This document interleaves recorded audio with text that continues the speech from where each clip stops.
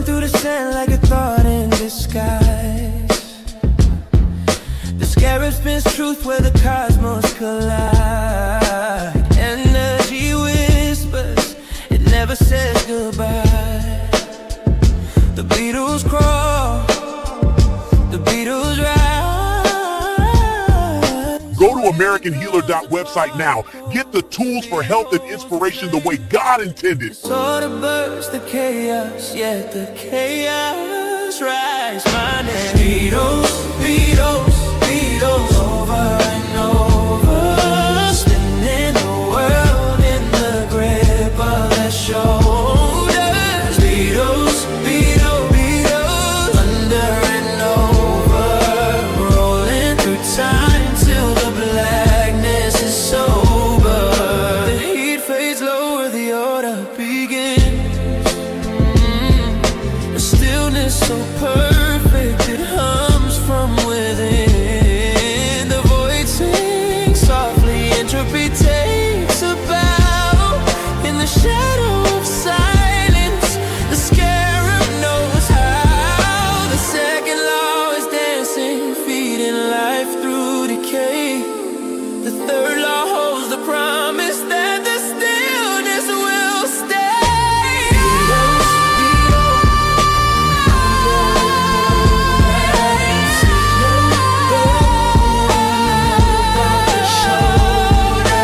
Beatles, Beatles, Beatles, under and over, rolling through time till the blackness is sober.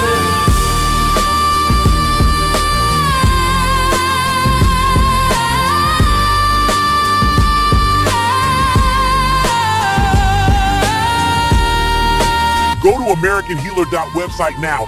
Get the tools for health and inspiration the way God intended.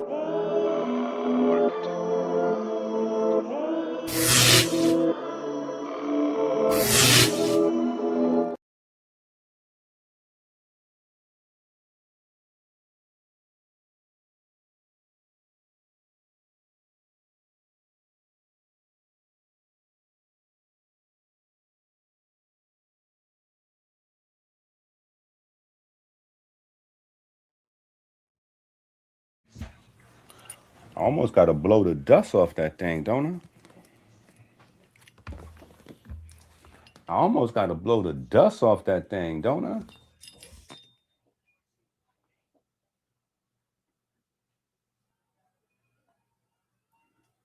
Man, listen. Listen. I'm so tired of books. I'm so tired of books. I'm done, man. I'm done. The question, though, is the $1 million question is, does everybody have the books? That's the $1 million question. Yo, Kev, you know, last time we was live, I couldn't find you on my phone.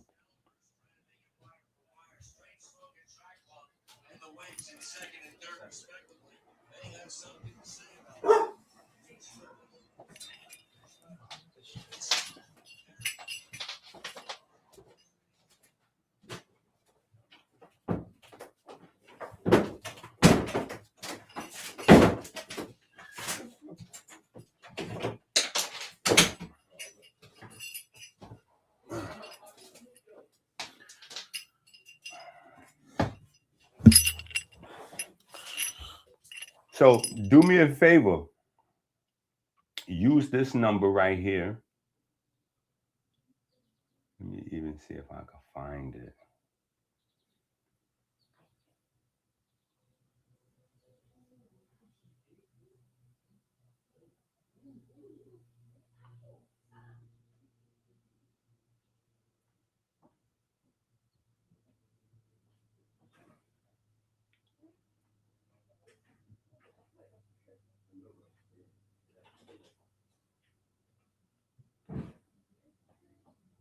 It's up here somewhere.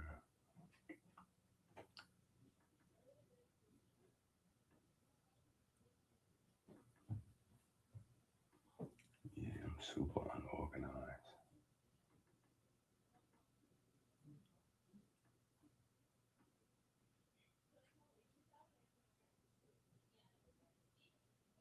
What's this? Yeah, here we go. Do this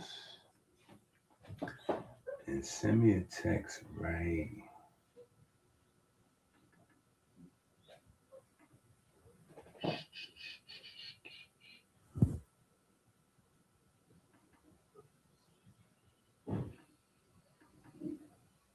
Boom.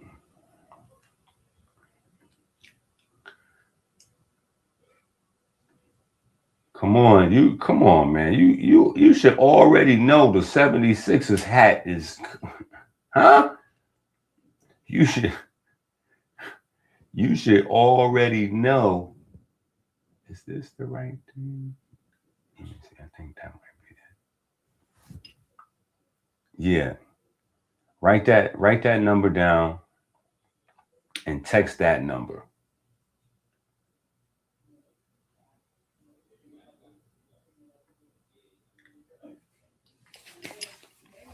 Because trying to catch me on my phone is no good.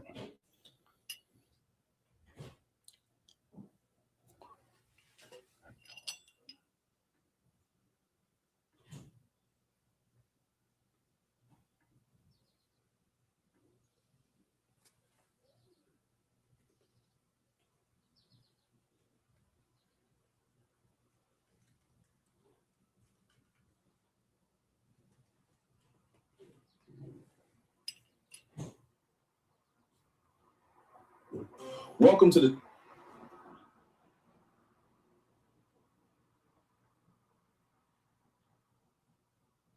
Yeah, so text this number.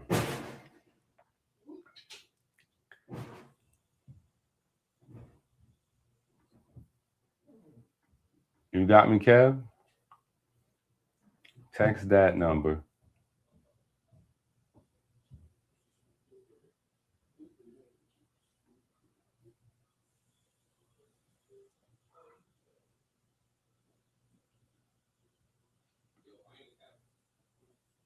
Yeah. And everybody, not just necessarily Kev, but that is the catch Dr. EnQi, cuss out Dr. EnQi, show love to Dr. EnQi, all things Dr. EnQi number. Yeah, all things Dr. EnQi number.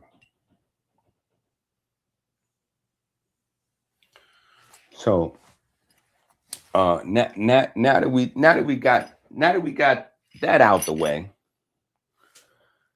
Now that we got that out the way,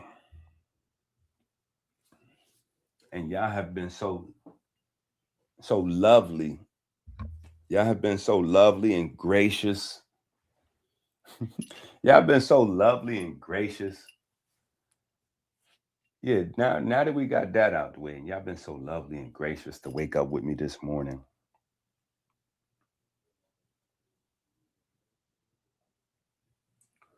Who has the books? Who has the books? Which new book? See, that's always the question. Which new book?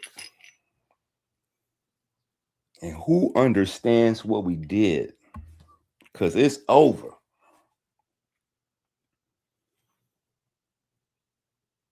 It is officially a done deal.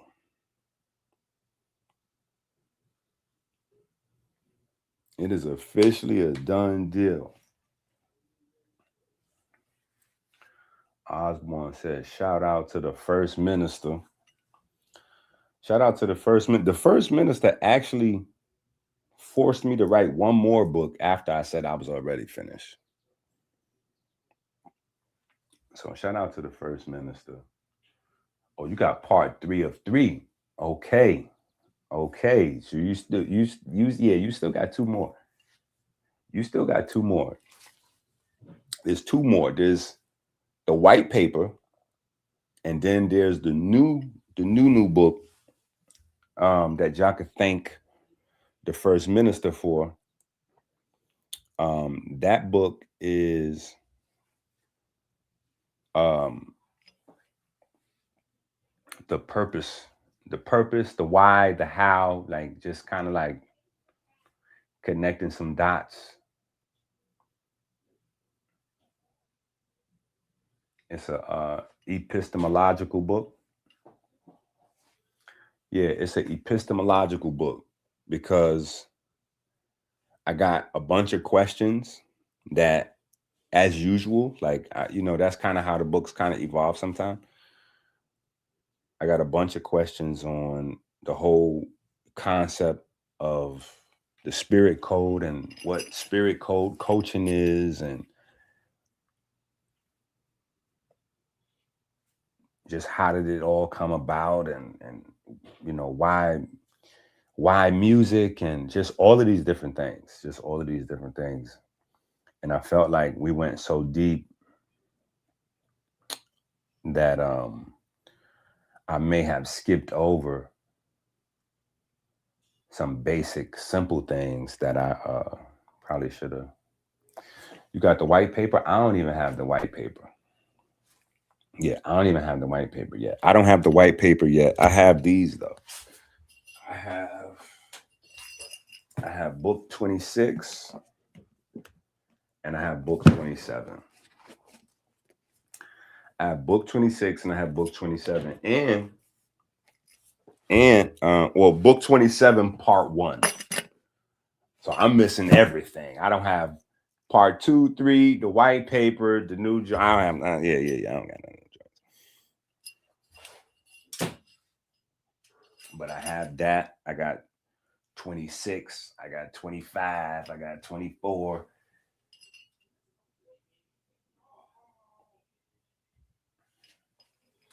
And I think I made Adrian Bronner and Dean, I think I made their trainer retire.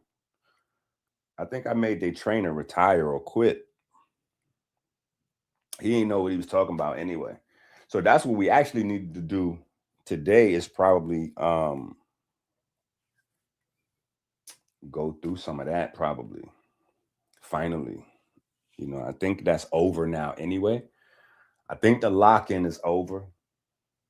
I benefited tremendously from it. I know y'all can see I'm super skinny right now. I feel good. I feel back to myself.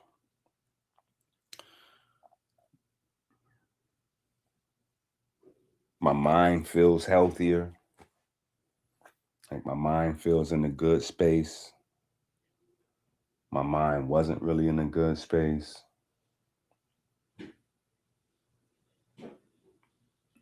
My son almost died. I almost died. Look at this. You see that? You see the bottom of my foot?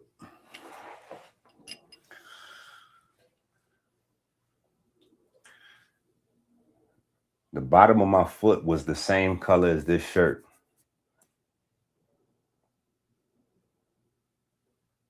Now I could be a little bit honest.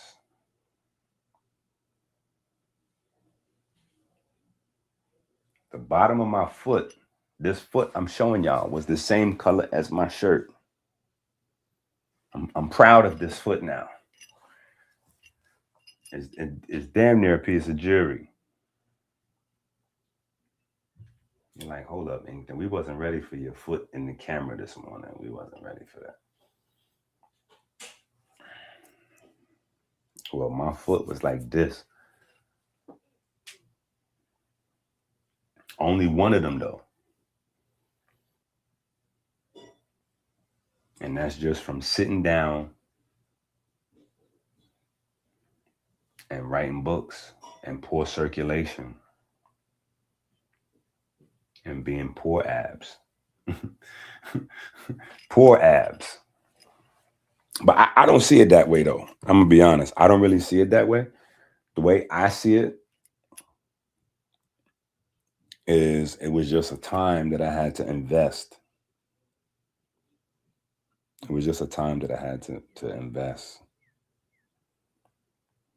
You know, I had to do these books.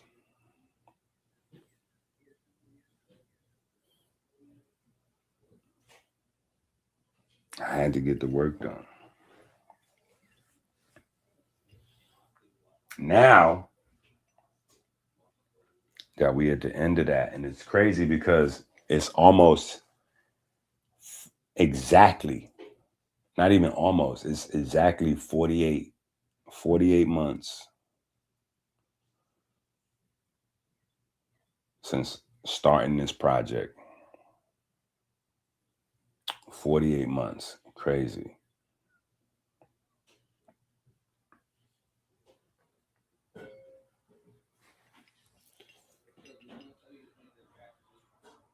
We got to do the cookbook. Nah, we're going to definitely get with the cookbook. I got to get with my Philly guys. And we got to, you know, we'll figure it out. Because the cookbook is almost finished, to be honest. Yeah, the cookbook is like 95% finished. I probably just got to send it to Will, let him look at a few pieces, and then just hit the button. Yeah, I probably just got to send it to Will and hit the button on it.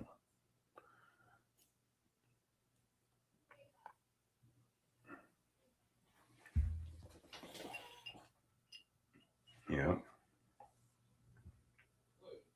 So where should we start? Where should we start with all these books?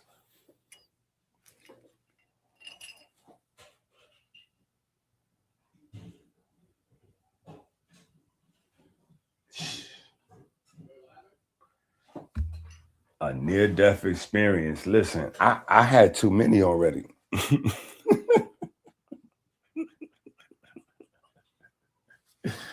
I had too many. Man. Too many. And too much time as poor abs.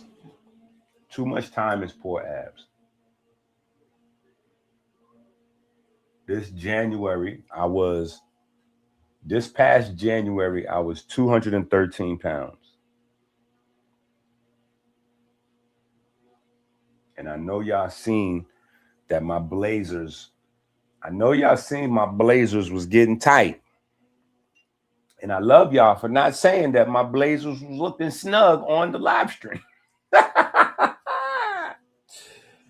I love y'all for not mentioning how snug my blazers was looking on the live stream.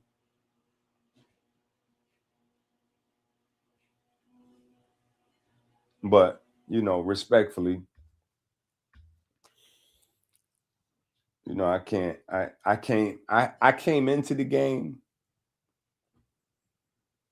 attacking people like Tanai. You know what I'm saying? Like just adamantly against, and not to attack him now, but I'm just saying, like, I just was, you know, I didn't like to see, you know, big fat people that are speaking about health. Like, to me, it's crazy. You know, that's one of the reasons. I knew Jack Cruz was full of baloney. Jack Cruz been the same size since I very first seen his very first video. Like, bro, I like to see fluctuation more than a person just steady fat. I prefer you to lose it, get it back, lose it, get it back. I prefer you to struggle with your weight than just be fat and teach health information at the same time. Like, because at least that's showing the development and the growth, and you going through, you know, ups and downs.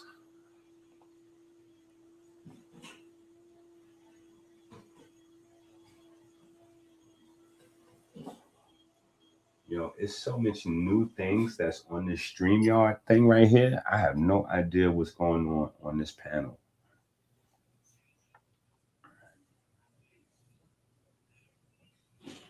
But yeah, it's an unhealthy lifestyle. It's an unhealthy lifestyle. Like, and I think maybe that's why people don't do it. Yeah. I definitely need that. I think that's probably why people don't do it. Because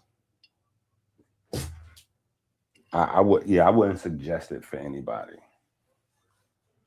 I wouldn't suggest it for anybody. Like writing 16 hours a day, sometimes, sometimes in a 3-day period, I might be writing like 60 hours. In a 3-day period, I might sometimes put 60 hours into writing, you know what I'm saying? Where there's no sleep, it just boom, 60, 70 hours, like straight typing and reading and typing and reading.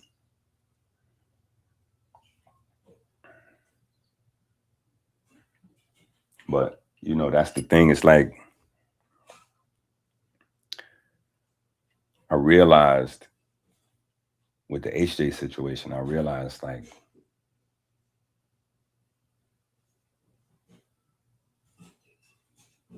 everybody wasn't on the same page, and I appreciate the support. I need the support, go to the website, get you some products, send me a few dollars, get you some books, right? All of those things, we need it. But at the same time,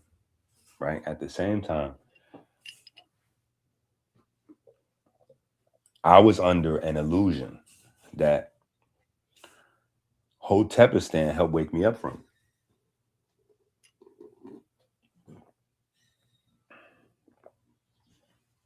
which also contributed to me kind of not being live so much, is because, oh my God, he put too much sprouts in there.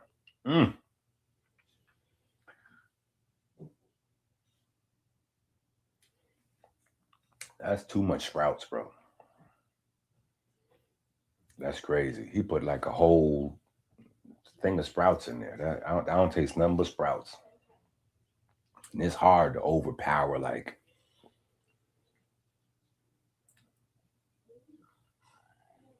sea moss and bitters, and I mean not bitters. It's no bitters in there. What's in there is what's in there? Leucine. I got leucine in there. Leucine is technically, if you've ever had leucine in powder form, you know that leucine is, you might as well call leucine bitters. If you've ever had leucine in powder form, then you might as well call leucine bitters. Leucine tastes super crazy bitter. It is super bitter. But I got it in there because, I got to activate these muscles. Leucine is good for muscle memory. Muscle memory. Who's ever heard of the term muscle memory? Somebody in the chat explain to me and the other people in the chat, what is muscle memory? What is muscle memory? Oh, y'all all sleep. Y'all just turned on the channel, but y'all sleep. Get y'all ass up. Wakey, wakey. Wakey, wakey. Get y'all asses up. Respectfully. And stop Google search. See, y'all taking so long. I know y'all Google searching. We got too many people in here. Especially Tyrese, Kev, Osborne, Kyle. I know Kyle don't need to Google search muscle memory. Kyle, you need to Google search muscle memory? This is crazy.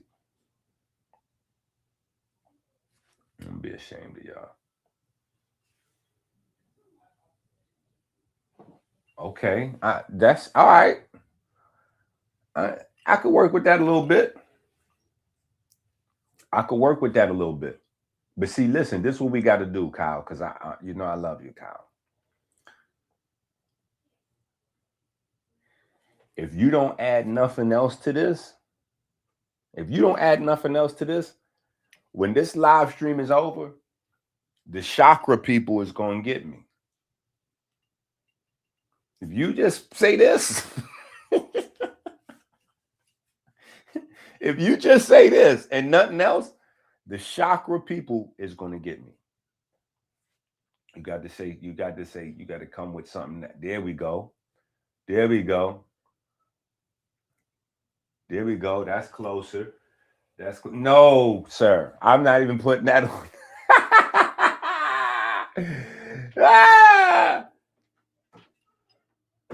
No, but that's what it is. So,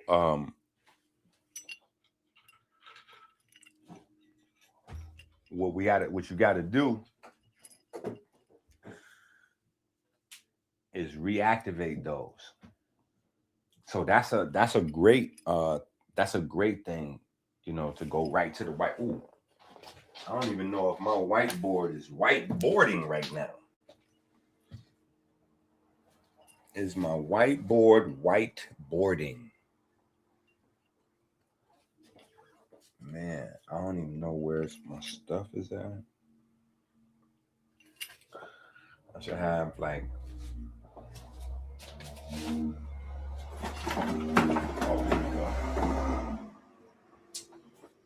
Here we go.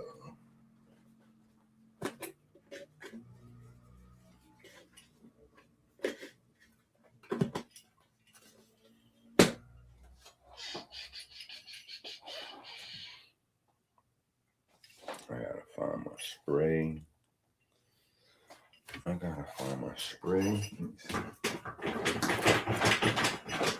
Okay. All right. Kyle asked for it anyway. So let's see if we can get Kyle together. Damn it, Kyle. Let me see if I can find that. Just for Kyle's special requests.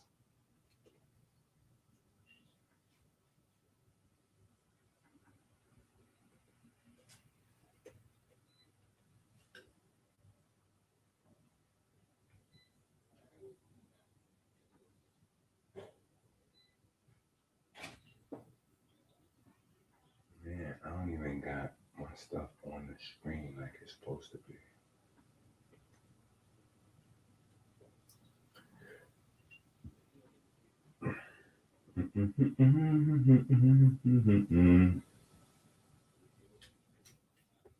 Okay. I think we doing something. Here we go.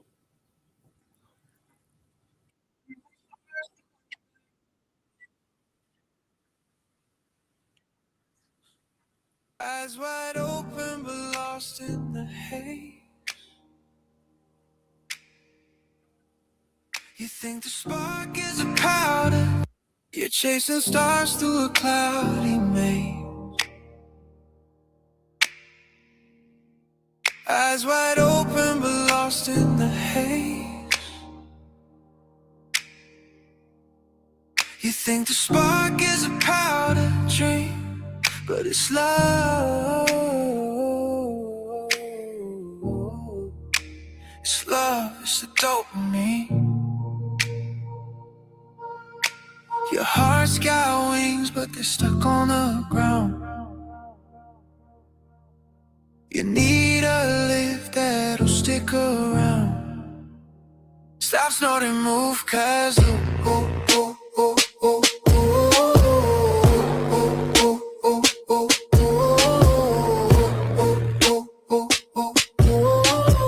stop, snort, and move, cause it ain't the answer, it's just a mute. Let your heart ignite, feel the truth.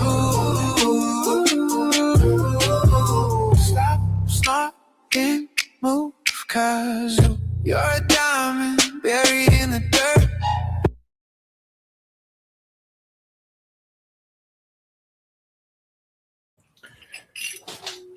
Kyle wanted that to happen.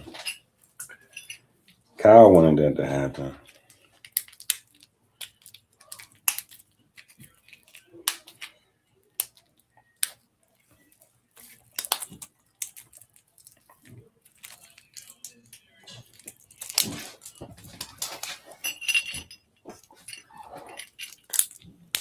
Cheat code. So besides Osborne, who has been on top of their body?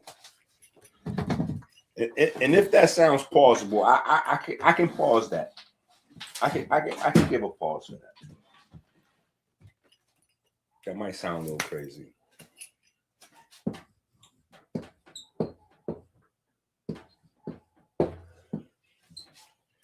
I think I spelled that correctly.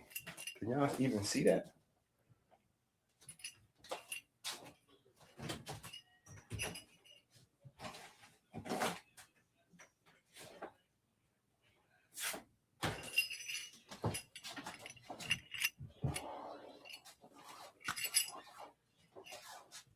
Can y'all see that?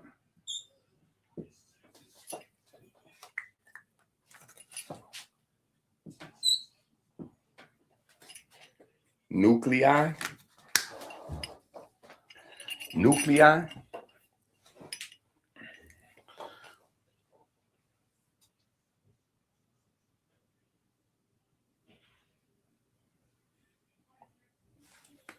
Okay. Because the light is like, but yeah, you can use leucine to reinvigorate these guys.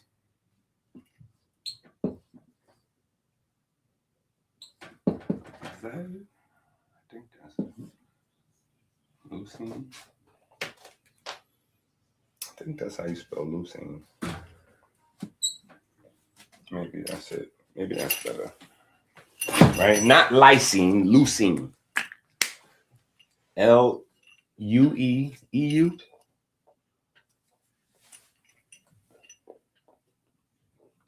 L-U-C-E-I-N-E. I think that's it.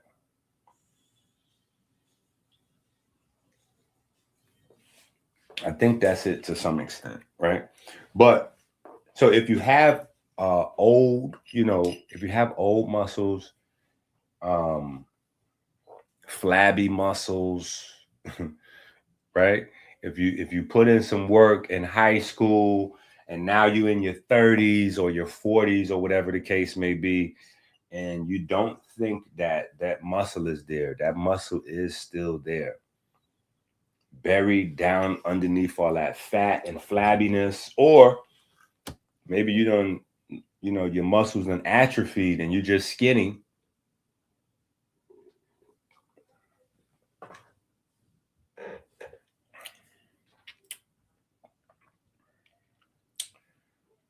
Okay, that's what I think this is. It's the combination of cheap peanut butter,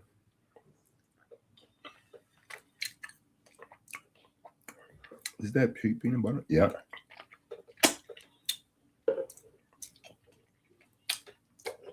Still delicious.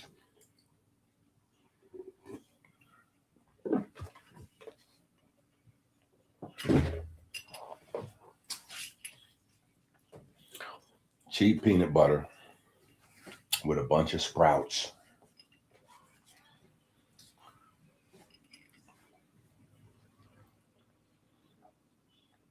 Okay, listen, prayers definitely work. But here's the problem.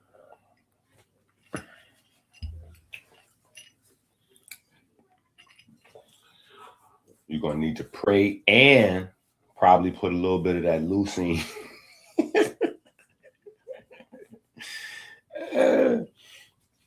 But that's what I would like people to do out there that are thinking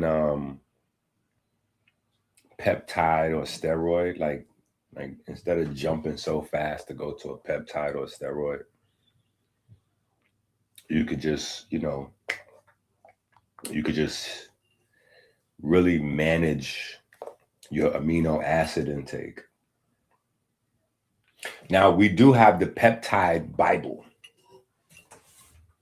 right? My son was asking me about peptides, and I had to tell him, I said, hold up, you do know who your dad is, right? You know, me and Chase done already put that together. That is already in existence.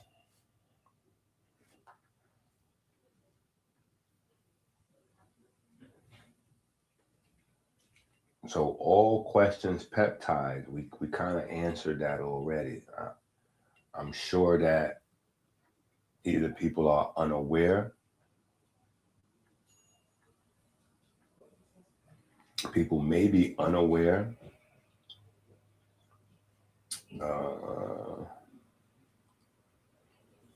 Let's see here.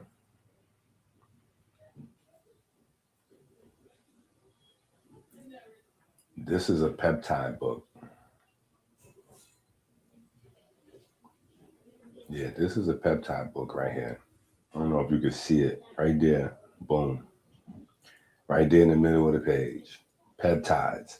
So this right here, and obviously we can't really have a peptide book without melanin. Melanin is a peptide. What's in the peptide space?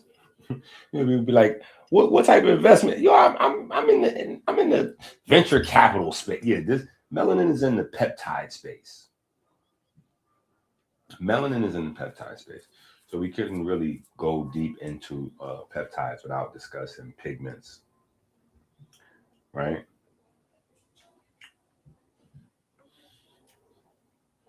We had to discuss that because, well, literally melanin versus diabetes is built around peptides.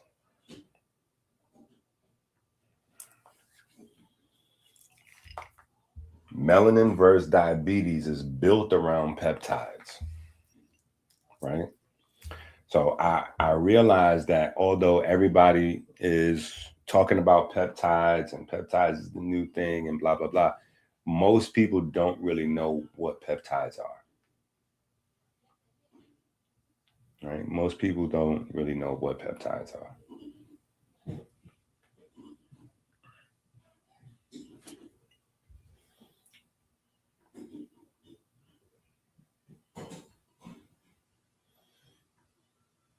Yeah. Nah, I know. I know. But listen, you need a little bit more, though.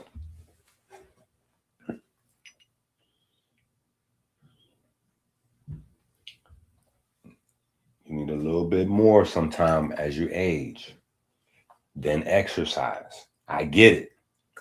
You know what I'm saying? What I'm saying is when you feel like, whether it's from an illness, right? Because a lot of us have to wait for chronic disease to set in or for our foot to turn like something to scare you before you get on top of whether you have the information or not, you know what I'm saying? But whether it's some sort of health issue or whether you just want to get sexy again for the ladies or for the fellas, or whether you're trying to lose weight, as you get older, it gets a little bit more difficult to get the look you want, to get that muscle, you know, that muscle tone you want. Especially that people have a microwave mentality. You know, especially now that folks really want that overnight. You know, they want to be able to hit whatever their goal is overnight. Right? I'm just saying there are dietary changes that can accommodate some of that speed that you're looking for without necessarily going to a peptide. I mean, without going to a laboratory vial. Let me say that. Right. So that way we could just say one thing and put peptides and steroids in the same category. Right. Versus natural peptides that your body produces. You know, so you have that option to make some changes. Right. But this right here is the mTOR pathway. And y'all should know we spent a a zillion years, it might as well be discussing the mTOR pathway. Right?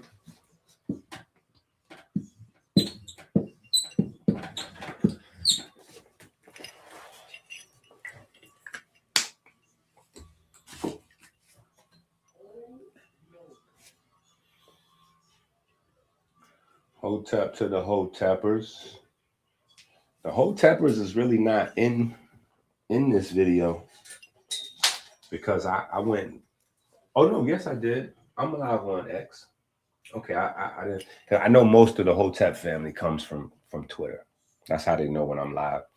I thought I didn't click onto Twitter because I added Kick on to this live stream. Yeah, I added Kick on, so I didn't know if I was live on Twitter or not. But Hotep to Hotepistan. Right? But so if you got, like if you got some old muscle you remember, or you want to, now obviously you want to do it in a timely fashion. You want to do it in a timely fashion. You don't want to just say, Dr. EnQi said leucine will help me get some muscle, and so yeah, we on that. Like, no, that's not what you want to do. That's not what you want to do. Because I'm a little delirious, but I just wanted to go live so bad that I just went live instead of going to sleep, honestly. I can show y'all. Look at this. Let me show y'all. Let me show y'all. Let me show y'all. So y'all know that I really was up all night. And this is the reason why I had to stop these books, because it's very unhealthy. It's very unhealthy. Let me show y'all what I'm saying. Is it even? Okay, boom. Look at this.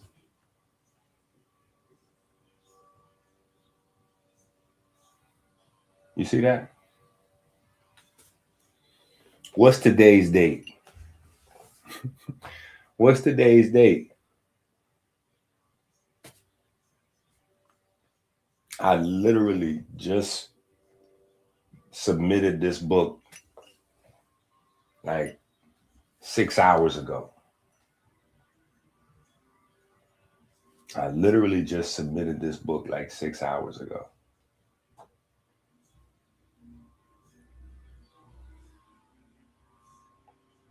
I literally just submitted this book. So I have not slept. I'm in the mix of one of those 72-hour.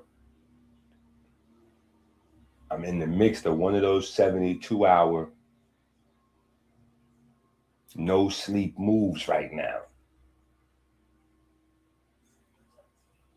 So I'm a little delirious.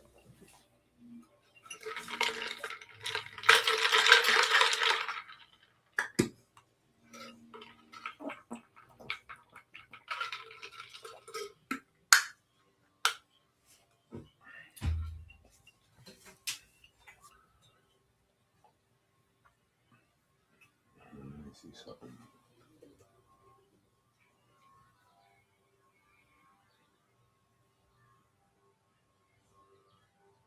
Okay, here's better. Let me show you better. Because you might be saying, oh, well, just because it came out today doesn't mean you was up. No, let me show you that it does mean that. Here's the back side. This is the side that unless you write books on Amazon, you won't see this. See what that say? Submitted on August 8th. Submitted on August 8th. Okay, this is the back side. So here's the front side of Amazon, right? This is the shopping side, right? On the shopping side, it just shows your publication date. Boom. On the back side, you can see the date that I submitted it. Same day, today. So I'm not making that up. Like, I've really been on the grind, which is the reason why I gotta back up off of it and sit my pen down. Yeah, I gotta sit my pen down.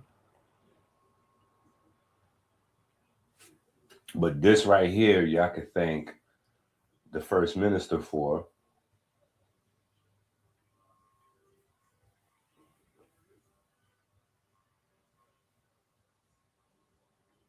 I could thank the first minister for that.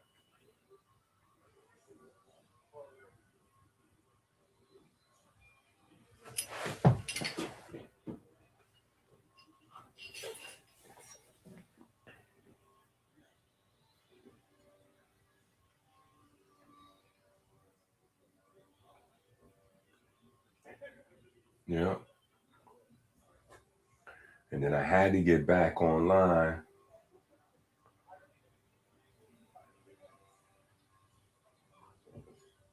Cause I got a bone to pick with Sa. Pause. Not me, really. I don't really got no bone to pick with Sa. But my you know, hard one, that's my guy, you know what I'm saying? And I heard while I wasn't around these YouTube streets, you know what I'm saying? My man was getting violated. So, I had to, you know what I mean? I might have to pull up. Yeah. You already. But no, that book right there is the simplification, I guess. Simplification, explanation. It's funny. Shout out to A1. Shout out to the Titans. But yeah, it's kind of like a debate. It's almost like a debate book. This is almost like a debate book. It's almost like a debate book. It's kind of some them loose pieces that you might need in terms of being able to stand on, certain things, because a lot of people, they just regurgitate information. And I don't know if y'all can tell, but ChatGPT is taking over the internet. ChatGPT is taking over the internet. A lot of people, I can hear ChatGPT in their mouth. Like as they're talking or they're speaking or whatever, I can hear ChatGPT. You know what I'm saying? Like, it's not original thought. And, a lot of people don't realize that you're being recolonized. I want y'all to hear that again. You're being recolonized. A lot of you don't know that you're being recolonized because of the convenience. But ChatGPT is basically like taking your brain out and loading up Encyclopedia Britannica. Boom. And so it's cool, for you to just have a good idea of stuff. But ChatGPT and most AIs, they don't, it's only recall, right? So whatever academia has put out in a scientific journal or says is the official history of whatever, that's what you got for the most part. You know what I'm saying? So a lot of original stuff, you still will have a lot of, you're still going to battle. It's a battle for souls out here. So you still going to have to battle. You know what I'm saying? You're still going to have to battle. And some of the battles that we're having are older battles, right? Some of the battles we're having are older battles. Like at some point, we're going to start talking about Dean and AB and the whole lock-in, right? Because that's,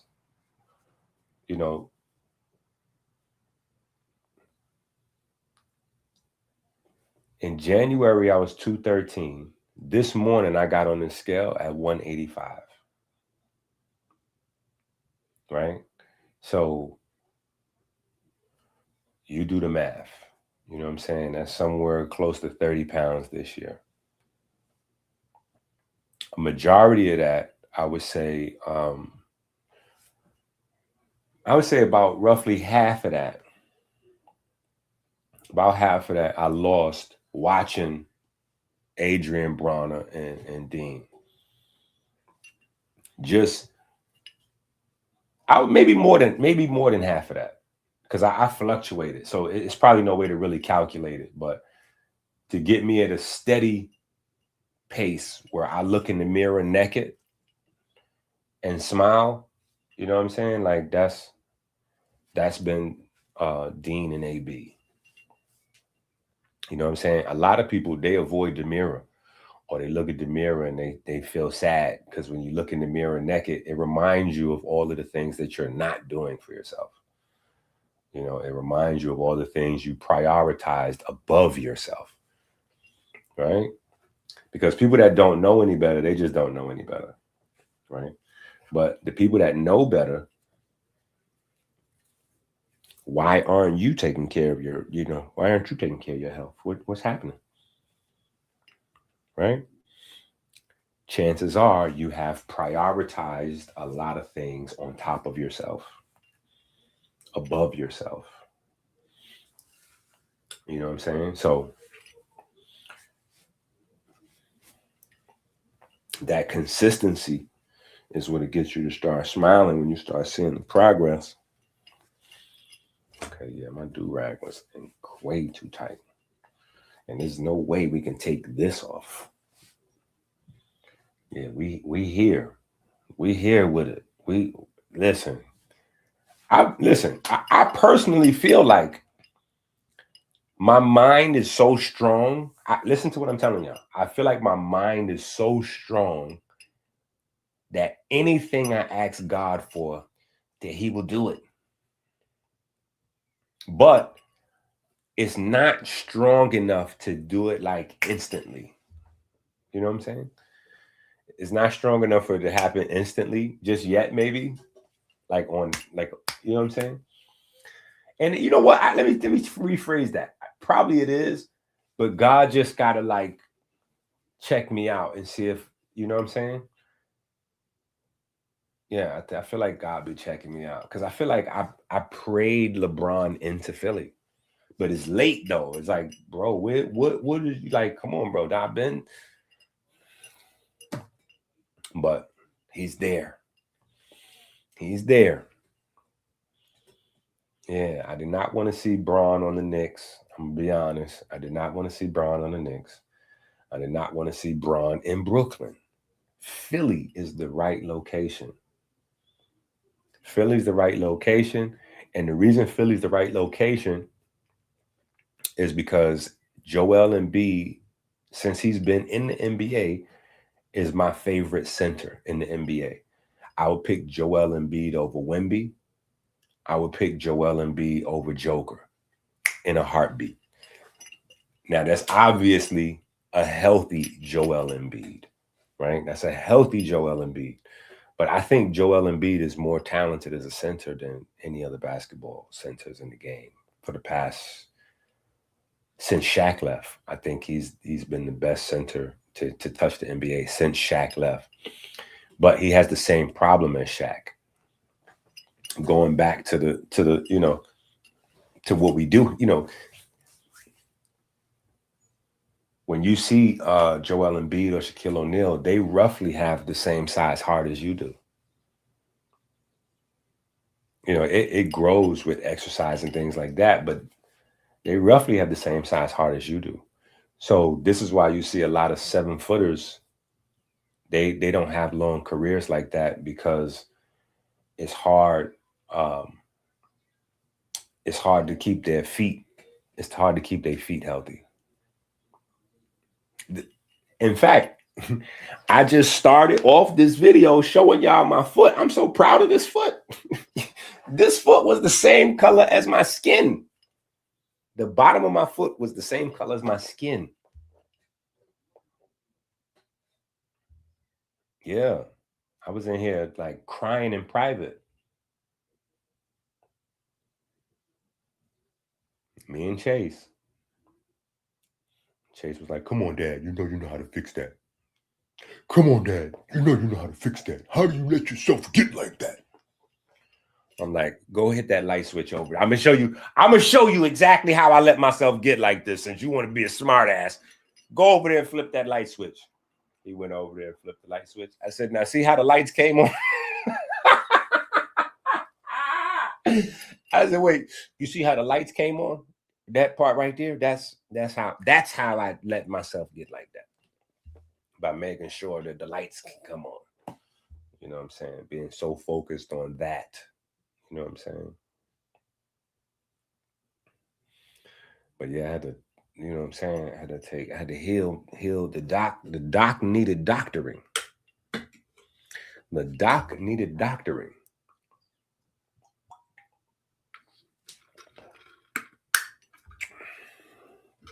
Yeah.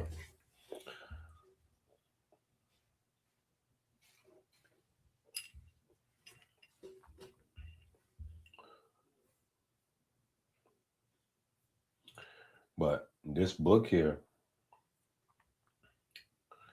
like I said, this book is kind of a debate. It's got a little debate vibe to it, because there are certain things like last night, Chase and I, we walk into the store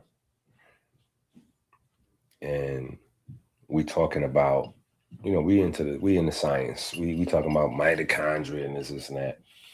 And so we're having a conversation about John Q. Public, you know, like kids in the 11th, 12th grade, like his age, and just, you know, John Q. Public, like Kai Sanat, Dean, AB, you know, just regular people, John Q. Public. And when I say John Q. Public, but I'm mentioning celebrities, you need to know that these celebrities are also John Q. Public. I got video clips that we're going to go through, and I'm going to show you.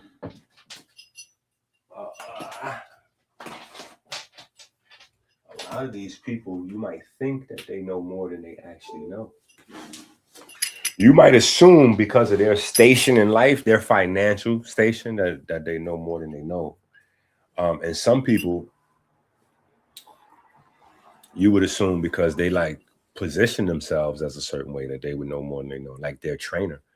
I can't wait to start going in on the trainer. I think I retired him. I think I made him quit.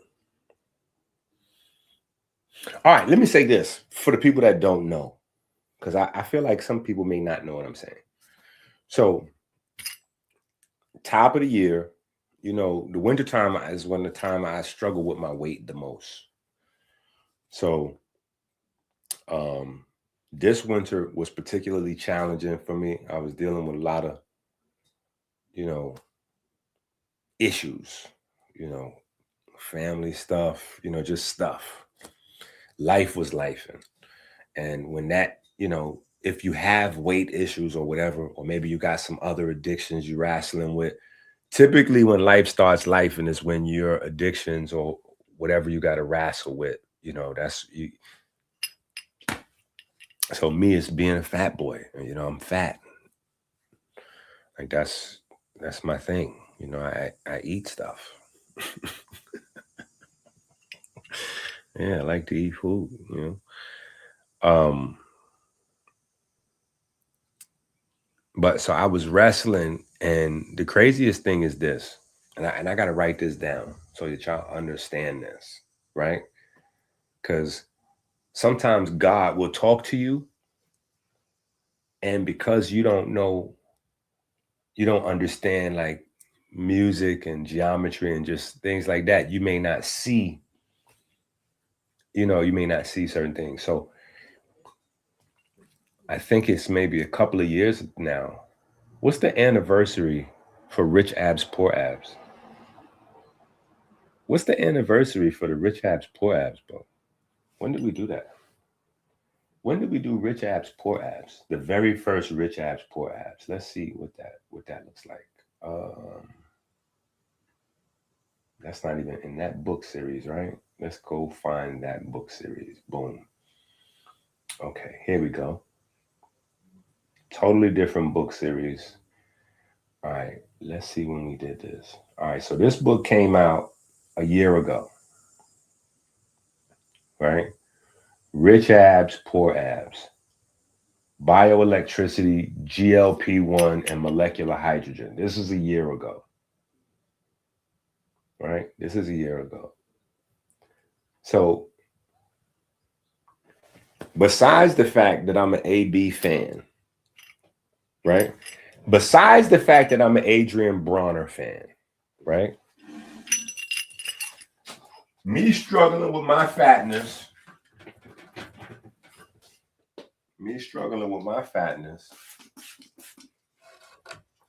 I immediately see this pops out to me.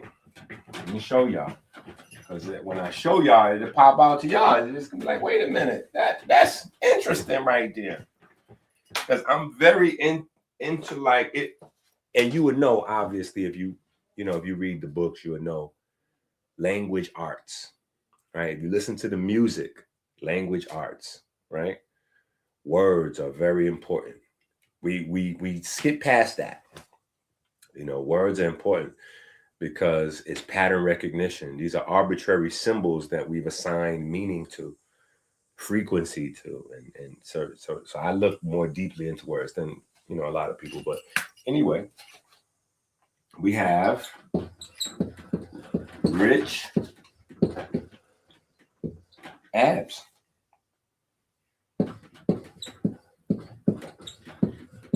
So now this is a year ago,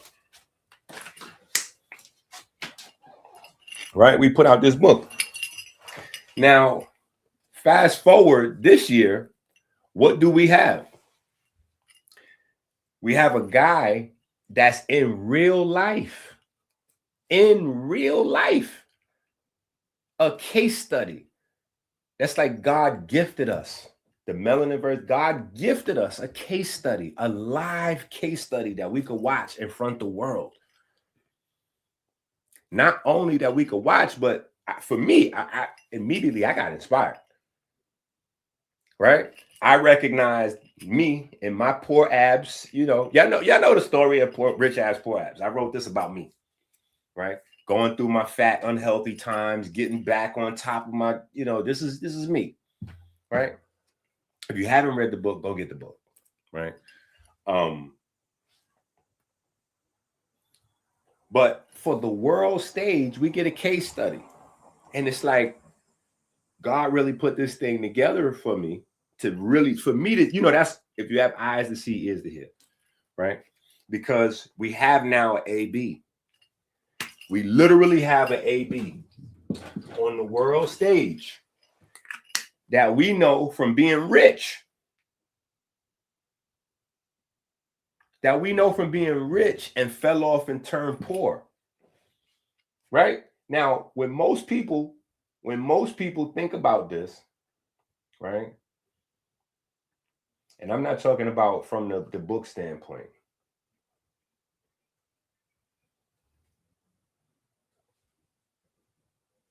I'm not talking about from the book standpoint. I'm talking about from an Adrian Bronner standpoint. Right?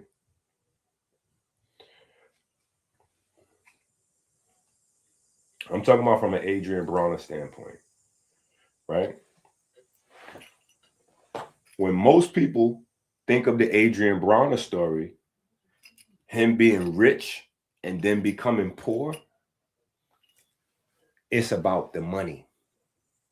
When most people think of Adrian Bronner being rich and then going broke or becoming poor, it's a financial thing, right? But if you got the book, my mind don't even work that way. Your wealth is your health.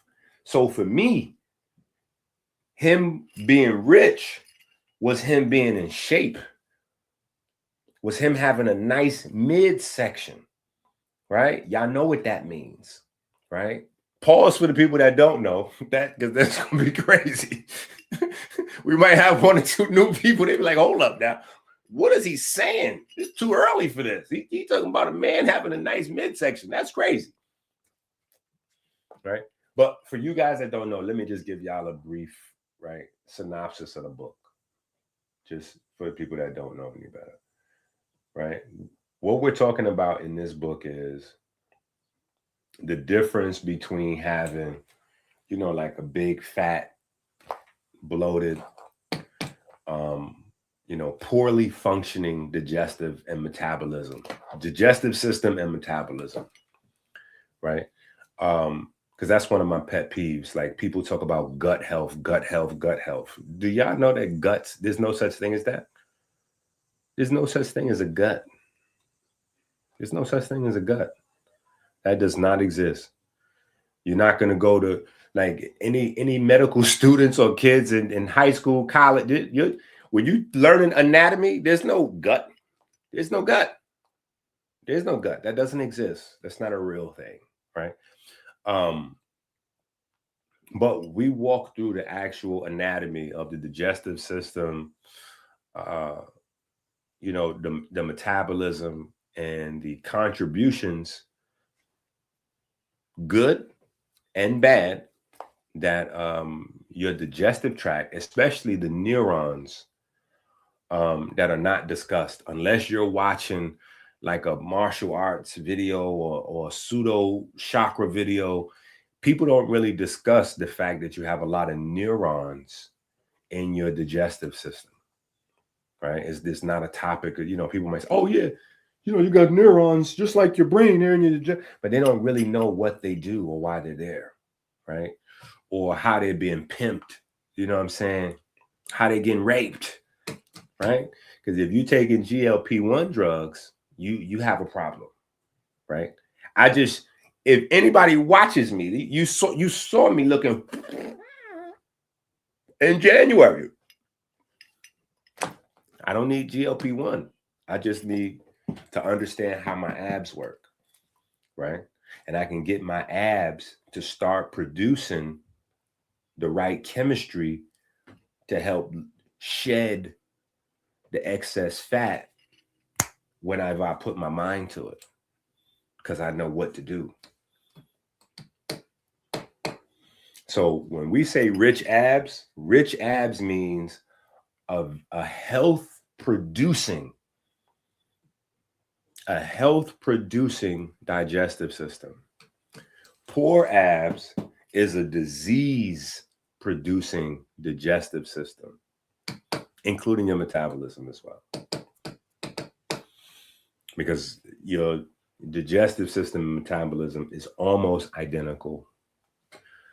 For the most part, there's some spots where they branch off, but metabolism kind of includes digestion, and digestion kind of includes metabolism, right? So for me, again, I'm looking at an athlete in great conditioning turn into a fat bum, right? Has nothing to do with money, right? So when and I'm a fan. I was always Adrian Bronner fan because he did it his way, Frank Sinatra style. Like, you know what I'm saying? That's the thing for us. I ain't even gonna say New York, but I'll just say Northeast. You know what I'm saying? The Northeast corridor of America. Like, we will lose. It's just an ego. It's an ego thing. We got to get that under control. But we have that. We have we do have, and so we'll take some L's just to do things our way. You know what I'm saying? Hard-headed. You know what I'm saying? But he stepped into that, even calling himself the problem. Like, I'm acknowledging that I'm hard-headed and I'm not changing. I'm just, but so when I saw him struggling, being fat, talking about he was getting ready to lock in and get his health together and all that, that inspired me to go harder because I was already on that same mission. And then I felt like God was talking to me, right? Because the thing that, now mind you,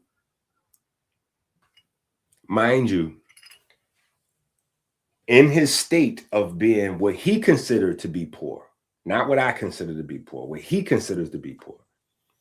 What he considered to be poor is losing his money and not having no money, financially poor, right?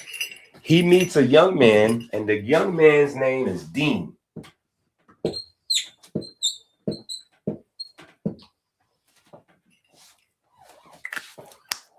I have a friend named Dean, right? Deans are very interesting characters in life. In real life, if you know anybody named Dean, that's going to be a very interesting character, right? And the reason is because the word Dean is a special word, right? So for me, I thought, I'm looking at this, I'm like, okay, this is God sending me a message, right?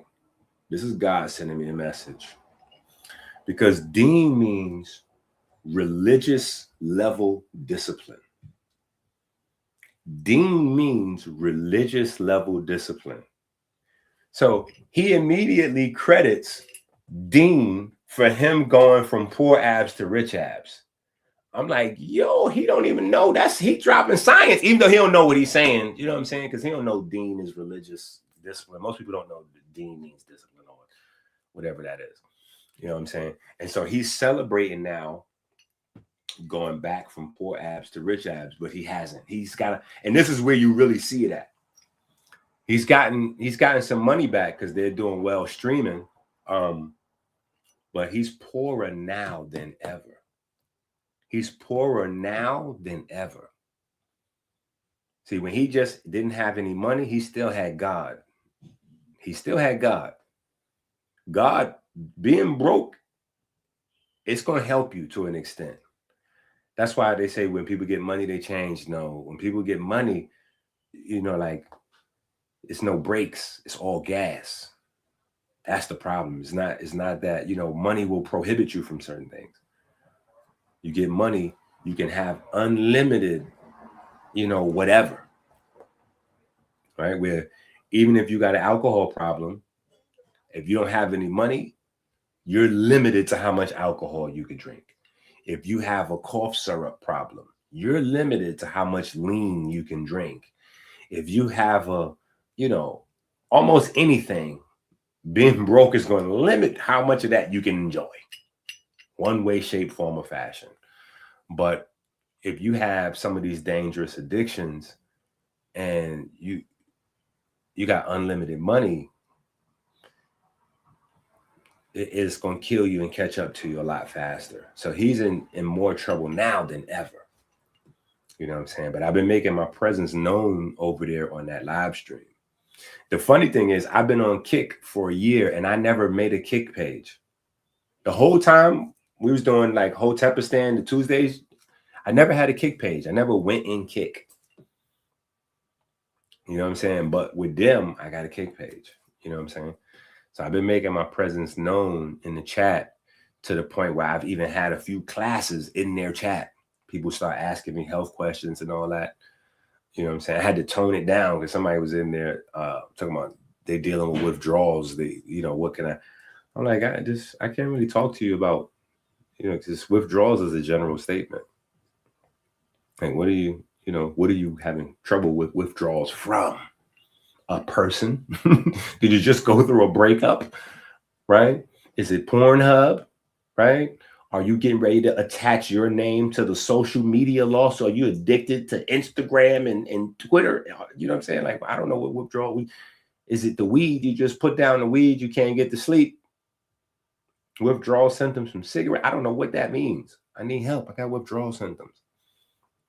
You need to call 9. You need to go to the doctor. Take your butt to emergency.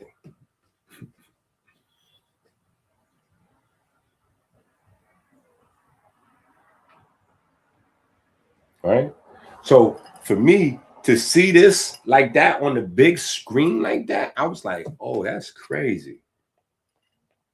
And then they talking about getting locked in. I'm like, yeah, that's exactly what I got to do. I feel like God was like, yeah, this is what you need to do. You need to get locked in with them. Get locked in. Get locked in with them. Get locked in with AB. Get your health back before you start looking like, you know what I'm saying? Before you start looking like Tanai, the science guy. Teaching health at 300-400 pounds. You know what I'm saying?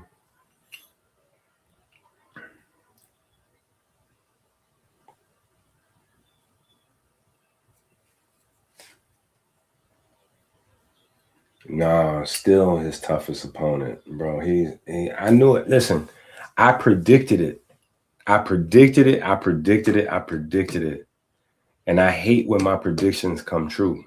But I knew it. He don't have nobody around that's intelligent, unfortunately. And that always sounds cavalier from a dude with a gold chain on, and you know, I use slang and gold teeth, and you know, like it seems, you know, cavalier and ridiculous. For me to say it, you know what I'm saying? If you have quote unquote professionals on your team that are not saying it, because it's like you're gonna look at me and go, well, how he can't, if he don't know, he can't know. Right? But their coach, they got a guy that's coaching him. His name is GT. Let me see if I can pull him up. I was in GT chat talking to GT, and I know he don't know what he's talking about. He tries though, but he one of them people that think he know it all.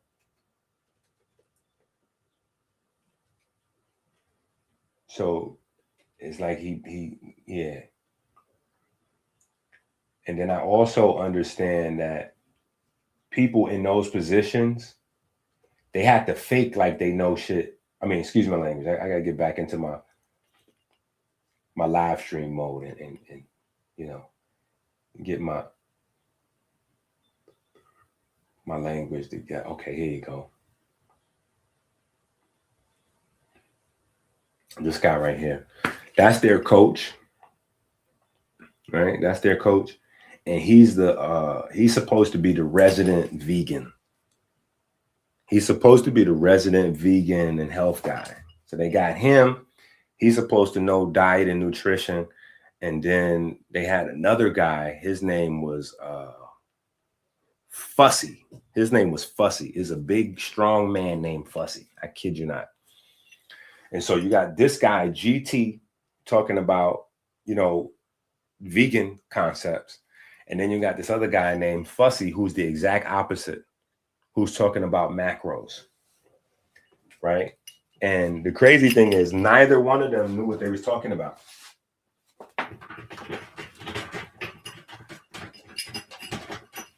And a lot of us is there. That's another reason why this is such an amazing case study, right? Because you got a guy named GT that represents the vegan concept. And then you got a guy named the big steroid, you know, bodybuilder, whatever.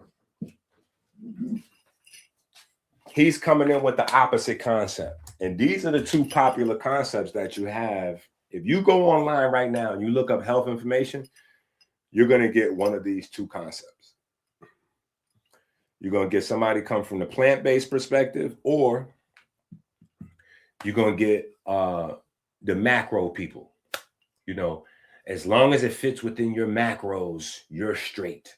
You can eat anything as long as it fits into your macros, right? Now, for the people at home that don't know what macros are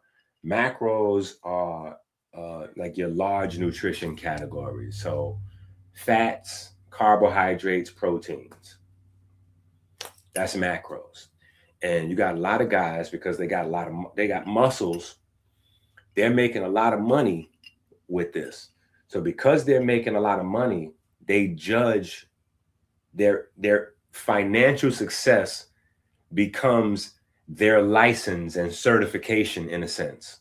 Because I'm making so much money, and the people that I'm helping are, you know, not everyone, right? Because we can see failures when we look at the lock-in. We can see failure all over the place. But, you know, you see people with great results, and they're doing macros. They're doing macro diets and things like that. And so it lends to credence. The problem is, I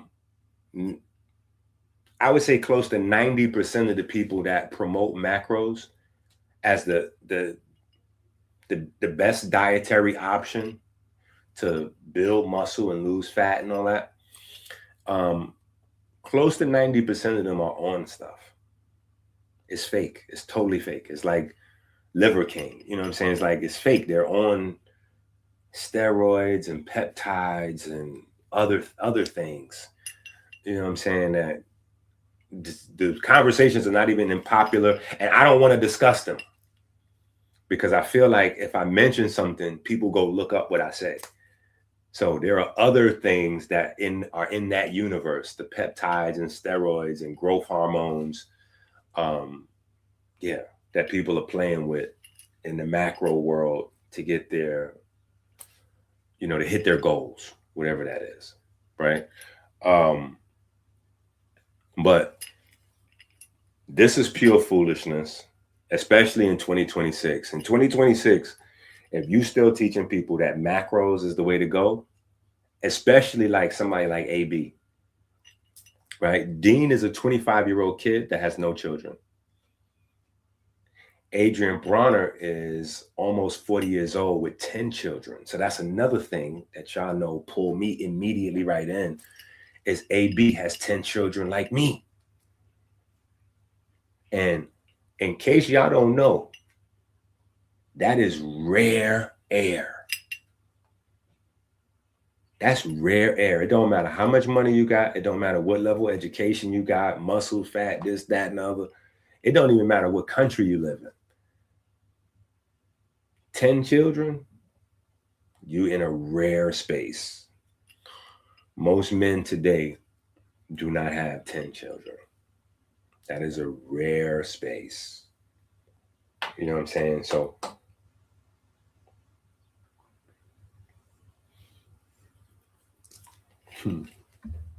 no, I wouldn't say that. He said AB problem is he is the smartest person in the room. No, there's no the problem with AB is that most of the people that's around him are either, I ain't gonna say dumb, but they just aren't knowledgeable, or they're yes men. Or they're yes men. They depend on him for their opportunity. So nobody is really there. And then the fact that he is dangerous. He can be fat, drunk, high, whatever. He's still dangerous as a man. You know what I'm saying? So it's dangerous for you to apply tough love to somebody like that. But sometimes tough people need tougher people around. You know what I'm saying? You need to be around some, if you're a monster, you need to be around some bigger monsters. You know, somebody need to be able to just grab you at the back of the neck and be like, nah, we're not doing that. And not be scared for you to swing on them. You know what I'm saying? Like, that's the environment I grew up in. Like, you know what I'm saying? Like, there was always a bigger fish in the clique, in the circle, that could apply some tough love to you. You know what I'm saying? Or if you had something that you wasn't supposed to have, they would slap it out of your hand. Ain't no, yo, this costs this, or yo, if you do this, I'm gonna do that. None of that. Pow. Don't let me see you with that. Period. If we gotta fight, we gotta fight. Either way, I'm throwing that. If you come around here with another bottle, every time I see you with a bottle, we slapping it out your hand. If girls is around, company around, whoever's around, we gonna violate. After a while, you're gonna have to hide that habit somewhere else, or you're gonna have to start cleaning it up. But the one thing that you won't be able to say is that we participated in your demise. Because a lot of people participate in their friends and their family members' demise, and then after it's all said and done, they walk away. You know what I'm saying? I had a aunt, one of my favorite aunts. She passed, and I didn't go to her funeral. I wish I did it differently. Looking back at it, I wish I did it differently. I wish I went to the funeral. I wish I supported the rest of my family in that moment when my aunt passed, but I didn't, because at the time I was angry with all of my family. You know what I'm saying? Like my aunt Darlene, she had, like she could cook anything. You know what I'm saying? She was blessed. She literally, if she had been born in this era of internet, like she could have been crazy just because of how good she could cook. Like she could cook anything. But people kept buying food, going to her house for her to cook it. And she just kept getting fatter and fatter and fatter and fatter and fatter. You know what I'm saying? There was an incident where there was a fire in the building. She lived on the top floor of the building. This is Jefferson Projects. You know what I'm saying? So people may know what I'm talking about, right? I don't make up stuff. You know what I'm saying? We laugh and joke, but we don't play. You know what I'm saying? She lived on the top floor in the building in the project, Jefferson Projects. I think it's on 12th Street. And it was a fire in the building. And she was so big at the time that when they evacuate the whole building, they couldn't evacuate her. She had to stay in the building. You know what I'm saying? Luckily, they got the fire put out and under control and all that, but she couldn't evacuate. She would have died in there. You know what I'm saying? Had the fire gotten worse, you know what I'm saying? Because she was that big. And I just felt like, you know, there was never a time where people stopped going down there, stopped supporting the pastas and the cheeses and the baked, you know, they stopped. Everybody just kept on enabling. And then when she passed, it was like everybody was saying the regular same old, like, oh my God, too early and da-da-da and why? Well, and I'm like, what? Nah, we're not doing that. I can't even be around that because I'm a spaz. I'm a wild out. I'm going to crash out if I even hear any of that. So in order, I felt like I was doing everybody else a favor by not coming to the funeral and stuff. You know what I'm saying? Because I would have been down there cussing everybody out. Like, yo, nah, y'all did this. Y'all killed my auntie. Y'all kept enabling her to eat like a maniac, bro. And a part of her eating so much was her replacing her addictions. You know what I'm saying? Because she went through the 80s. You know what I'm saying? 80s. You know how I go. You know what I'm saying? If you don't know, fine. I'm not going to explain it. But if you know what was happening in the Black community in the 80s, then, you know, is what it is. So, you know, a part of her recovery and her strength was she leaned on food. You know what I'm saying? Like, I don't know where we got that from. But I pat that, whatever that fat gene is that she had, I got that same thing.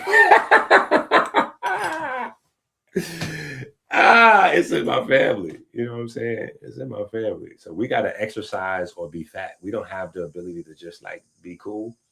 We have to exercise and be muscly or like be fat because we're going to eat. We're going to eat. Yeah, we're going to eat. But I think that's the issue.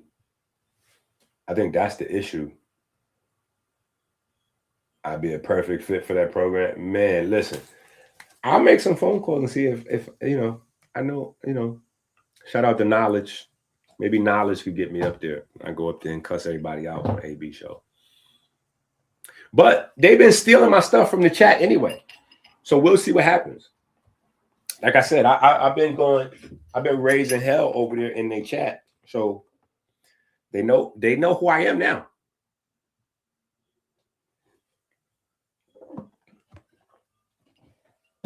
And then one day somebody busted me in there. People know Dr. EnQi. Somebody was like, yo, this is the real Dr. EnQi. And then the chat, like, we started arguing because it was like 2 or 3 people that was like, no, we know who EnQi is. This is a fake EnQi page. This is not the real EnQi. EnQi would never be caught dead in this type of, like, EnQi would never be caught dead watching this type of content. So I'm listening, I'm in the chat with people arguing that I'm not really me. Like, EnQi would never watch this. This is foolishness because it really is a lot of foolishness. It's just strippers and alcohol and that's what people see on the surface level. You know what I'm saying? But obviously I have certain things that people may not associate with me, like my own health issues that I got to deal with, my own addictions, whatever I'm going through. You know what I'm saying? Then I identify with some of AB's struggles. He got 10 children. I got 10 children. If you don't have 6 or more children, you don't even know what we talking about. Respectfully.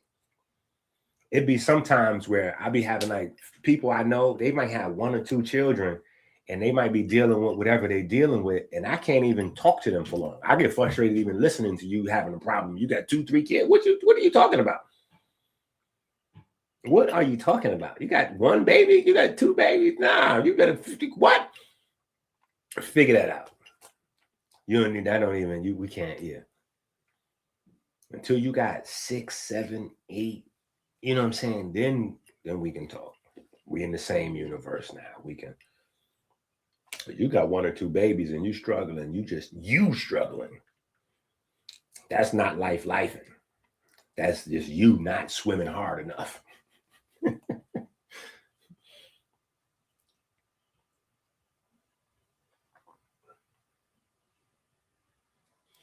It's foolishness and people with no 9 to 5. That's a fact. See that you sound like you sound like them. They was like, yo, the real Dr. EnQi would never be in here. And then I'm arguing with these people too. I'm like, see, y'all saying that because y'all don't know me. I have this playing in my background. I don't even have it like to where I can see it all the time.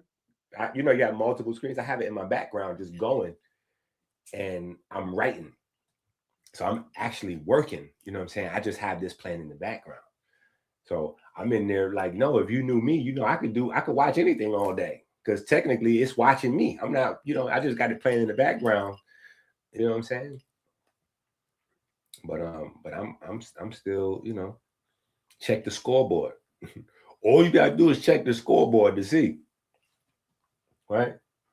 Look, whenever you wondering, I guess you wonder where I've been. I search to find the health within. Listen, if you ever wonder where I'm at, all you gotta do is check the scoreboard. Here go the scoreboard right here. This is the scoreboard. All you gotta do if you ever wondering what is EnQi doing is go to Amazon. You just need to go to Amazon. When you go to Amazon, you're gonna see what I've been doing, right? Because all these things got dates on it.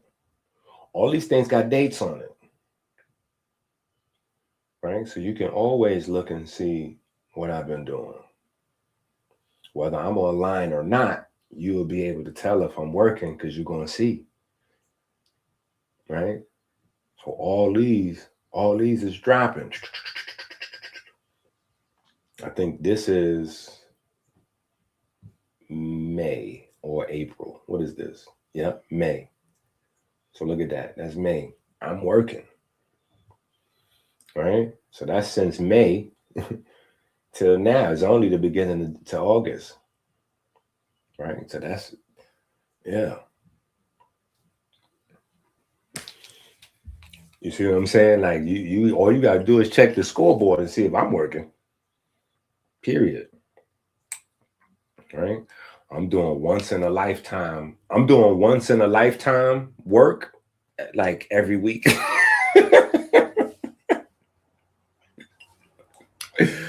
Oh my God. But y'all don't understand that come with a cost. It's not healthy. I wouldn't suggest it to anybody. Literally, I was scared that I was going to die again. Die again. The bottom of my foot was the same color as my skin, just from blood pooling at the bottom of my foot. Yeah. Nasty. Because it got to a point where I would put my goals, you know, sometimes my ambition and my drive is dangerous. You know what I'm saying? Because I'll start to moving stuff out of the way. I have tunnel vision. You know what I'm saying? I'll start moving stuff out of the way. Anything, whether it's eating, praying, exercising, time with the family, relation, anything, I'll move that out the way. You know what I'm saying? To get to what I need to get to. And it gets amplified if like this is a battery in my back from God. Like, no, this is the mission. God sends you on this mission. I'm getting ready to run through a wall. Or I'm getting ready to run into the wall and be bust my head and fall out unconscious. But if God say go through that wall, I'm going 1,000% right at that wall. Boom! And I'm gonna either go right through that sheetrock or I might hit a beam and be. But that's why I was saying earlier, I realized with the whole Hotepistan debacle that people didn't really understand what I was saying. Because all this time I've been professing to people, God is music, God is music, God is music, God is music. And You know, for people to be like, hey, you should probably take all that music off your YouTube page. That was like, that hurt my heart. That hurt my heart. Like, now, some people, like, you know, HJ was hating a little bit.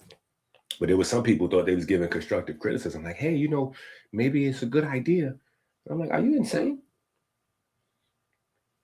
What? Do you know who I am? I was doing the music and all. That's my soul. I would never have found any of this information. I would never have found any of this information if it wasn't for music. There's no me without music. There's no health information without music. There's no health information without music. And that's the thing that y'all don't understand in this whole world. This whole world. If I could, if anybody trusted any wisdom from me ever, and they asked me, like, what's the one thing that everybody's missing? It's just, especially Black people, it's the understanding of music. You don't know what music is. So you don't understand how music is the most important thing in the world. It's the most important thing in the world. Music is the most important thing in the world. Period. There's nothing more important than music. Nothing. Nothing, nothing, nothing, nothing, nothing, nothing, nothing. There's not one single thing more important than music. Right? And all my lessons come from music. All my lessons come from being in the neighborhood, being on the block. You know what I'm saying? Like, and not in a way to where it's like, oh, this is some sort of ex-drug dealer power 50 Cent dynamic. No, because I hate that. I hate them stories. I hate that Black men have to pretend like they're some sort of drug dealer or kingpin or whatever, or ex-drug dealer, or I just came home or whatever. Like, I hate all that narrative. I hate all that narrative. Anybody present that, my ears close immediately. So it's not that. It's just, when I say being on the block, I mean,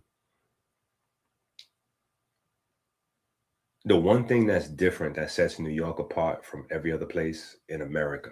I can't say the world, I haven't been everywhere. You know, maybe Africa is the only place, you know, Africa or Haiti, you know, but, you know, Ireland, I hear about Ireland. Australia, I hear about, you know, but yeah, pretty much everywhere else is like, if you don't, China, forget about it. China's super official with it. But when it comes to America, the States, New York is the only place that I've ever been that walking is a thing that you could do with your chest out. You could walk proudly. In New York is the only place that you can walk proudly. Any other place that you're walking, people immediately assume that you're broke. See, that's how I know the devil may work all around the globe, but if the devil was a person, and I don't believe the devil is a person, but I'm just saying, just for anthropomorphization purposes, if the devil was a person, he would live in America. If the devil was a person, he would live here. Because here is where the most crazy brainwashing and colonized minds are, right? If a person starts losing weight here, especially in the Black community, the first thing we assume is they're sick. We don't assume that they're getting healthy. When they start gaining weight, we assume they're doing good. So, I'm about to punch your rich ass, poor ass. So the whole concept of your abs and health and wealth is all upside down. People with big fat stomach, that's what he getting money. No, he's not. He's getting dead, right? So it's the same thing with, you know, spread out. And everywhere in America, if you walking, oh my God, God forbid you somewhere waiting for a bus or a train, you automatically, you broke. That's why you're doing that. New York is the only place that homeless people all the way up to billionaires are walking. People with 2, 3, 4, 5 cars, nice cars, expensive cars, them things is parked. Yeah, because a parking space, A parking space in New York might cost you a car note. So you might be able to buy you a used car for the amount of money you might have to pay to park downtown. So people will have their cars, but in New York, people walk. Yeah, people walk in New York, and it's not a thing. People even walk borough to borough. It's not a thing. It's actually a vibe. You know, it's the actual opposite of everywhere else. You feel a pride, you know what I'm saying, to be able to walk from your borough, first of all around through your borough, right? Because it always been like tribal. But when the gangs hit in the 90s, it got even more dangerous to walk around. So, you know, by the time the 2000s rolled around, you really was just somebody just being able to walk around. Just being able to walk around and, you know, look nice. You know what I'm saying? You ain't got to look like a millionaire, but just being able to walk around and look nice meant that you were somebody. Because otherwise, the wolves and the jackals and the hyenas will get you. Yeah, you stray away from that block of yours. 2-3 blocks over, the jackals might get you. The jackals might get you. You know what I'm saying? So just being able to walk around New York was a thing, but walking itself was, you know, and walking allowed me to learn everything else. You know what I'm saying? That's why hip hop started in New York. You know what I'm saying? Hip hop started in New York because people walk in New York. It's not just the block parties. The block parties is like the formal, you know, the setting where it came together, but it's walking. The walking, that's the origin of the beat. Think about it. And you see it all the time. You see people walking around, right, with no headphones or nothing on. They just walking around and they saying songs. They don't even know why they saying the songs. It's because your feet are tied to your heartbeat. When you walk, the act of walking is tied to your heartbeat. That's why 10,000 steps a day is a part of our program. A big part of our program. You got to get your steps in. You have to get your steps in because walking is tied to your heart health. The heart disease is the #1 killer. And the reason being, well, one of the main reasons is because people don't walk. They don't walk. Your body was designed to walk. Your feet is going to dictate your heart health. Walking, taking steps, literally. The beat. That's from walking. Think about it. You learn this in New York too. What do cops have? Cops have a beat. What are cops called? Beat walkers. Mind blown. 11-17. Mind blown. Woo. Right? Cops walk the beat. They're beat walkers. See, we just don't know this stuff. A lot of times because y'all are too young to know these things. That's why back in the days, nobody would allow themselves to be called a rapper.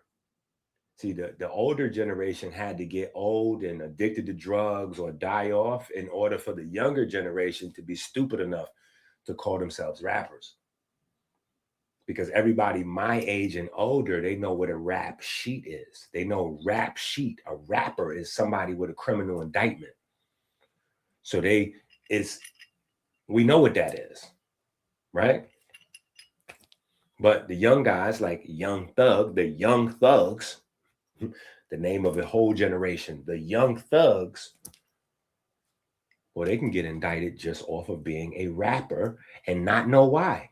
Well, because you signed a contract to be a rapper. So you actually have to get this indictment because you didn't come in with one.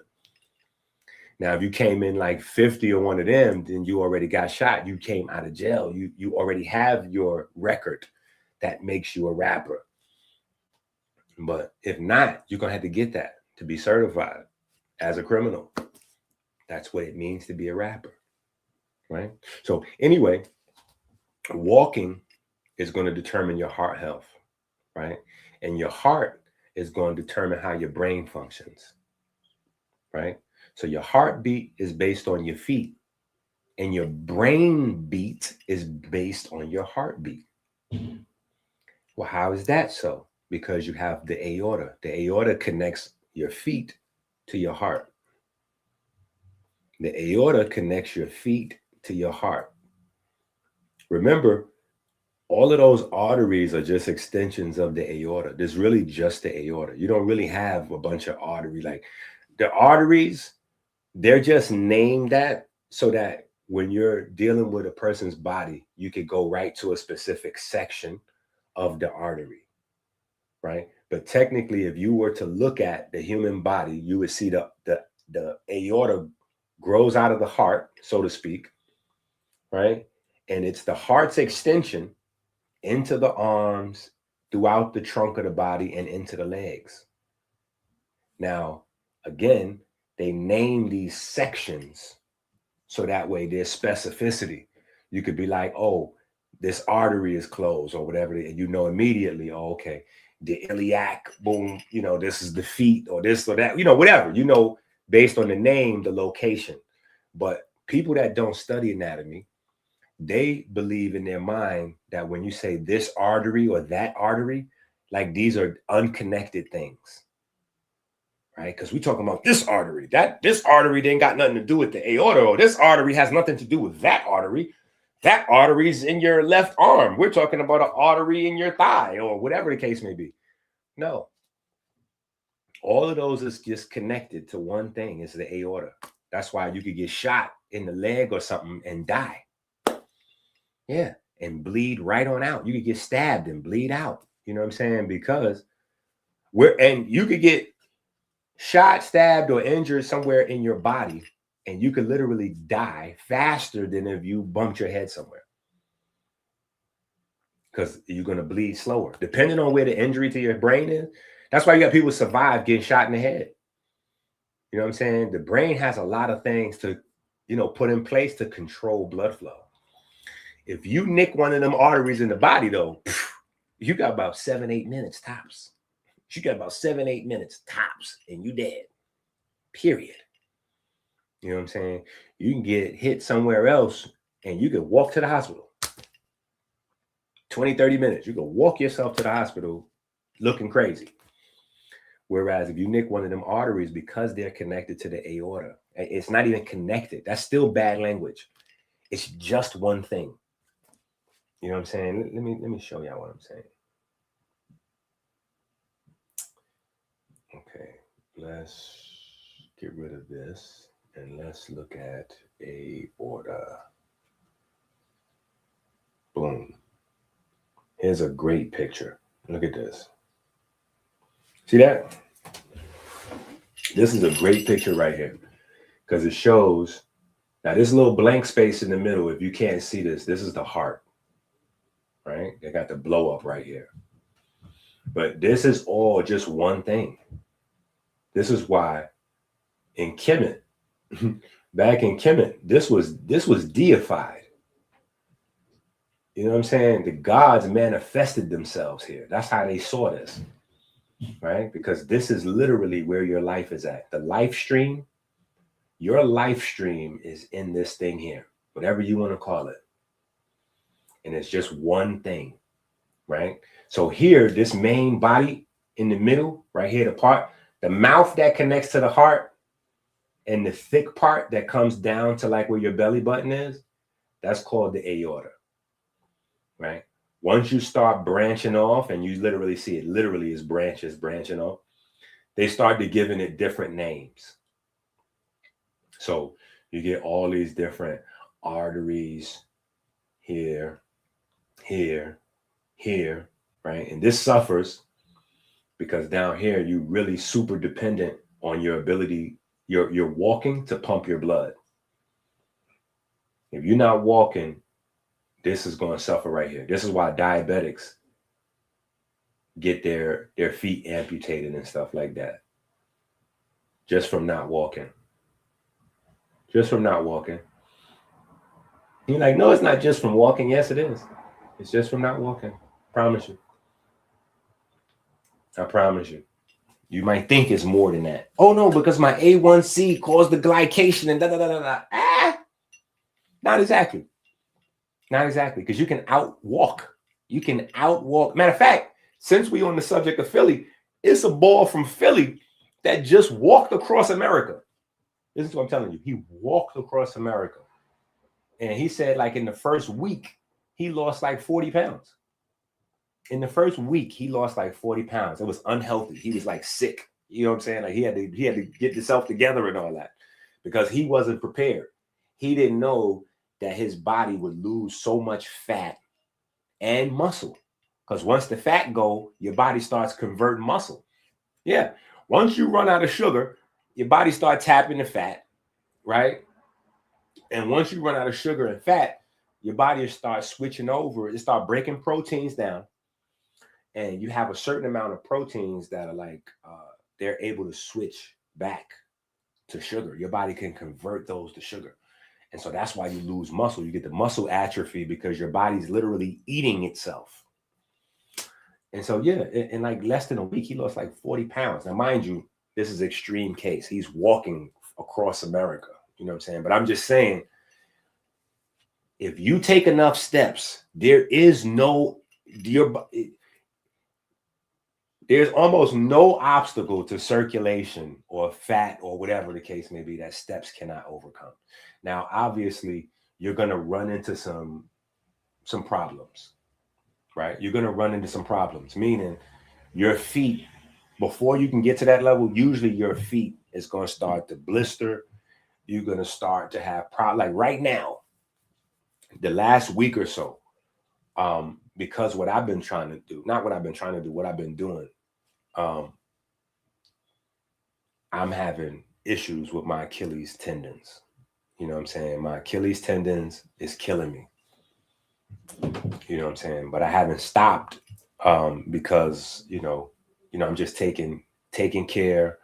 I'm making sure that I'm doing, you know, a zillion% vitamin C a day to go along with my copper and my lysine. You know, I put the copper, the lysine together with the vitamin C. That initiates soft tissue building. And I take that, you know what I'm saying, with the collagen. And I take different types of collagens, right, to build up the soft tissue as fast as possible. As fast as possible. You know what I'm saying? Which creates some sort of a conflict with the branched chain amino acid intake, right?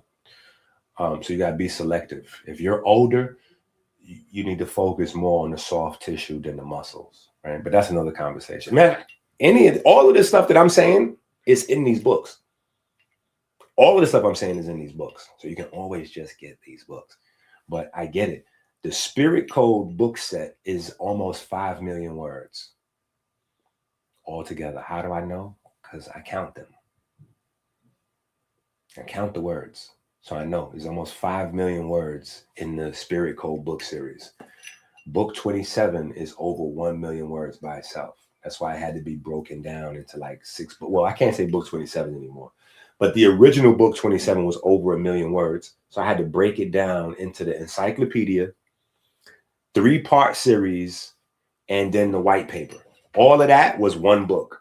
When you get book 27, part 1, 2, 3, and the Hem-Netcher encyclopedia and the white paper, the white paper, all of those was one book.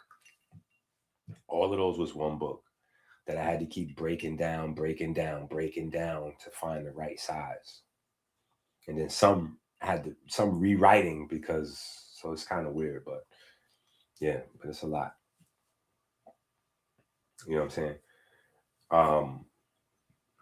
But yeah, so, you know, your feet will start to break down on you before you can hit extreme levels of weight loss and all that, unless you're doing some wild stunt like homeboy. Now, me, I've been doing a lot of jump rope, And like I said, my circulation to my feet suffered, you know what I'm saying? Because, you know me, before there was even live streamers, I've been doing 4, 5, 6, 7, 8 hour videos, 10-hour videos, 12-hour videos. And y'all got so used to that. You know what I'm saying? Y'all probably didn't realize that I was literally dying on the screen in front of you. Yeah, y'all probably didn't realize I was literally dying on the screen in front of y'all. You know what I'm saying? Because you're not thinking, I'm not like the rest of these people on the internet, right? If they're on the internet for a long period of time, after they come off the internet, they go to sleep or they go about their business. But me, I'm studying and writing. So if I'm on the internet for 6 hours, when I turn that off, I'm going to be up writing for another 16 hours, another 10 hours at least. I'm not going to sleep. And that's me sitting down, going to another sitting down thing. And so I'm not getting the circulation. You know what I'm saying? Anyway.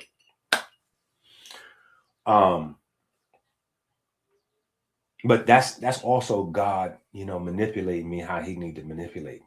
You know what I'm saying? Because I would not have learned any of these things if I didn't have the health issues myself. Everything started from me dealing with me. Then, you know, having babies. Boom. Amber gets hit by the car. Boom, boom, boom. Like, you know, like real time, you know what I'm saying? So all of my drive to research has come from my tragedy. So I can look back at my life and go, well, if this didn't happen to me, I would never have developed the hunger to go find the answers to these sets of problems. You know, or if this didn't happen to my aunt, my mom, my dad, my uncle, you know, the lady Paulette down the hallway that took me in and put a few dollars. She was the first lady to take me in and put a few dollars in my pocket and bring me to consciousness. Miss Paulette, the scarf lady of New York. That's what her name was, the scarf lady back in the days. And she would go to all of the conscious events and sell scarves. So that's how I got to be at all of those back in the days conscious events where people like, oh, Dr. such and such and then Leonard this one and what. And yeah, I was at all of them. I was one of them little kids running around, bumping into the table, messing up stuff and all that. Yeah. Because Miss Paulette would, you know, she'd take me and out. And she was just keeping me off the block because she saw what I was doing and some of the stuff I was, you know. So she would just take me, here, you want to make $20? Come on, come with me. And, you know, you carry, you know, I help her carry her scarves to the car. And then when we get to the event, she running her business. I don't got nothing to do. So I'm all over. Every so often, I guess some of the information went in my mind, but I'm all over running around looking for other kids to be bad with. And then at the end, I would help her pack up her scarves and all that and load it up into the van. And that's what she, you know, she'd give me a few dollars to help her pack it up, carry it to the car. Then at the end, we load up the car and come back home. You know what I'm saying? Now, I don't think she could have foresaw that later on, I would be headlining at conscious events around, you know what I'm saying? Like, but yeah, you know, she died from cancer. You know what I'm saying? She died from cancer. So that was, you know, a lot of stuff that I do is just I look back and that's how I understand what God was doing. Like, oh, okay. If this never happened, I would never have looked for answers to this problem or that problem or this or that or the other.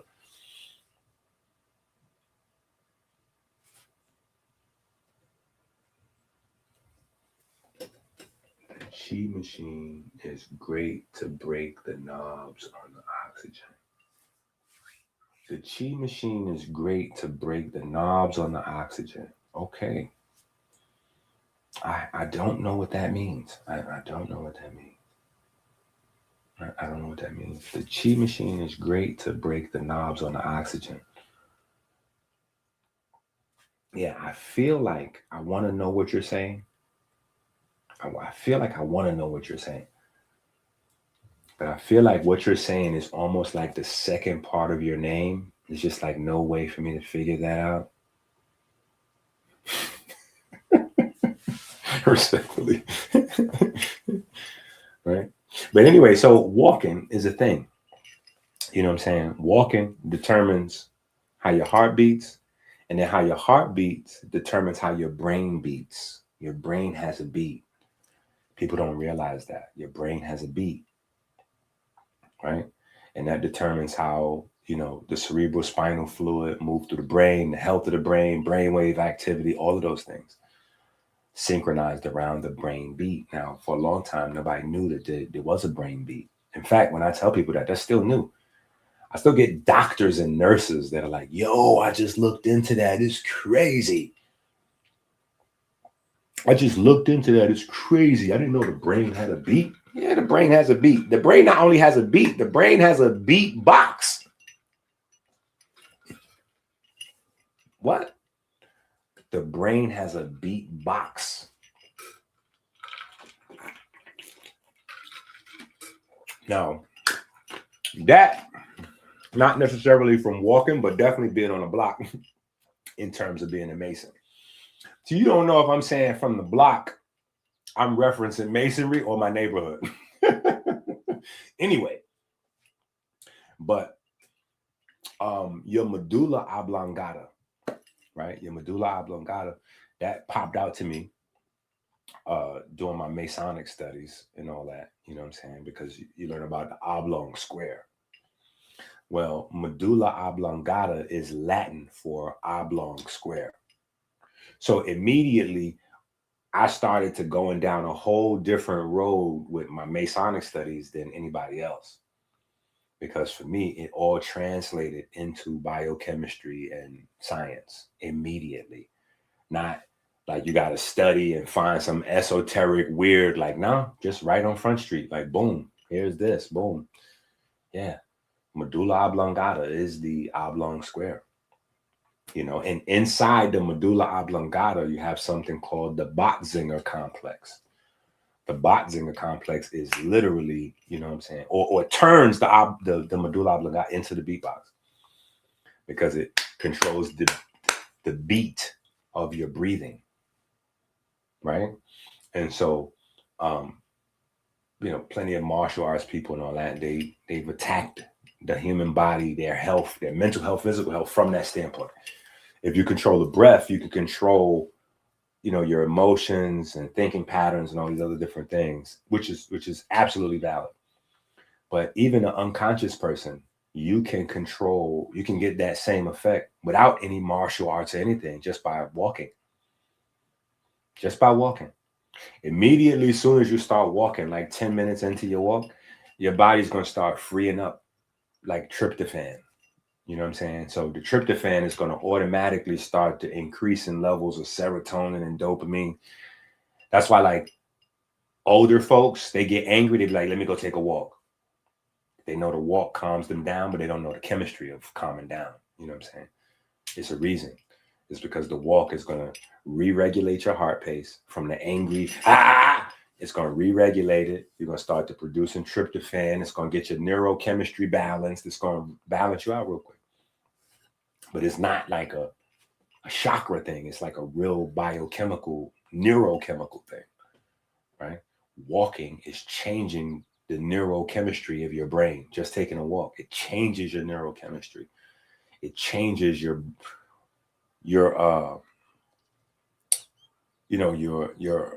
hormone output. It changes your body's, you know, metabolism rate. And yeah, walking is crazy.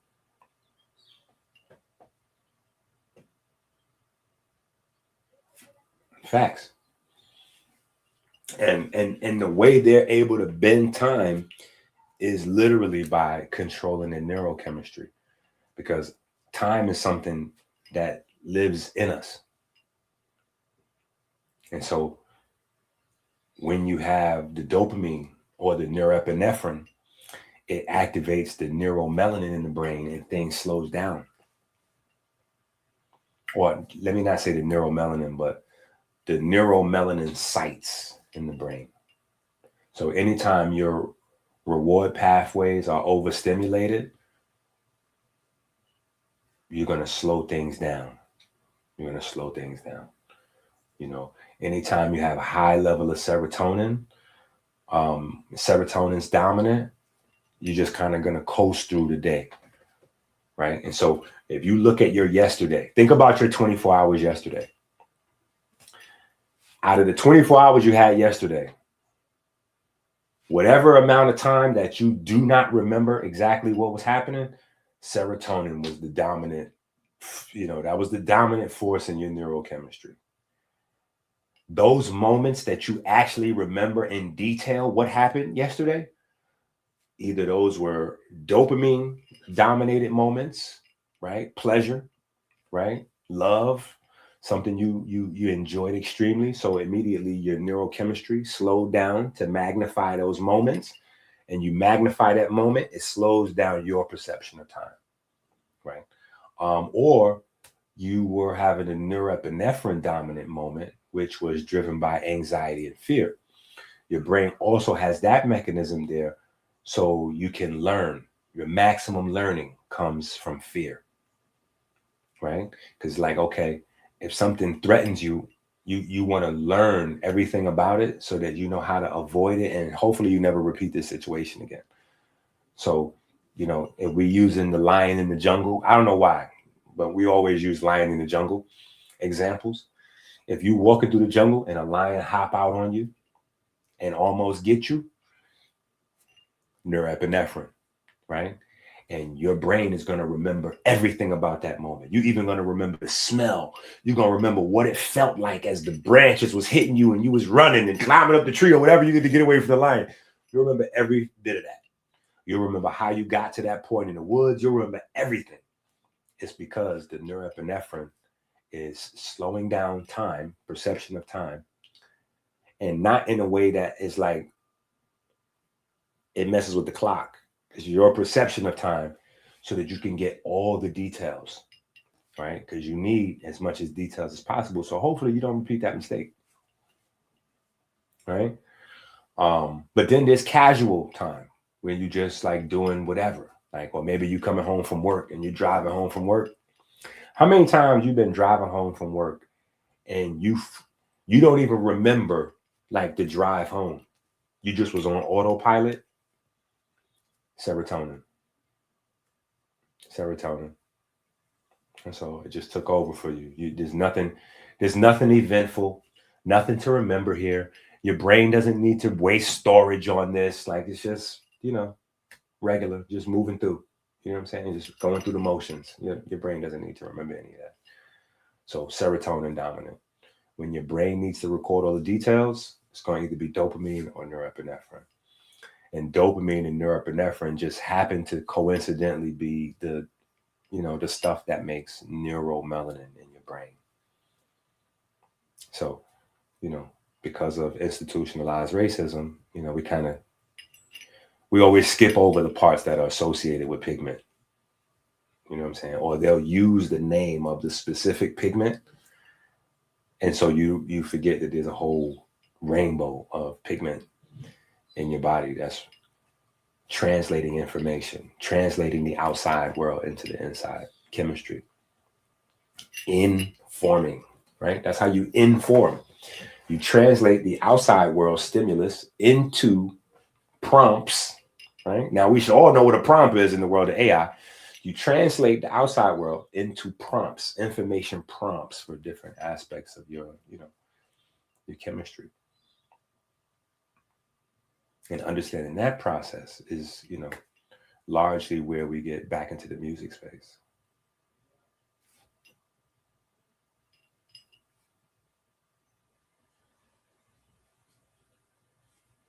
Yes, but your psychological time is what's really important to you. Psychological time is what's a lot more important. That's biological time. It's better to say biological time than psychological, because psychological it's almost fake. If you go down the rabbit hole, there's no real definition of what psychology means or the psyche. You know what I'm saying? They'll say psychology, the psyche, and you keep chasing that, it'll be the mind. And then you chase that, and you'll be like, what is that? You'll end up with the brain. And then we know the brain and the mind is two different things. So it's not really like so if you say biology is better, because we know that, everything is grounded in the biology. Even if we don't follow it to the unseen world, the cause and effect, we know we could deal with the tangible. But you are 1,000% correct, though. You're definitely 1,000% correct, making a distinction. But a lot of us, we put the emphasis on chronological time, and that's not right, because the time on your watch could be set. Think about that. And we right back to Kemet. Soon as we go into time, we go right back to Kemet. Hours comes from Horus, and set. I mean, we listen. Anyway, that's a whole nother.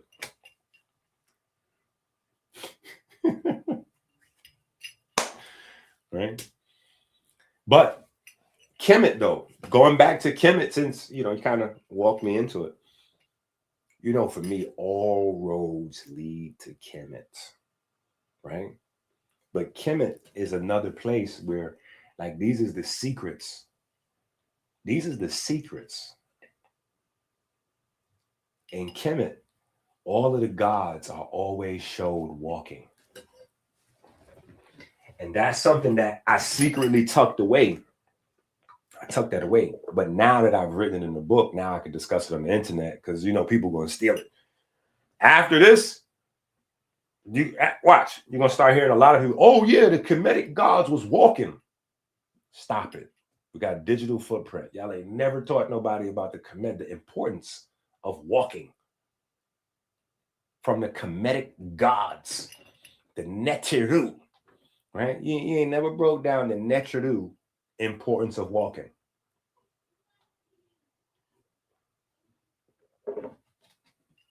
And in the social media era, we know that because people do anything to get views, likes, clicks, money, whatever on social media. So we know if you would have had this information, you would have used it. You would have told something, but you didn't have it. You didn't have it. That's why they all went crazy when I said the staff of life is the aorta, the Wa scepter is the aorta, because they didn't know what they was looking at in Kemet. So even Kemetic scholars, with respect to them, they spent their time studying language and archaeology. They haven't spent their time studying biology. So they can't see it. Even though we know that Kemet gave the world surgery, gave the world medicine, gave the world anatomy, we don't realize how those things came together, right? So when we look at all of the depictions of the Kemetic gods or the statues, we just see them standing. Oh, you can't even see it. But you see it standing where they left foot is out, right? And so you get a lot of people to break down, the left foot is out because the heart is on the left side. And so they align in the left foot with the heart to lead with love. And then they start putting all kind of personal interpretations in there. That's not really real, but they just throwing it in there. Yeah. And because they leading with love, that's how you know that the woman was the god and the chakras and the ho. Stop it. How you get all that from the left foot going forward? That ain't that. What are you doing? Knock that off. Stop making up stuff to just entertain. You just made all that up. Now let's go to the basics, right? What is it when you put one foot in front of the other? It don't matter if it's left or right. When you put one foot in front of the other, it's called walking. You dumb ass.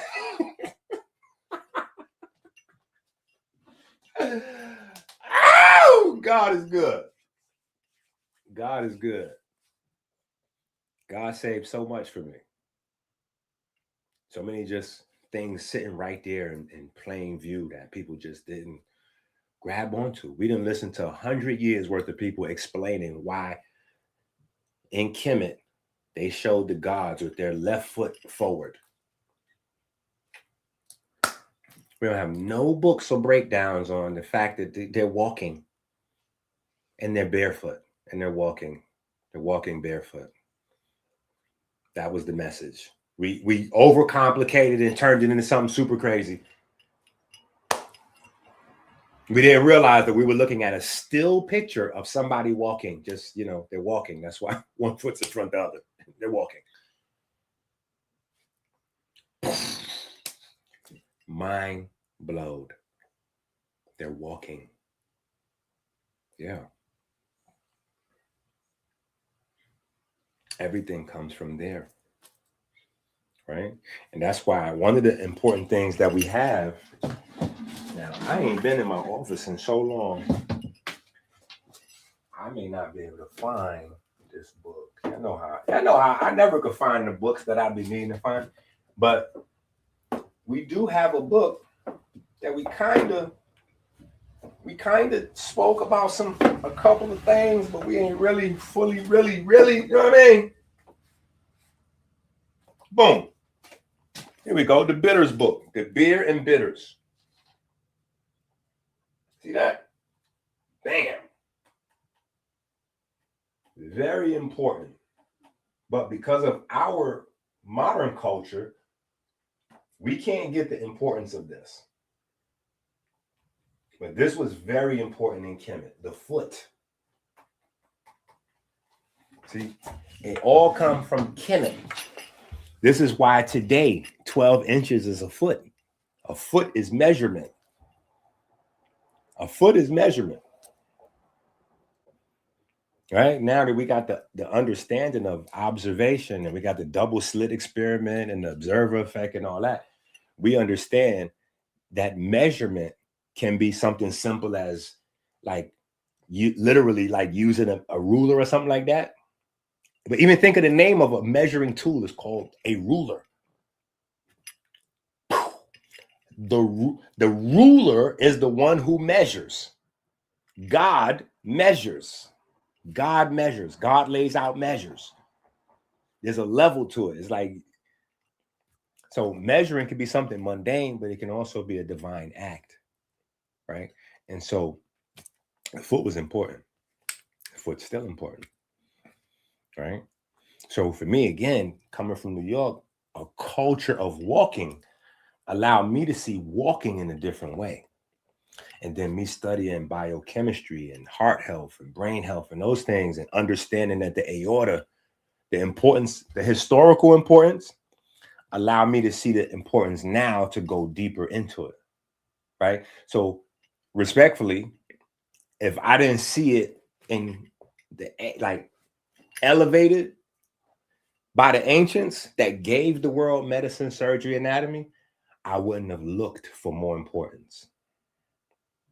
But when I see how they, oh, wait a minute. Ooh, wait a minute. The heart is only as important as the aorta is. I want y'all to understand that. The heart itself is only as important as the aorta is. Because the heart doesn't extend. The heart, all of the fly stuff we know about the heart, none of it happens without the aorta. It's not the heart moving the blood around. It's the aorta moving the blood around. It's not the heart reaching to all of the other organs, glands, and tissues and muscles and all that. It's the aorta doing that. It's a fact.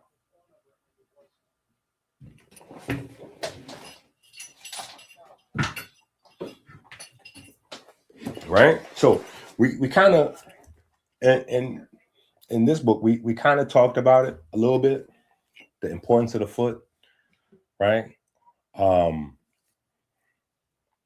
But we really had to flesh it out in terms of, and this is what I was saying where the first minister kind of added in, because she was asking me questions, and then I'm like, oh, okay, some of this information is missing, right? Some of this information is missing because the history of music notation, they go to Germany with it. And that's a part of the whole trap that I was telling y'all about.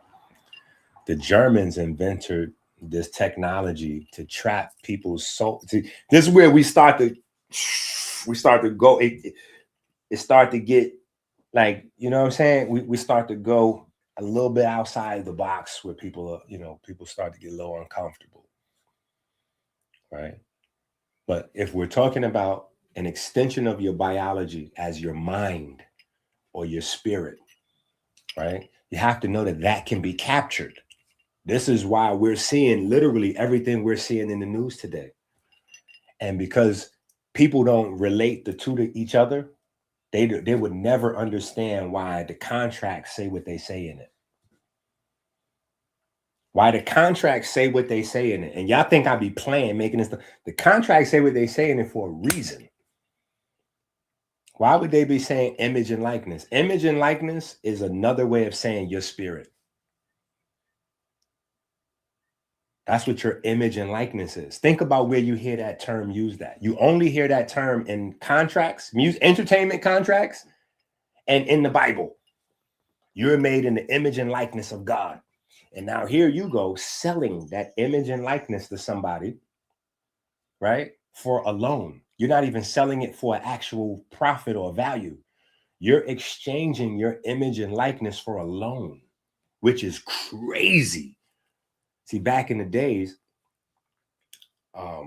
my father and them, they would say, they selling you a dream at half price.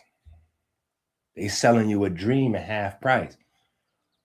Because the money you get for the contract to turn over your image and likeness is a loan. You're not even getting paid that money.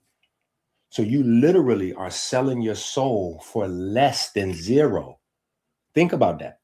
If I sell you my soul for $10, just to make it simple, and I have to pay you back the $10 plus interest, I'm at less than zero. I've given you my soul, my image and likeness, and it has another word in these contracts: perpetuity. I'm giving you my image and likeness for all of perpetuity for less than zero. Because I got to give you back the whole loan, recoupable, plus interest on top of that. Crazy. Crazy. That means you have no self-worth. Think about it. What type of self-worth do you have if you literally sold your image and likeness for less than a zero, less than $0, less than a penny? And you don't realize that you have an image and likeness. That's your spirit. We don't know what spirit is. So we think chakras and foolishness when we start to use the word spirit. We go into a foolish place, a pretend place. We don't realize this is real life. So this is why, you're evaluated. This is why you're evaluated. What is your image and likeness worth? What is your spirit worth? Oh, minimum wage. Cool. $10 an hour, whatever that is. $12 an hour. Boom. That's what your value is. Or come over to entertainment. We'll just hit you with a contract for your life. Yeah, here's what your value is. Less than nothing. Your value is less than nothing because that's what we're going to pay you. We're going to loan you $100,000. We're going to loan you $1 million. You're going to pay us that back plus interest, which means less than nothing. Right? And then if we add in the fact that the actual money is a fiat currency and it's only a promise to pay, it's diabolical. It's diabolical. But we don't get it. We don't get this whole thing, right? This is the confusion. And trust me, the world wants to slow down your ability to learn this information. The devil wants to slow down your ability to learn this. God wants you to know this. God wants you to know God is music. God wants you to know that God is music, right? That's why you didn't really learn this in school. Look, you didn't learn this part in school. Most people didn't. Very few people did. Almost. Very few people learned this in school, but I'm getting ready to show you. And the people that learned it, they learned it in a way that was so frustrating that you would never even know what you learned, right? You will forget it immediately, right? Most people never learn this in school. They never learn this in school, right? That there's an equivalence here. That all of these things are equal, right? 360 degrees. 360, 360, 360. Right? This is masonry. Right? This is masonry. This how I figured this out. Masonry. Because everywhere you learn about the square and the circle, being the same. And how do you square the, you know, riddles, like how do you square the circle and all that? You do that with a wave. That's the answer to that riddle, the wave. In the beginning was the wave. The wave was God. A wave. This is 180 down here, 180 and 180. 360 degrees is a wave, right? And so for the Western world, remember now in Kemet, they told you that the Western world was full of the brain dead, right? It's still that way. It's still that way. Well, how do we know that? Well, think about it. We had to wait until the 1940s, really, to learn this. We had to wait till the 1940s to learn that this is the actual nature of the universe, right? Isaac Newton came along and they came with the atoms. And remember, atoms was supposed to be the smallest thing in the universe, an atom, right? It's not until the 1940s, the Copenhagen experiments and all that, double slit and all that stuff, that we learn quantum mechanics fully. You know, quantum mechanics kind of starts with Max Planck and Maxwell, like after the slaves get free. Just notice that also. A lot of crazy scientific discoveries, all of them happened like after 1865.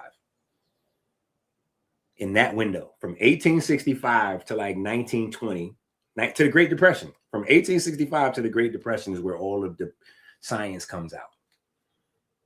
All of the powerful science comes out in that window. Just coincidence. If you believe in coincidence, right? So the whole universe is really based on this. Just understanding this. That's it. Understanding that, right?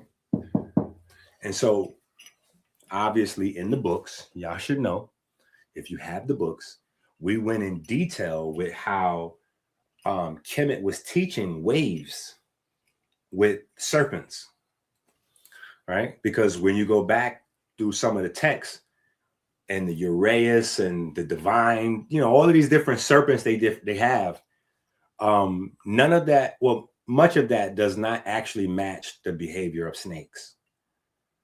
So it doesn't make sense, which is why when people read it and they try to get a straightforward understanding, they go, oh, this is mythology.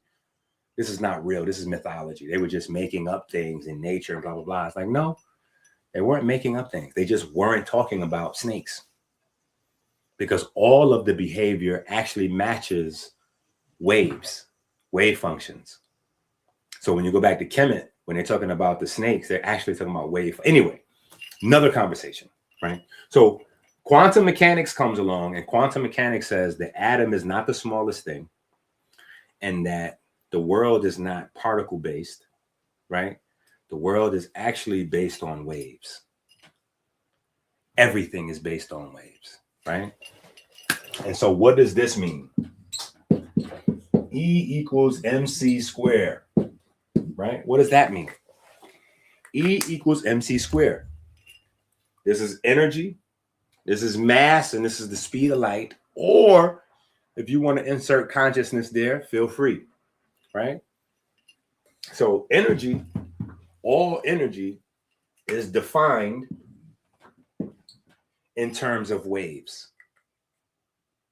So E equals mc squared actually means that all of matter, which is on this side of the equation, this is the matter side, mass and light, right? That's the matter side.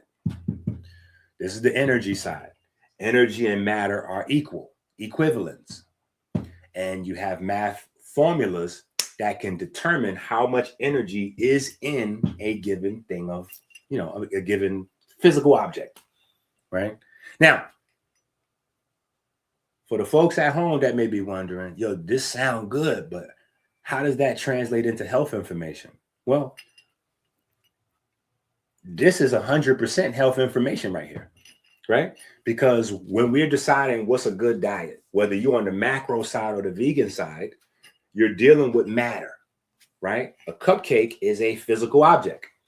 An apple is a physical object, right? And so what you're doing when you're making healthy choices is you're deciding how much energy is in that object. How much energy am I going to get from the cupcake versus the apple, right? How's the apple made? Oh, the apple is made from photosynthesis. Well, what is photosynthesis? Photosynthesis is writing with light, condensed energy, pure condensed energy. And so I'm going to get a lot more energy out of the apple than I am the cupcake, because the cupcake didn't come about from photosynthesis, writing with light. That's what photosynthesis is.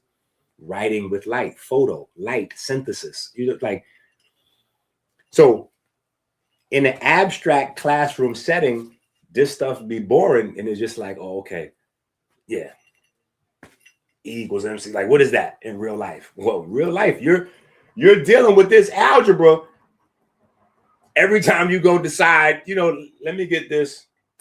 Yeah, let me get the kale. Yeah, let me get one of them green juices. Yeah, let me get one of them green. You could go get you a beer or, pop a bottle, get some shit, whatever.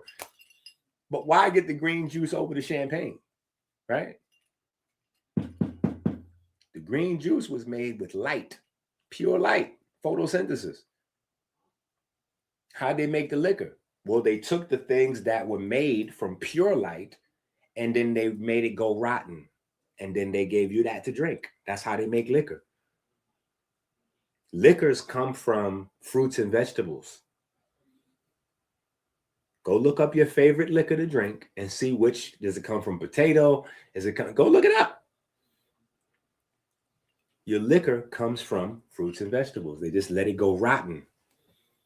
And so it's crazy because if you let the potato go rotten, the fluid that come out the rotten potato, you wouldn't drink it off the rotten potato, but you definitely would go purchase the vodka or whatever from the, anyway. So let's get back to the music, right? So, oh, you know what? We on the music. Perfect.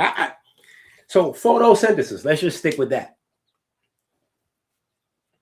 This right here is a musical formula, right? If you don't understand music, you don't see the music in this, right? This is a musical formula because in order for things to come together, right, there has to be harmony, which again is number one lesson. Is it the number one lesson in masonry? Harmony amongst brothers, right? Or amongst like, right? That's how waves, that's how energy becomes matter. The energy, right? The traveling waves, in order for them to become standing waves and, build out, there has to be harmony in how they're put together, right? Or you're going to have destructive interference, which means the waves will cancel out. You have nothing. You have nothing, right? So when quantum mechanics comes out, right, and the nature of the world is like, oh, wow, particles are collapsed waves, or there's a equivalence between waves and particles, blah, blah, blah. You got to know that Kemet starts here. We get this in 1940 in Germany and America. Kemet starts here. Everything in Kemet starts with the wave, right? If we stack these together, right, you put three, you got noon, right? And noon is the focal point of all of Kemet. Don't get it twisted. Noon is the focal point. Noon is the focal point. Why is noon the focal point? Because you see noon in the Kemenu and the Iyunu, right? The Kemenu and the Iyunu, right? Or for the more popular terms, the Agdod, right? And the Enid, right? The Enid and the Agdod, both of those stories, the one thing they have in common is noon, the primordial waves. And the primordial waves comes together. And when the primordial waves comes together, you get the first mound of land, you get the first matter to appear is from condensing waves. That's exactly what E equals MC squared is. You can measure the mass inside of matter. That's the difference between mass and matter. Mass refers to energy density. Matter is more the outward appearance in terms of its physicality. We had that in Kemet already. The waves came together and made the primordial mound. Now, depending on which story, you know, from the primordial mound, you're going to get a tomb or a Ptah or whatever. You know what I'm saying? I like Ptah a little bit better. You know what I'm saying? I like Ptah a little bit better because Ptah, you know, the story is very hyper specific, right? Because from the mound, you get the first mound builder, the first master mason. So Ptah is the god of masons, which is crazy because most people, they say, oh, masonry comes from England, 1717, the Grand Lodge of England. You're very confused. You're very confused. You're like, what's the god of masonry? Is the devil, right? No, the god of masonry is a black, bluish black man.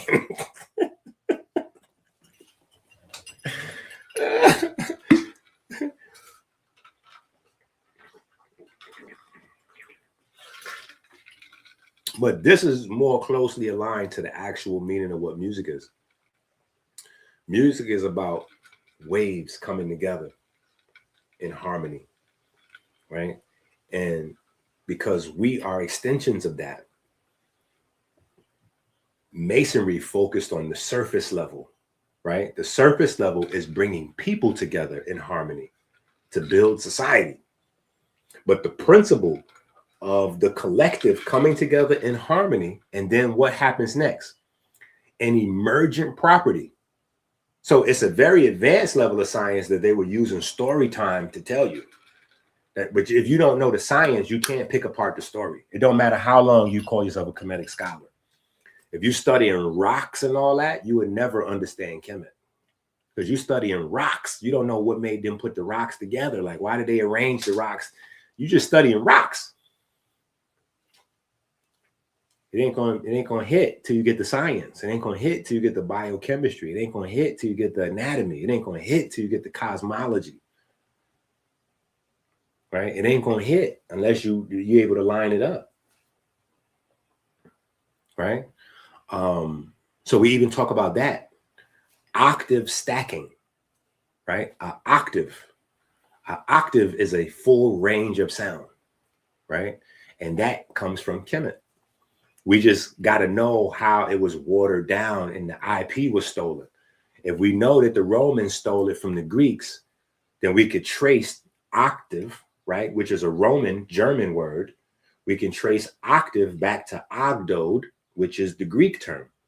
And then when we study the Greek, we can see that they got the ogdode from the study of the Kemenu.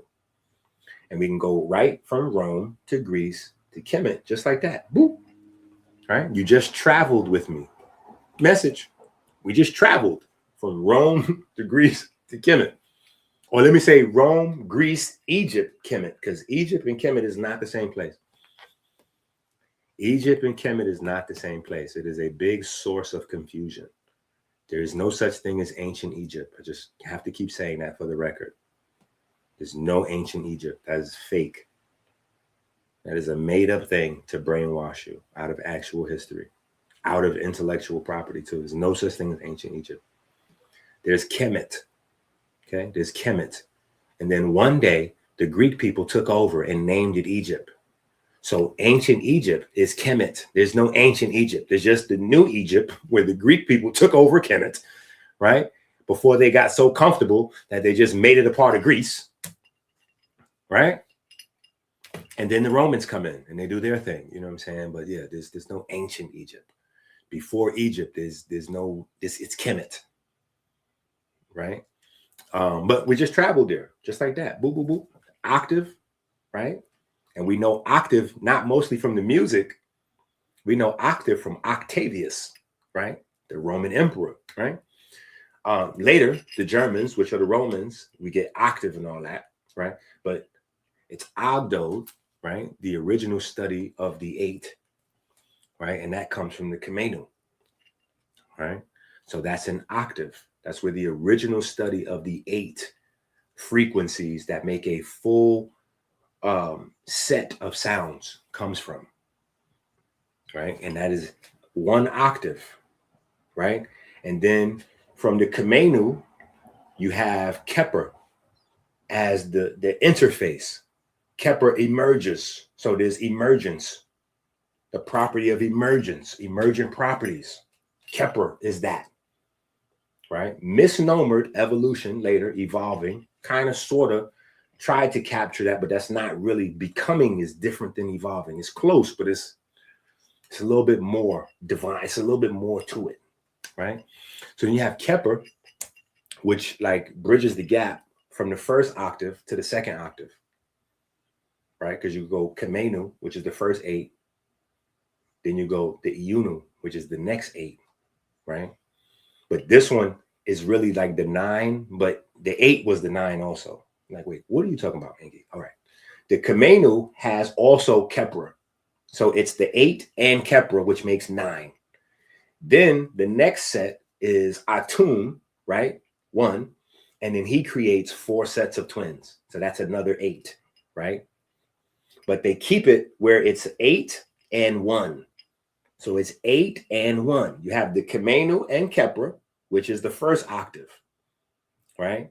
And then you have the transition from that octave to the next one, which is where Kheper comes in, transitions to the next one, right? Then you have Atum and the 4 sets of twins, which is another octave. Then you have Wusia or Osiris and his family, which represents the creation of man's octave, right? And where do we see that at? Inside your DNA. Inside your DNA, you have what's called histones. And your histones are 4 sets of twins, right? And 1 H1 histone. So you have 4 sets of twins and 1, which is what controls your DNA. Information being written into your DNA, as well as it being written out.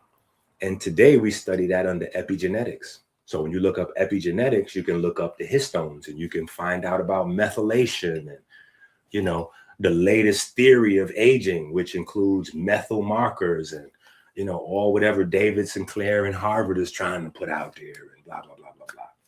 Right? But that's 3 octaves, right? That's 3 octaves of life. Now, that's an actual science. Today, it's called octave stacking. Producers do it unknowingly in the studio.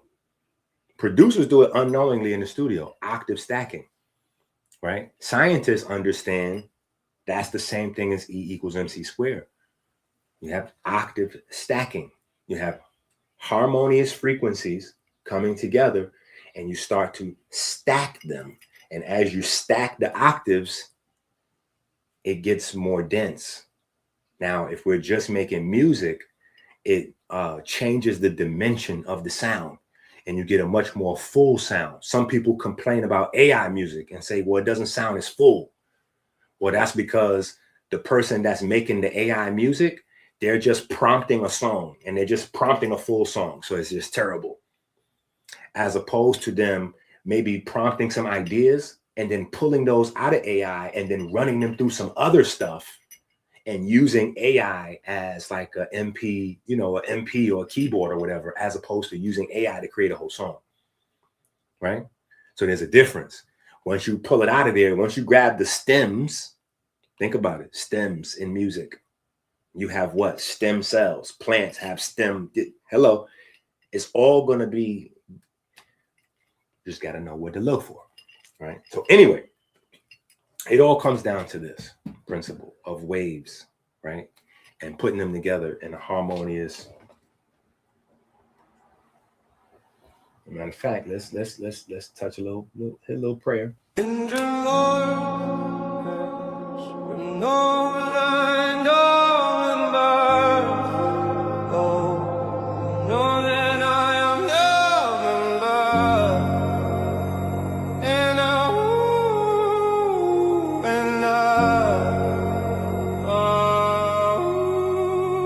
we give thanks and praise to the Most High God for the divine spark that set our cells into perpetual motion. We give thanks for the magnetism of the Most Holy, the magnetism that repels and attracts the ferry boats of light 60,000 miles every 60 seconds throughout our vessels and caves. We give thanks for your ability to drink clean water every 60 minutes, flooding the river of life. We give thanks that sugar has not covered our ferry and turn them into stone. We give thanks that darkness has not covered the riverbanks with calcium and turn them into stone. We give thanks that anger and fear have not turned our almonds bitter, turning our heart to stone. We give thanks for smooth sailing upstream through the valley of death, through the superior vena cava into the right atrium. We give thanks for smooth sailing around the heart through the corona crown, joining the vortex in the right atrium. Yeah. We give thanks for the perfect black solar repeater that induces the primary electromagnetic wave, opening the mouth of the Kodesh HaKodashim. We give thanks for the mechanic predicts when the mouth of the Kodesh HaKodashim closes. We give thanks to the ray wave reflecting on the semi-lunar valves, opening a pathway to the vineyard. We give thanks for the mechanical wave produced when the lunar gate to the vineyard closes. We give thanks to the Most High God that provides the light in our breath and the light in our breath. We give thanks for the finned olfactory system that makes our grapes ripe with light. We give thanks for the jet pillar that provides us with a stable fleet of ferry boats to dock in our vineyard. We give thanks for smooth sailing through the pulmonary vein into the storm of the left atrium. We give thanks for the perfect black solar repeater that induces the primary electromagnetic wave, opening the mouth of the Kodesh HaKodashim. We give thanks for the mechanical wave produced when the mouth of the Kodesh HaKodashim closes. We give thanks to the ray wave reflecting on the semi-lunar valves, opens a pathway into the holy royal arch of the ISSA. We give thanks for the magnetism of the Most Holy, the magnetism that repels and attracts the ferry boats of light 60,000 miles every 60 seconds throughout our vessels and caves. Amen.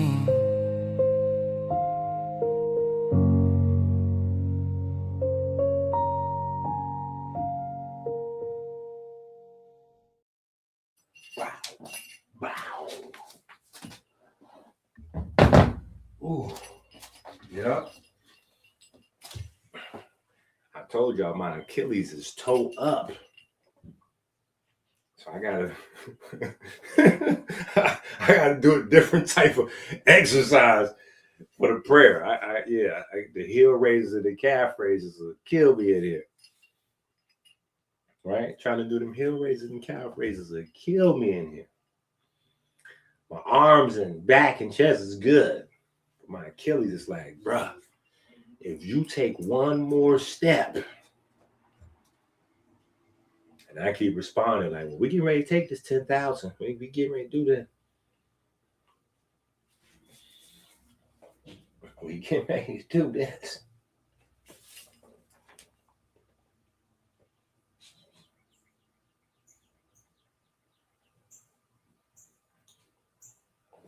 So, anyway, walking, right? Walking the beat, right? That's where it all starts. That's the thing. It's like we forget that whole connection. Kamenu, the first octave, is there's a color associated, right? Yeah. Even the color associations are there, right? So you got the black gods, the cosmic blackness, giving rise to the cosmic, process of life, which results in a black land and these black people.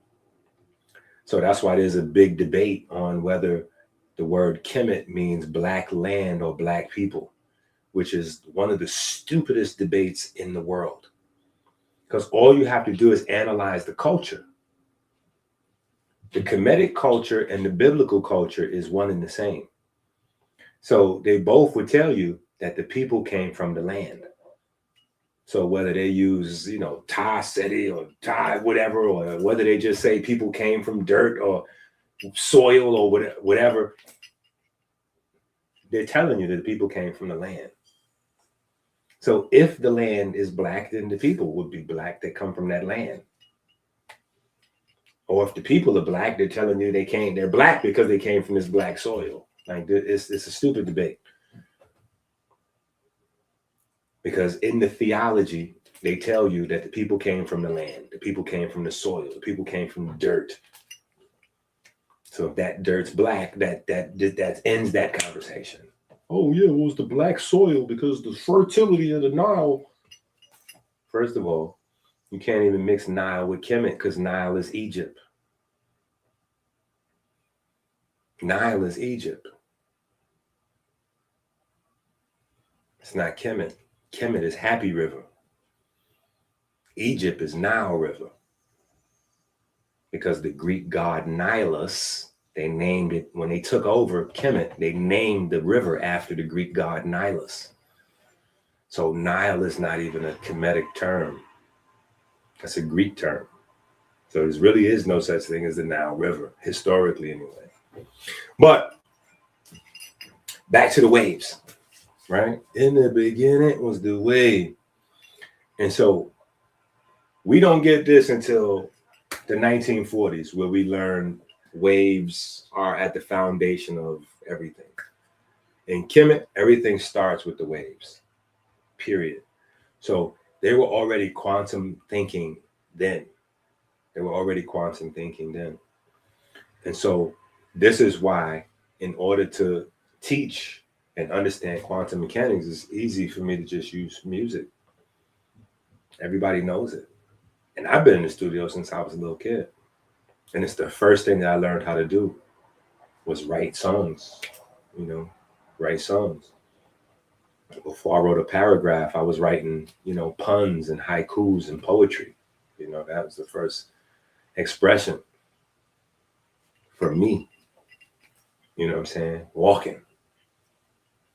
You walk, it's natural. You just automatically, lyrics just come into your brain. To the point where in New York, you be seeing people look like zombies. They be walking, they ain't got no headphones on or nothing. They just like, and if you don't know what you're looking at, you might react, you know what I'm saying? Like people that's not from the culture, they see that and they be like, oh, they're crazy, they're dangerous. I was sitting next to a guy and he was talking to himself. No, there's plenty of people that talk to themselves that are dangerous. But everybody that's talking to themselves is not talking to themselves. Some people are just, they got lyrics that they have to say the lyrics and act them out. They don't even know why. They just have to do it. Yeah. Which is the reason why we taught in stories, even visually. Like right now, I'm telling you a visual story, right? Look, it's a visual story. I got on my Laker shorts and my Philly hat. Visual story. Right? Now, if you don't know me or you don't know the Laker Philly thing, you don't know what you're looking at. If you know me, you know I'm a LeBron fan. You go, oh, we know what that is. We know what that is. Yeah. EnQi just probably waiting for them number 7s and 23s to drop. And that's a fact. I'm waiting for them 7s and 23s to drop. Jaylen Brown and LeBron James. Right? But that's how we was able to even deal with with basketball.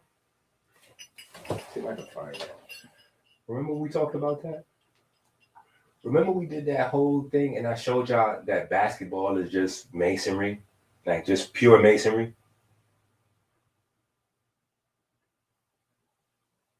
See, I need my hard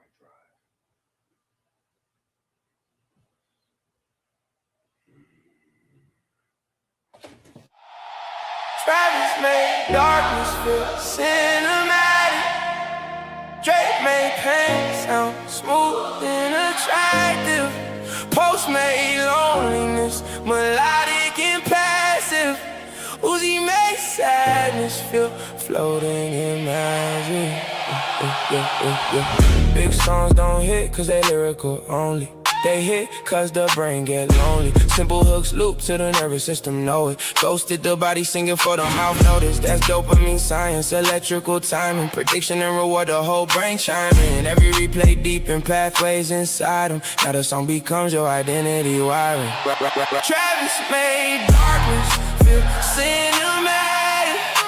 Drake made pain sound smooth and attractive.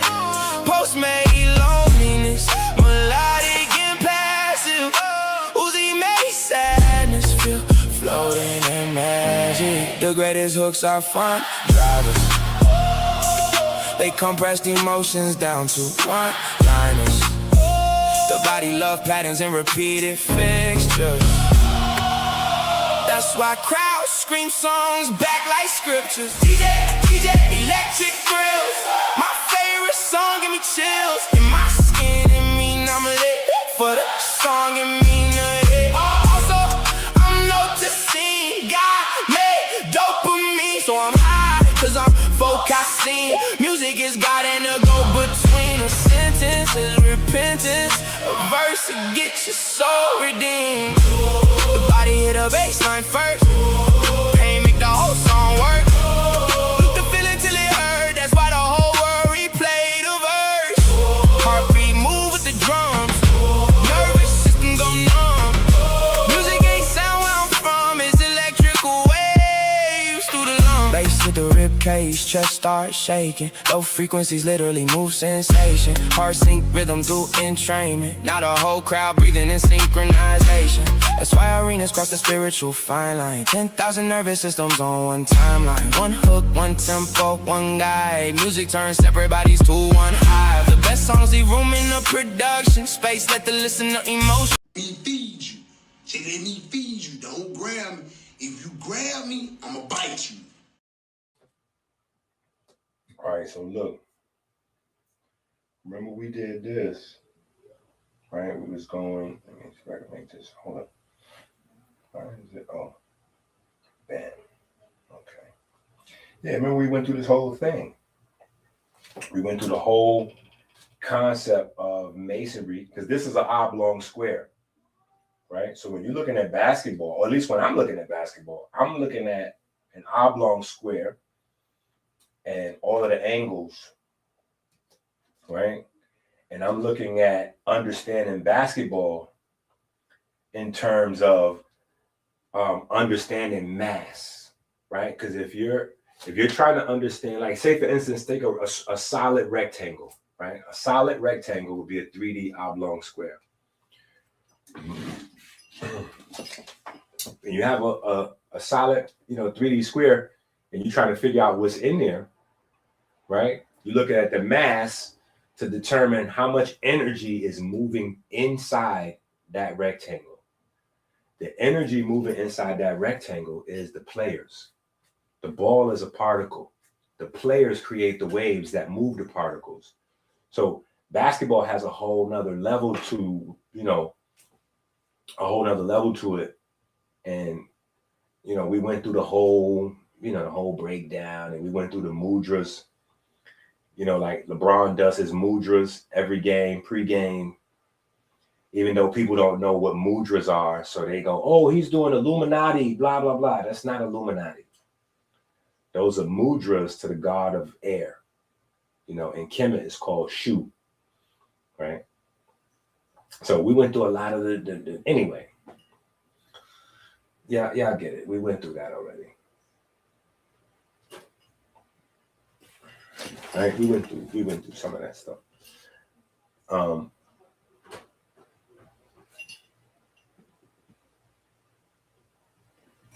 He said pulling it all together. Well, you ain't see nothing yet. You ain't see nothing yet, because we ain't even went crazy. Inside the book, we actually have that. I actually have, at least my theory from everything that I've been able to put together on the actual threshold of life, right? Because that's how life works.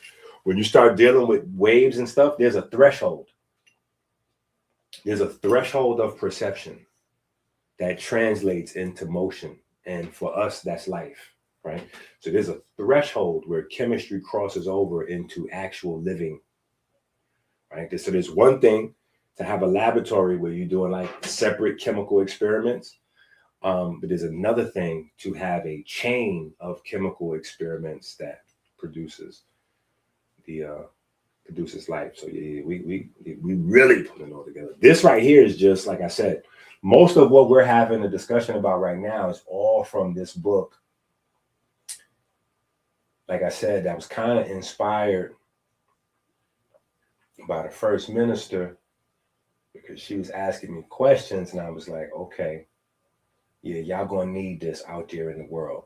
Y'all gonna need this. Y'all are gonna need to know how the information came about. So to understand the study of the study, you need to know where the study came from, how it originated. So most of this information is that we're discussing today is kind of in this book. Yeah, it's kind of in this book. So that kind of gives the whole breakdown of just walking and how walking translated, and how I was able to understand quantum mechanics and quantum biochemistry from, because people are like, oh, where you get this from? I'm like, well, I study, books, right?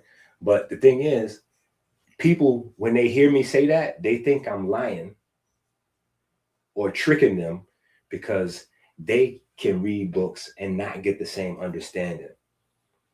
They can read, I can get it in the same book and they won't get it. And it's my unique perspective that allows me to understand at a certain, that's my collective education, collective experiences, the fact that what most people consider consciousness, I was learning at 2-3 years old. So I get bored of hearing conversations about Illuminati and Jesus and, did Jesus come first or Osiris? Like, bruh, forget about that. Just get to what Jesus was supposed to be teaching. Let's get to that. Let's get to what Osiris was supposed to be teaching. Let's assume it was either or and just skip the debate and get to the other part. You know why they never do that? Because they don't know the other part. They don't know this. So the only thing they can do is circle back and keep having the Jesus debate, or keep having did Kemet come before the Bible? And then you get another group pop out like, wait a minute, there's other people before Kemet or the Bible. What about Mesopotamia or Sumer and blah, blah, blah. It's like, yo, why are you having that conversation, bro? It's still kind of elementary. You know what I'm saying? If we're going to talk about the Anunnaki and this and that, and what were they doing? Forget about whether they came first or not. That's so like elementary. Let's talk about the me's that they were carrying around. What were those me's made out of, and what did they do? Because they made civilization from those. Let's work on that. They were building civilization with those objects that they were carrying around and those wild watches that they were wearing. So somehow, and what do we know about watches? Or maybe we don't know about watches. Maybe we don't know. See, I have a lot of, there's a great deal of, I think it's book 27, that is dedicated to understanding time. Right? We gotta get into time and time being by. There's a reason the watch goes on the wrist. There's a reason the watch goes on the wrist, right? Think about that. There's a reason, because the first cause is considered divine. The second cause is your heartbeat. Your heartbeat is where we get time from. Yeah, the heartbeat is where we get time from. Time comes from your heart. That's why the second is the unit. The standard unit of time is the second. Everything else running off seconds. 60 seconds is a minute. 60 minutes is an hour. The seconds is what anchors that. And a second is your heartbeat. A healthy heartbeat anyway. A young person's healthy heartbeat is 1 per second, 60 beats a minute. That's where time comes from.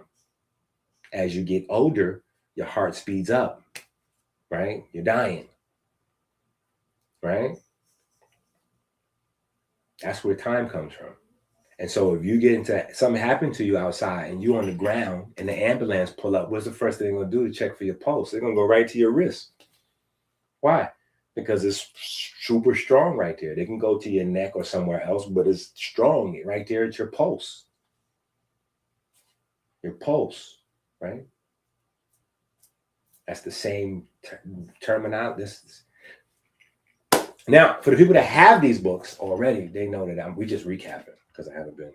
For the people that don't have these books, they're like, yo, this is deep. This is crazy. Okay. Yeah, get the book.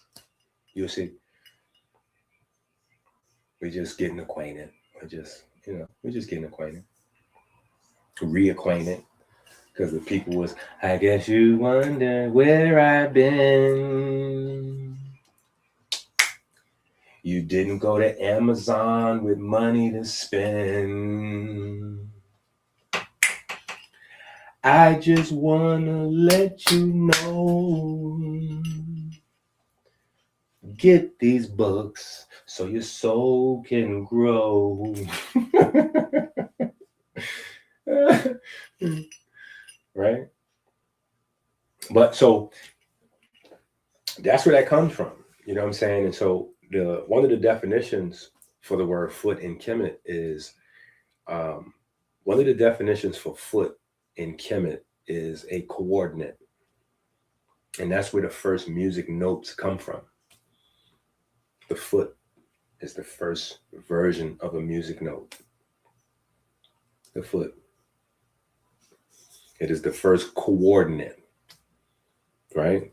The coordinate for walking, right? And I know you're like, hold up, EnQi, we was with you for a second there, but you just said the music notes came from a foot. It's a fact. That's why if you know how to read music, right? When you read a section of music, what is it called? It's called a measure. Yeah, see, words. People are illiterate. What does that mean that people are illiterate? You think at home that when somebody says you're illiterate, that means you can't read. No, it means your reading skills are severely limited. It means you don't know that many words. And the words you do know, you don't really know all of their meanings. So your ability to understand things is limited. That's what being illiterate really is. Plenty of people are functionally illiterate. Most people are functionally illiterate. It means that they can read. They just don't really fully understand what they're reading. So somebody can read something to them and they still don't understand what it is. You don't have a large enough vocabulary, right? But that's why a section of music, when you're reading it, is called a measure. The same thing we still do. We've standardized a unit of measure called the foot. When you play football, you're trying to get a first down, 10 feet or 10 yards. Each yard is what, 3 feet? You know what I'm saying? So you got to go 36 feet. Where they get that from? Where they get that from? The 36 weeks of the year. Like, wait a minute, it's not 36 weeks in a year. In Kemet, it was. In Kemet, it was. It was 36 decans. Each decan was what we would consider to be a week, a 10-day week, 36 of them. And when you get to 36, you get a whole new start. That's football, bro. You just don't know. You're looking at your ancient history played out all around you. You just don't know what you're looking at. But it's a measure, right? And so your measure is based on what? What is the measure written? What is those 5 lines that they write music notes on? What is it called? It's called a staff. Well, how do you walk? You walk with your walking staff. We back to the aorta again, right? You walk with your staff. It's a walking staff. And you walk what? On defined paths. Right? That's what those 5 lines are. They're creating paths. Now, when you get a little bit deeper into, or when you shrink it down and you go from macro, right? People walking with a staff on a path, you shrink it all the way down to the micro level or the quantum level, right? Then you get a wave guide. And that's what a string is. When you pull a string tight, it becomes a wave guide. If you pluck a tight string, it vibrates. The speed that it vibrates per second is called the hertz or the frequency. Yeah. X amount of hertz per, is vibrations per second. And that creates a frequency. That frequency has a sound, right? It's based on the length of the string, the tightness of the string, right? So little tiny violins sound way different than big bass, but still a string, it's a wave guide. When you pluck it, you create a disturbance in its equilibrium. The strength that you pluck it with removes the inertia. So the energy of your pluck is now transferred to the string, and the string has to vibrate to dissipate that energy. That's the same way when an atom absorbs a photon, the electrons move up and down and they vibrate and they radiate light, because they have to dissipate that energy. So when you learn what the nature of a string is and the nature of creating sound, you're immediately learning atoms, atom behavior, the photoelectric effect. You learn the photoelectric effect just by a guitar or something, whatever, a piano, hit the button, because piano is a string instrument. You don't see the strings, but when you press the button, a hammer hits the string inside the box. And that's the same with your muscles. It's the same with your muscles. Your muscles are string. Yeah. That's why you gotta keep the body tuned up, right? So all of this is the same principles laid out, one to another, to another, to another, right? So you have your walking staff, you have your wave guide, right? Or your paths that you travel, right? Measure by measure, right? That's what music is. That's what quantum is. Quantum mechanics is just like, it's just music. It's just smaller though, right? And all of this comes from one place. All of this comes from one place, right? This is why this is so important. And people that don't really know what I'm talking about, they don't get it. Because they be, oh, come on, you always talking about Kemet and this is. Yeah, because this is the science of everything is this, right? So this is how we get the whole science. You get what? 3, 4, 5, right? And then you get your square, right? Boom. Masonry, the square, right? This is the important square, right? The 90-degree angle, right? Why? Because magnetic fields and electric fields interact at 90-degree angles and produce light, which is supposed to be your purpose in life. More light, right? But on a more basic level, the 3, 4, 5 triangle gives you all of the science of civilization, right? This is how they made their calendar in Kemet. This is how they made the first sundial. The first sundials to tell time on is just this. Think about it. The flat part, and you put a stick in the middle. That stick is forming a 90-degree angle with the ground. And then you got the light hitting it, telling you what time it is, right? So all of civilization come with this one tool. This is why we call this the godometer, right? This allows us to measure God. So if you agree with me that God is music, cool. You're going to use the science from this to measure sound, measure wave harmony, right? If you believe God is light, right? You still have to use this science to understand electromagnetic waves. So way before Maxwell and Max Planck was playing with black body radiation and electromagnetic waves, post-slavery, they already was playing with the 3, 4, 5. given us the measure of waves, wave mechanics, the measure of waves and wave mechanics. And so we would understand how sound comes together, octaves, all of those things. And then using the measurements to create notation, to create duration, to understand pitch, right? But then also to document, like I showed you, the sundial, right? To also come with time, right? 3 plus 4 plus 5 is 12, right? Our day is broken into 2 parts of 12. 12 hours in the daytime, 12 hours in the nighttime. We don't really have a 24-hour day. We actually have a 12-hour day. We have a 24-hour cycle. But it's a 12-hour day, right? And that 12 is made up of 60s, right? 60 minutes, 60 seconds. Well, that's also there from this same triangle, right? Because if we take these same numbers over here and we multiply them, then we get 60. 3 times 4 is 12. 12 times 5 is 60. So we have our 12 months in a year, our 12 hours in a day, 12 hours in a night from this same measurement, right? Measurement, get it? A measure. And then we have 3 times 4 times 5, which gives us 60.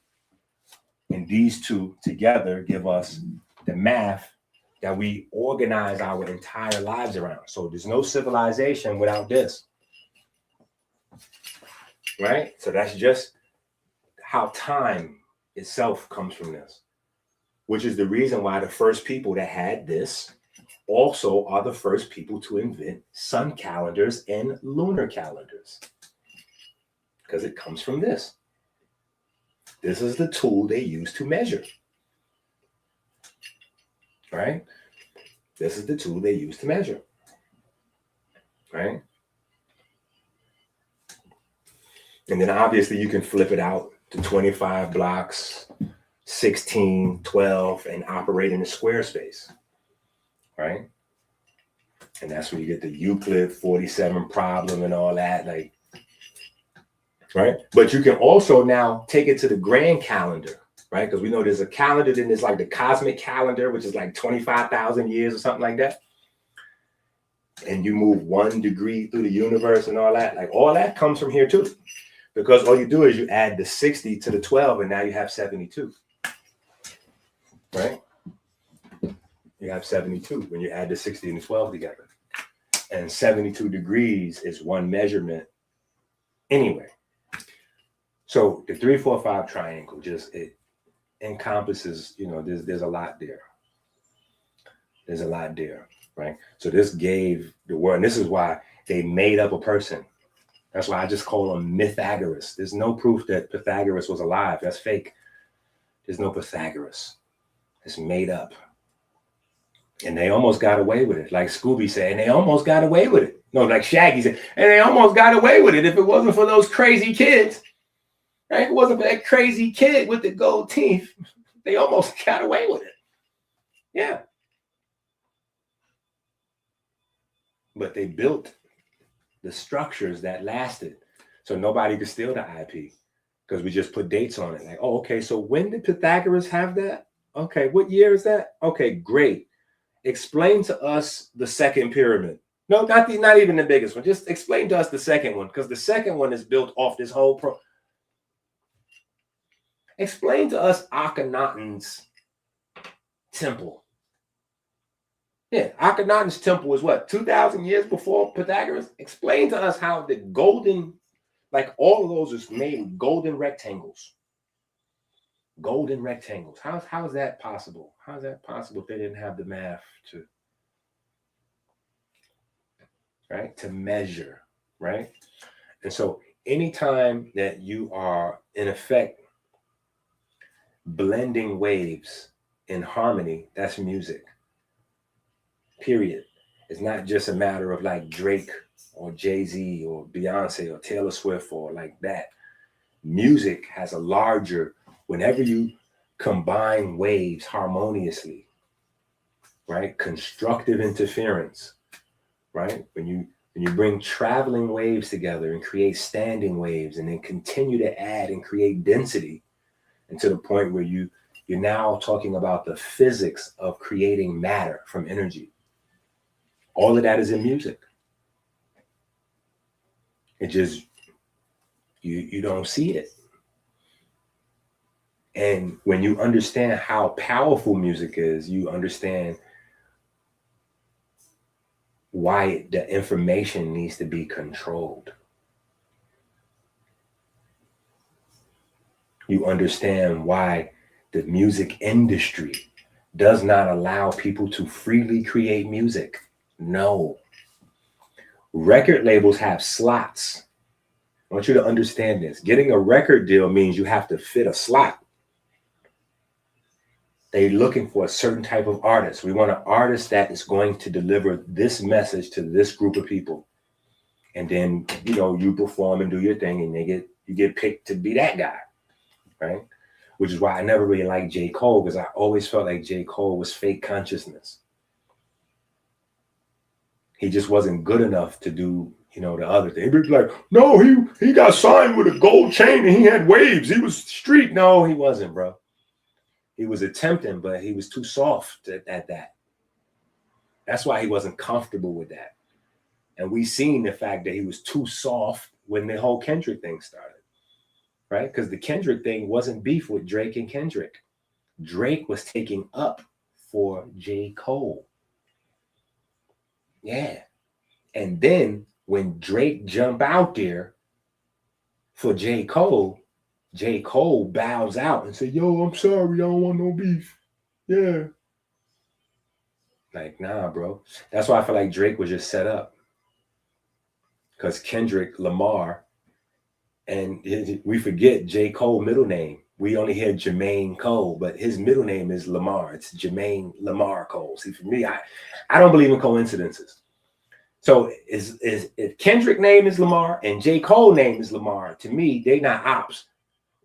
Drake got set up. Another conversation.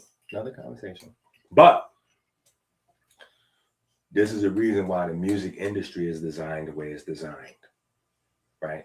And the streamer industry is now getting the worst of it, because the musicians are waking up to the bad contracts. Kanye put his whole contract out there so people could read all his contracts and all that.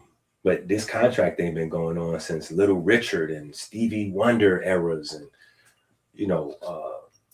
Jimi Hendrix and Whitney Houston's and all these people. You know what I'm saying? They had these same issues with music. Why? Why are you not able to just own what you're creating? Because it's not about owning the creation. See, if you're thinking about it's about owning your masters, then you still brainwash. You can't empower yourself that way because you don't have the knowledge. You need the knowledge to empower yourself. It's not about owning your creations. It's about owning the ability to create. Because understanding waves is that. There is nothing else going on. When you start learning the nature of waves, you're learning, like all these computers, it's the same. When you learn waves, you're learning chemistry, right? Here's one of the things, right? Let's go into this. Chase want to go to medical school, so me and him be having some of these conversations and stuff. And he don't always agree with me. Sometimes we be low key having debates, because he'll tune me out. I could tell by his eyes if he's paying attention or if he disagreed. But it's only when he really disagreed that he'll start to, you know what I'm saying? But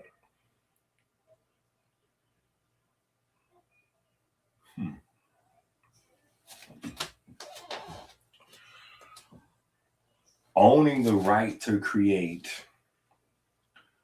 translates everywhere, right? Because the music industry works the same way as the technology industry,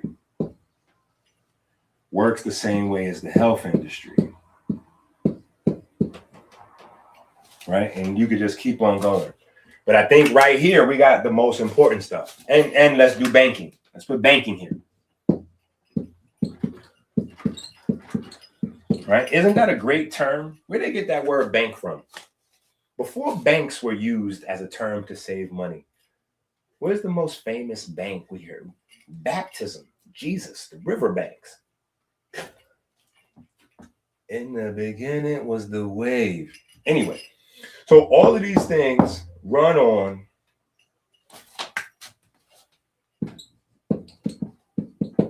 wave tech, right?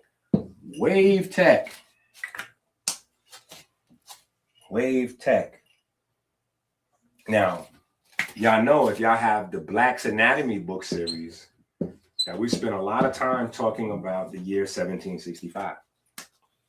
1765 is the year they opened the first medical school in America, right? That's 50 years before they knew what a water molecule was. And since we know the body is made out of water, if you didn't know what a water molecule was, you didn't know what the human body was or how it worked. See, they was running off of Newton philosophy that atoms was like these little solid things and blah, blah, blah, blah, blah.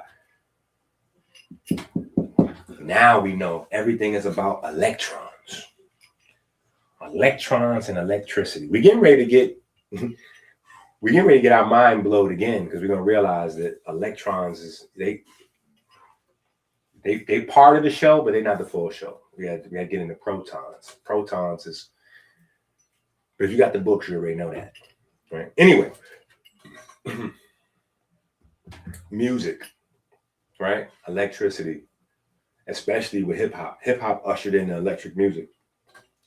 Hip hop, which is another reason why, to me, people that complain about AI seems insane to me. I'm 49. I'm 49. I was alive in the 80s. I was alive in the early 90s.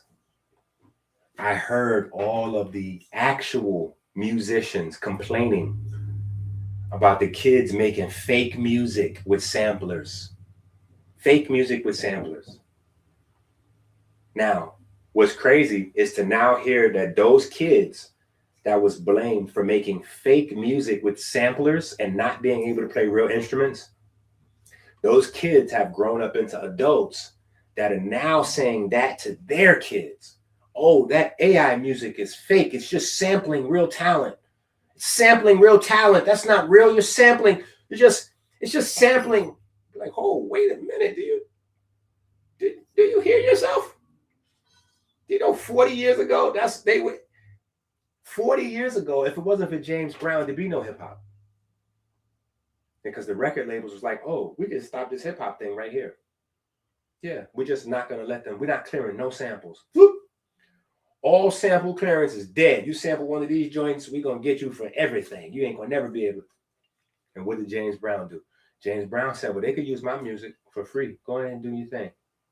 Sample me up, free or for the low ski. Free or for the low ski. So there's a whole era of hip hop where it's boom bap, boom, boom, or it's James Brown samples. And then there's a point where the James Brown samples almost become synonymous with boom bap, because he was the only artist that was, right, allowing people to sample his music. You know what I'm saying? So, but it's electricity. Technology is electricity. Technology is a slight bit of an advance, because when you get the technology, you're now dealing with electricity and photons. You're dealing with electricity and light. So it's the photoelectric effect, right? Like in your computer right now, when you're pressing the buttons, it's making electrical signals going to the processor or the memory, whatever. And then the other stuff, like to communicate, is transforming in your computer from electricity into light. And the light is what's released from your laptop to go to the modem. And then when it hit the modem, it's transformed back into electricity. And from your modem, it goes to the antenna and it's turned back into light again. And then it's going to travel. It might turn back into electricity and light 2, 3, 4 more times before it goes from your house to my house And now, boom, I got an electric thing, right? But it's a process going back and forth. And all of technology depends on one of two systems, a light-based system or an electric-based system. So you have fiber optic cables, which are running on copper wires, electricity. And then you have, no, you have the axial, that's what they call it, the axial cables, which is the copper wire. And then you have the fiber optics, which is like long glass tubes, so that light can travel through there, right? The copper you can put in a lot more different places. So most of the world's still using copper to transmit signal. But the fiber optic goes a lot faster and you can get a lot more information through, but you just can't lay fiber optics everywhere. It's hard to lay fiber optics because it's glass almost. It's like a special kind of glass, right?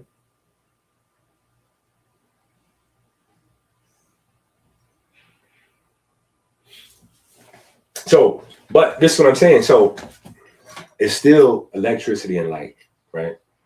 And if you understand that electricity creates a magnetic field, and a magnetic field and electric field create light, it all comes back down to electricity anyway, right? So now your health, a lot of people don't understand it's the same, right? We had Dr. Sebi, at least in the Black community anyway, the Black community had Dr. Sebi to usher in, and it's same era, 70s and 80s. A lot happened in terms of God revealing himself to the people in the 70s. That was the time where God was, making his way back to the people. But so we got Sebi, and Dr. Sebi came to the Black community and was like, hey, the body's electric, the body's electric, the body's electric. In the white community, you had Robert Becker, who preceded Dr. Sebi. At least he came a lot more scientific. Robert Becker came with science, where Sebi was more like herbs and plants, and this Mexican guy popped out of the bushes on me and whatever. Robert Becker came with the high level science to the point where a lot of people purchased his book, but very few people understood what was in his book, right? It's called The Body Electric. And so a lot of people bought the first book, but they didn't buy the second book, Cross Currents. But yeah, those were some of my favorite influences early on. Reading Becker and listening to Sebi. But Sebi never taught anything because Sebi was just a salesman. Sebi wasn't trying to create teachers. Sebi was trying to create consumers, right? Robert Becker on the other side, everything for him was science. He was looking to create teachers. So some of the things you hear, which you'll never get an explanation from listening to Sebi, you have to go some other places and find some other references, you know what I'm saying, to get the info to it. But this is where the year 1765 comes into play, right? Because we don't have any understanding of electricity in the human body in 1765. We don't even know about water in the human body, let alone that water and electricity is somehow occupying the same space. Like if you would have told somebody that, they would have said, you're definitely crazy. You would have been locked up in the 1700s for saying your body is made out of water and somehow it's electrical. Like that would have been enough to put you in the crazy house, right? But we learned that starting in 1905, 1906, once we started discovering B vitamins. Once we start discovering B vitamins, it's the same window of quantum mechanics, right? So you have Max Planck in like the 1880s, and then Maxwell, same era. And then right behind them, you have Carl Landsteiner. He's playing around in the same pocket, but he's dealing with biology. So Carl Landsteiner, on the heels, see, that's the thing we forget when we look at the history. We separate everybody. No, it's A researcher is researching all that exists in order to validate or invalidate his current ideas that don't exist yet, right? So you can never separate what's happening from what's becoming. Part of understanding Kheper. But so you got Max Planck, Maxwell, and a bunch of other folks in that era that don't get the fame. But then Carl Landsteiner came with the blood types. And, you know, at that point, that research goes like this. And so you don't really get back around to advancements in blood till you get to like B12, right? But you start with B1 and you start understanding how your body's breaking down glucose and this and that. And it's not until then that pigment starts to become important, right? Up until this time in the 1900s, pigment was considered to be a waste. It was just a way to separate whites and blacks, or, you know, Chinese, just people, separate them from their skin color. But the skin color didn't have a biological function. So even now, you get a lot of people that will argue that your pigment doesn't mean anything. We're all the same. No. If you argue with them and you ask them where they get that from, they would tell you, oh, this guy, I got the book right here is the authority on this and that. Them books is from the 1700s and 1800s. Them people didn't even know what pigment was back then. They had no idea of bioelectricity or chemiluminescence. They didn't know what those things was. It's not until the 1900s, right, that we start to figure it out. Oh, pigment does something. This electricity and light, your body, your, you know, the creator or whoever, evolution, whatever, you got this stuff that allows you to run light and electricity and magnetism through your body. Your body is really based on light, magnetism, and electricity. And because those are non-physical things, you need a physical anchor to bring light, magnetism, and electricity to use, you know, to have use. And that's pigment. But we don't figure that out until after B vitamins, right? So starting with B1, we start learning what a carbohydrate is, what it really is, right? And you break a carbohydrate down to glucose. Then you break a glucose molecule, that's carbon, hydrogen, oxygen. You break that down into hydrogen, right? The carbon and the oxygen gets coupled together and you get rid of that, CO2. The hydrogen is where the energy is at. Hydrogen is where the energy is stored. That's the sunshine inside your food. The sun is made from hydrogen, electrons and protons, right? So that's the hydrogen in the food. The carbon and the oxygen just packages the hydrogen.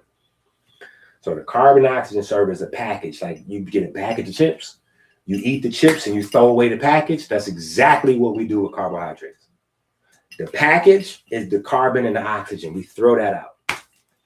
So when you listen to these goofballs talk about, I'm a carbon-based being on a carbon-based diet, feel free to slap them with the back of your hand. Unpowdered, slap across the, it's not a real thing. If that was the case, your body would be saving the carbon and getting rid of the other stuff. But no, your body gets rid of the carbon. We don't use carbon.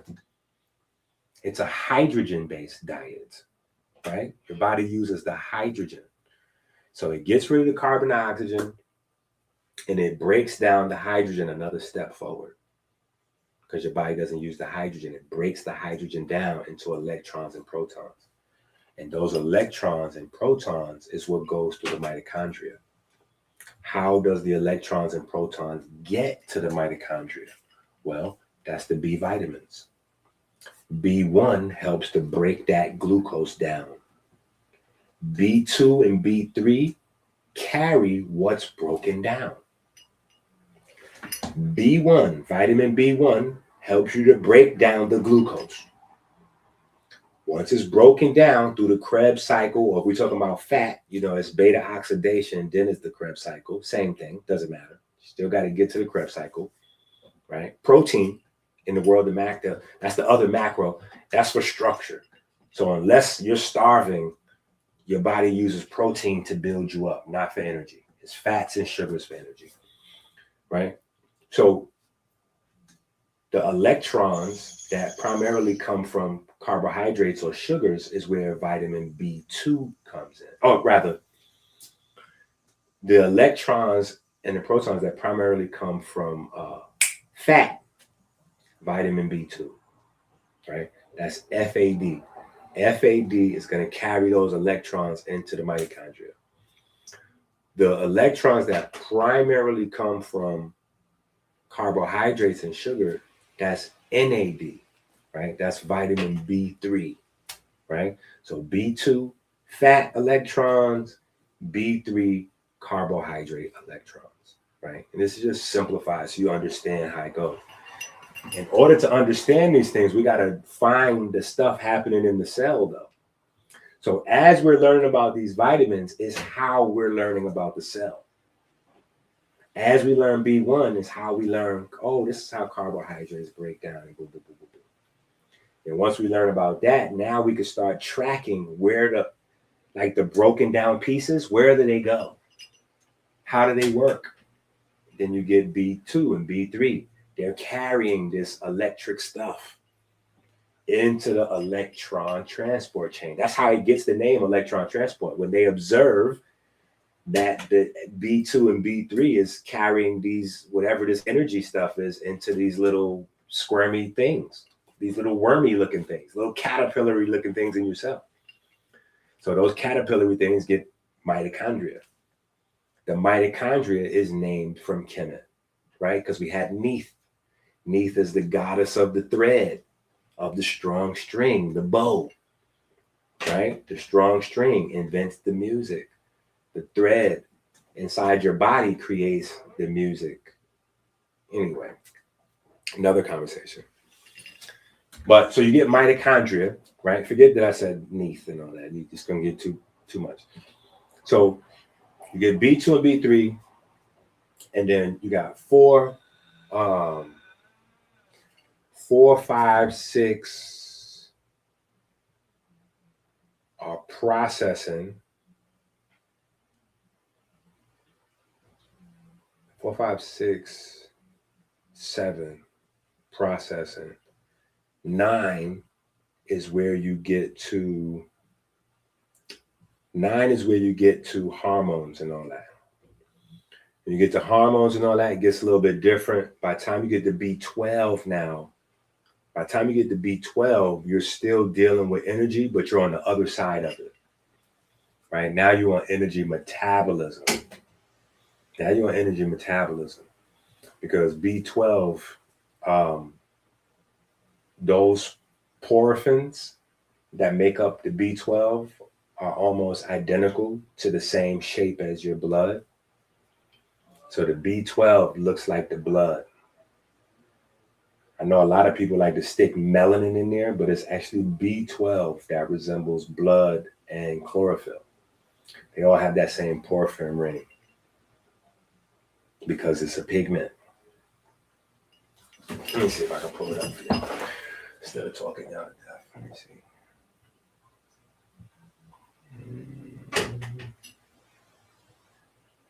Let's see if we can get a B12 versus chlorophyll versus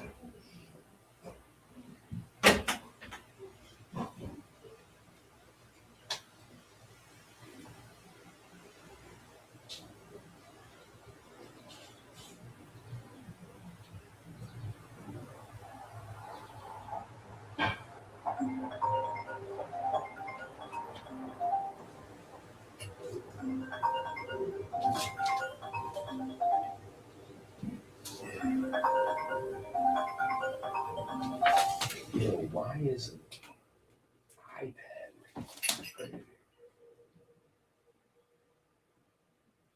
Okay, let me see what we got right here. What is this? Security check. What?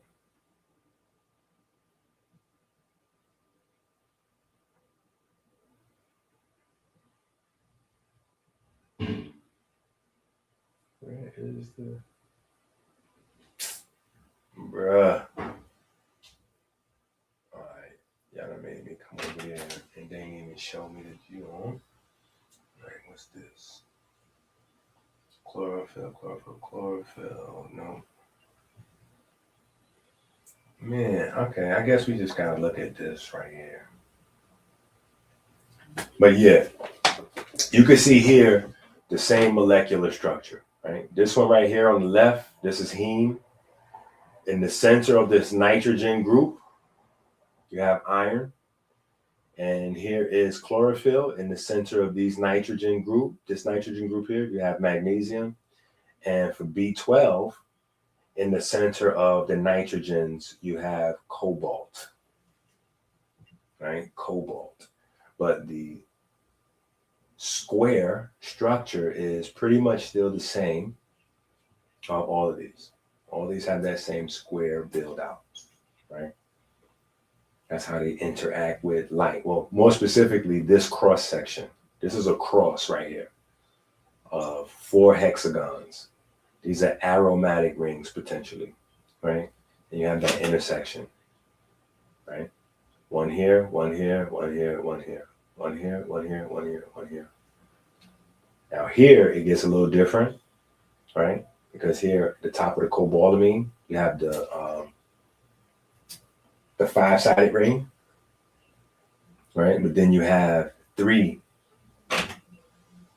hexagons, right? Or 6-sided rings, which is where you get that light interaction, potentially, right? That's what those hexagons do. And so even the hexagon itself is a motif that nature uses all over and over at different scales, right? And when you think scale, right, you think what? Different sizes, or you think a reptile skin, but you forget that a scale is what? It's music. It's music. You have a musical scale. What does a musical scale take you through? It takes you through a set of sound, an octave. It's going to keep coming back to the same thing, right? And so the only real thing you have that's different between music, the understanding or the teaching of music, and health or quantum mechanics or whatever the case may be, is just the size of the waves, right? Whenever you're dealing with waves, there's an implied size scale, right? Whether you absorbing light or sound, mechanical waves or electromagnetic waves, there's a size that your body's able to interact with consciously, right? When you get to the quantum, it's not that the waves are any different. When you get all the way down to quantum mechanics, the waves are still the same. The only thing is they're so small that they have to be assumed. So instead of dealing with actual waves, you get potential wave function. You get potential wave function because the waves are so small, but it's still the same.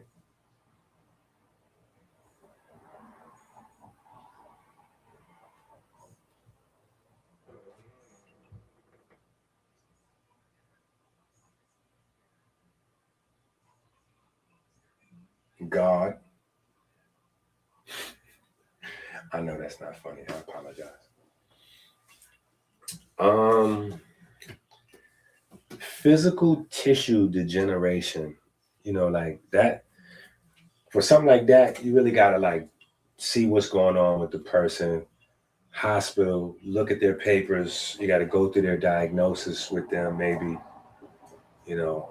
A lot of times. So, like for instance, there's an era. There's an era where I spent a lot of time in hospitals with people. I'm from a different era of naturopaths or holistic. Like today's era of healers and all that, they just talk on the internet and sell stuff. But they don't actually like go into the AIDS ward. They're not in the cancer. They're not going to oncology wards and you know, they're not sitting down with no doctors, and you know, they're not really doing that. You know, but from my era, there was a level of study that you needed to have book wise. And then there was another level where you actually had to go out in the world and kind of like medical schools, like, okay, you study in school and then you got to go, you know, as a student, you know, to work actually in a hospital, actually learn from people that really know what they're doing and hold patients' hands and let them throw up on you and like go through it. You got to go through it, you know. And I learned in those spaces in that time that there really was no one direction to go in. A lot of people are polarized. So people that are into health, you know, like vegan herbs, they're anti-doctor. And people who are pro-doctor, pro-hospital, they're like anti-herbs and this and that. And from my experience, I learned that only people that have poverty of the mind or poverty of the pockets think that way. Nobody that has any real information or any money thinks that way, right? If something happens to LeBron's not going to just go to a doctor. LeBron's going to have a whole team. He's going to talk to his doctor, his medical doctor, his surgeon, right? His nutritionist, his chef, his herbal, you know, his orthopedic surgeon. He getting ready to have a whole crew of people with different specialties, and he's going to talk to them and figure out what he's going to do. Why? Because you develop biases as you study and do your thing. And so most people that are promoting herbs and stuff like that, they want you to believe that you can fix every problem with herbs. People that promote diet, they want you to believe that you can fix every problem with diet. Personal trainers out there, they want you to believe that you can fix every problem with exercise and macros. You know, like surgeons want you, oh, we can just cut that out and pop a new one in. You know how many people get like new ankles? Ankle surgery is like, people are getting ankles like they're purses. But again, people don't talk about new body parts. But people get ankles and knees replaced like it's nobody's business. And over 60, forget about it. Hip surgery is the thing. And if you're an athlete in your 40s and 50s, you might get new hips if you got the money, right? And that's because problems with the hips, just get some new ones. That's a surgeon's advice. Problem with the hips, take some medications. That's a medical doctor's advice. Problem with the hips, you working out wrong. That's a personal trainer's advice. Problem with the hips, you ain't getting your nutrition in. You malnutrition. You missing out on this and that. And I got the perfect herb for you. This is the hip herb. This herb right here is going to get the hips. So we don't lead with that. We lead with information, because I want to see you at your best. I want to be at my best. And at my best, I'm going to have me a staff. Even with all I know, I'm going to have me a crew. I'm going to talk it over with my crew. What's the best next step? You know what I'm saying? Now, I will tend to lean natural 99% of the time. 90% of the time, let me say. Right? But for instance, I just found out that my son Caleb is allergic to, he got a food allergy. So as his windpipe was cutting off and he was losing the ability to breathe, I didn't give him an herb. We didn't do an herb. We went right to the emergency room for a shot. Bam. Yeah, let me get that. We need that steroid, champ. Yeah, let me get that. Let me get that adrenaline down there. Let me hit my boy with that adrenaline. Now, post-adrenaline, now we know, okay, food, nutrition, antihistamine food. Let's keep the histamine level. I not saying that those things are coming to play, but it's really about teamwork. In that moment, I needed to go get some medication for my boy. Now that I have the knowledge, because see, before that, we didn't know he had an allergy. His mom's got allergies, but my DNA, I don't have that in my. So all my children, I guess my genetics overrid any possibilities of allergies. So we never thought that there was, possibility of that. Boom, he got that. Okay. Well, now that we have that knowledge, I know going forward, okay, cool, he's allergic to this stuff. But in general, you want to just watch for other things, because allergy is about histamine reaction and immunoglobulins. So it's good that we understand immunoglobulin behavior and histamine reactions and the difference between tyrosine and tyramine, right? Remember back in the days, I was arguing with dumbass Ali about that. He's like, no, it's the same. It's tyramine. I was like, no. Tyramine is not the same as tyrosine, champ. Similar. They might even be related, but they're totally different. I'm going to need you to calm down. Okay? Tyrosine is a requirement to produce pigment in your body. So if we get rid of all tyrosine, I mean, what are we doing? How's your brain going to function? How's your body going to carry oxygen around with no pigment? Right? It's stupid. I'm going to need you to read some books, champ, before you keep telling people you know health information. Right? But this is back in the days. You know what I'm saying? Tyramine is in like fermented stuff, like cheese and stuff like that. Right?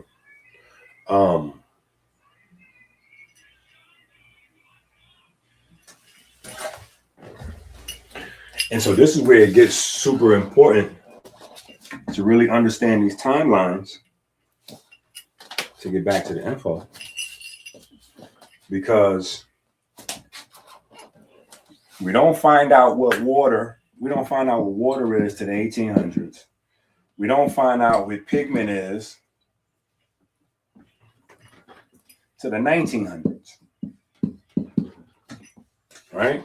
So we just start learning pigment as we start to learn B vitamins and electricity in the body, period. And it's not till the 1950s, 1960s that information is really like locked down, but it's like considered to be like high level, taboo level science. It's not in medical schools yet, so doctors don't know it. So when I say the 1960s, I don't want you to think that doctors in the 60s knew it. This is high level, discovery level science. So it hasn't worked its way into academia yet. There's like a 30-year to 50-year gap between finding out new information and that new information winding up in school textbooks. So just because they discovered DNA and pigment and all these things in the 50s and 60s, that stuff didn't work its way into common discussion or understanding for another 30 to 50 years, which is the 90s and the 2000s, right? But the problem with that is food engineering happens in this era of not understanding how the body breaks down food or how the body processes food. Same window. After slavery, right? We start getting the droughts and the dust bowls, and the soil in America goes, it goes bad. And so they had to come up with a way to heal the soil to make the soil grow food again. The soil in America stopped growing food after slavery. After slavery, it stopped growing food. So this is why they went into laboratories and invested money to figure out how to make the soil grow food again. And that's when they made chemical fertilizers. And so they played with the chemical fertilizers for a while, and they got the soil to start regrowing food again. The problem is the plants that grew from that soil, they didn't have any immune system, and they was like messed up. They was like blotches and yellowy, and they didn't have the nutrition, and people that ate it was getting sick. And so they had to create a synthetic chemical to replace the immune system of the plants that was growing from the chemical fertilizer. That fake immune system becomes the pesticides. So because they use the fertilizers, they now have to use the pesticides. And so that kind of keeps on going throughout this period from the 20s to the 60s, right? From the 20s to the 60s. And then in that era is where people stop going to the supermarkets and all that. You get the fast food restaurants, all that comes out of that same era, right? Of not understanding how your body works. They did not know. It wasn't in school. It wasn't in the hospitals yet. Remember, this same time period I'm talking about is when doctors were selling people cigarettes. So they did not know. They did not know, right? It's not until you get to the early 2000s that they figured out what DNA, how it, like, they're starting to learn now, right? So we get the EnCode project, you know, where they put in billions into understanding how your DNA works, and they figure out, oh, there's no such thing as junk DNA and blah, blah, blah, blah, blah. That should have debunked evolution right there. Because the only reason evolution theory survived into modern science is because of the concept of junk DNA. Junk DNA is basically evolution's last piece of evidence before evolution was totally destroyed. And it was like, okay, if the body is evolving, right, and traits come from DNA, what does your body do with the DNA when the traits that it makes are no longer required? The answer was it stops using those sections of DNA. And this is why we have accumulated so much junk DNA, because the junk DNA is evidence of us having traits that we needed at one time and that we don't need, so we stop using it. Well, that only worked when there's a such thing as junk DNA. When 2010 rolls around and the EnCode project finds out there's no such thing as junk DNA, we have actually different types of DNA. So what we had been studying that we thought was active was not active. It was just protein coding. But that's the smallest type of DNA we have.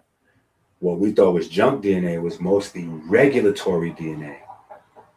The DNA that is involved with encoding the information from the environment, as well as radiating the information, as well as decision making, as well as the math that's associated with building a cell.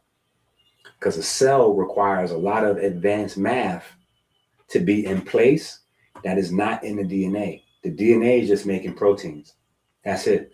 But the information about how to put those proteins together to make this, or where to put it right here, or having two eyes that's at this spot and this is and that, well, that information was somewhere else, right? So that's where you start to get into the magnetics and some of the other more advanced concepts. But we couldn't even bridge that gap without understanding pigment, right? Understanding pigment, and that the body has a special type of tissue for energy, electric, light, magnetic, whatever energy. That opened up for us to then understand, wait a minute, there's different types of protein. Even in the world of protein, you have protein that's designed for structure, branched chain amino acids, and then you also have protein that's designed for energy, right? That's collagen. Collagen, that's your proline and hydroxy, you know, all of that, right? Your soft tissue, right? But they're not really getting ready to tell you about that too tough, because they're making a heap of money from that. Everybody getting shoulder replacements and hip and knee and ankle. That's soft tissue money.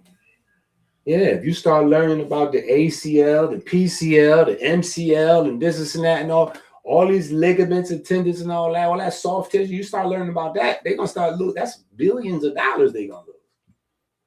Yeah, billions. That's billions. So they're not getting ready to hip you to that. They're going to learn about it. Then, you know, you got to find out on your own.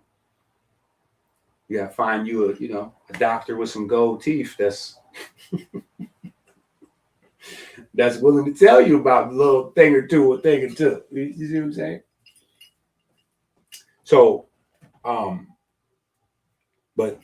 the problem really comes in, again, once they figured out the B vitamins, because then they realized that your health, the laws of Newton, which is what the science world was built on, physics was built on, don't apply to humans, at least not in the way that they thought. It doesn't apply. Because we thought that the atom was the smallest thing in the time of Newton, right? In the time of quantum mechanics, we know the atom is not. It's not even solid. You know, it's made out of electrons and protons, and these things behave like waves. So we're in the wave space. We back to Kemet. We back to Noon. And then even the electrons and protons and all that, they got smaller parts, right? Which is the whole thing that people missed. I still get people want to argue with me when I explain to them what it's saying in chapter 1 in Genesis. When it says in our image and likeness, it's not saying in like a, you know, like you mimic this. No, it's saying inside. It's saying that life is based on like a Russian doll kind of thing, where it's stuff inside of stuff, inside of stuff, inside of stuff, inside of stuff. And your POV is based on your size scale. The way you see the world and experience the world is based on your scale. Your lifetime is based on your scale, your size. But you are just like the next thing, that's the next thing, that's the next thing. If we look at a planet is just the same as a cell. You would be an enzyme inside of a planet. If we viewed the planet as a cell, you would be an enzyme. Period. And we can scale down, right? And see a whole nother world, inside a world, inside a world, inside a world. It's the same thing. We go to the atom, we zoom in, we see this is nothing but space, stuff, whole universe in there. And any one of those universes, you could zoom in there, it's a whole nother. So that's why string theory never really went that far, because string theory may explain how things are connected, but it doesn't give you the Russian doll understanding. Right? So anyway, when we get down to understanding how food breaks down in the body, it's all quantum mechanics, right? Because food is going to break down beyond atom size. It's going to go into electrons and protons. And in another 50 years or so, we're going to see that there's smaller parts. And those smaller parts play a role, right? We're even going to find smaller body parts, organs and glands. The cochlea is not going to be the only thing that's microscopic. Right? We already have microscopic body parts that we could not see with the naked eye. We're going to find more of those. We just don't have the technology to zoom that far. But we'll find some more stuff. There's plenty of stuff, plenty of discoveries to happen for the next generations. We still got an infinite amount of discoveries to make in our time. And even that will not stop the discoveries. There's been no generation to occupy this planet that has not made a zillion discoveries. And those zillion discoveries never limited the generations coming behind them for making a zillion discoveries, right? We just got to be mindful that we're not operating outside of our era, which is why a lot of people are sick, because we're running around on information from the 1700s. We're running around on information from the 1800s. Oh, they knew what water was, but they didn't know that the cells are made out of water. So water is the primary principle, period. And if everything has to operate inside your body in water, that's a whole nother dynamic to wave mechanics. We're talking about waves that are inside of waves, that are inside of waves, that are inside of waves. It's just scale of waves. That's it. Right?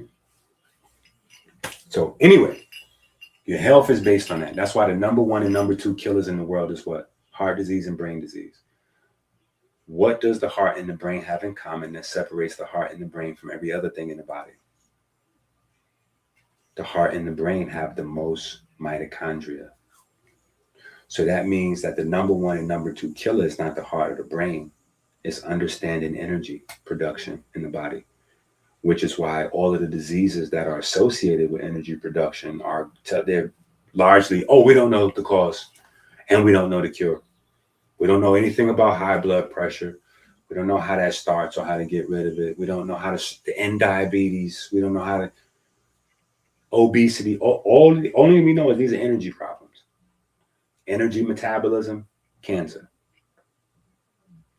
Energy storage, obesity. Energy utilization, diabetes. The organs that have the most energy flowing through them, the heart and the brain, break down the fastest. We don't understand energy. It's because our hospital started in the land of physics, atoms. And we're now living in the future from then, which is quantum mechanics. We're supposed to understand energy. We got to understand energy in order to understand diabetes, which is why I be in AB and Dean's chat. They in there talking, oh yeah, you got to do this. I'm like, yo, forget about, I don't want him to box. Like, yo, he gotta get back to training so he could box again. I'm like, for what? Are y'all dumb? I don't want to see him box. No, boxing is a hunger sport.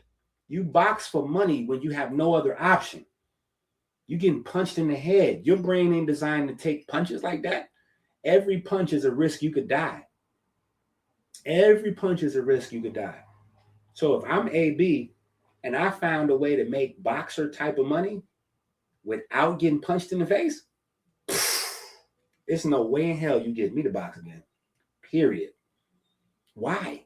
I have the money. I don't need to box. No. So I be in there, the lone voice of reason, because I'm like, no, I want to see AB get right because I want to see AB healthy. I understand that he has a sugar problem.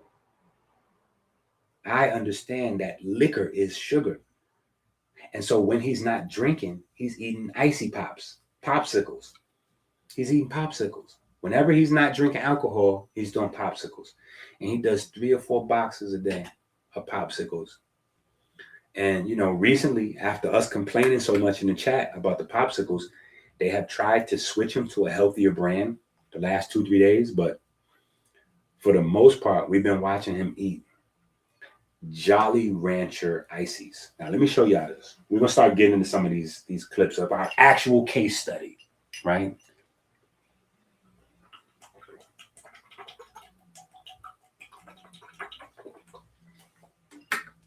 And I be in there yelling so much common sense.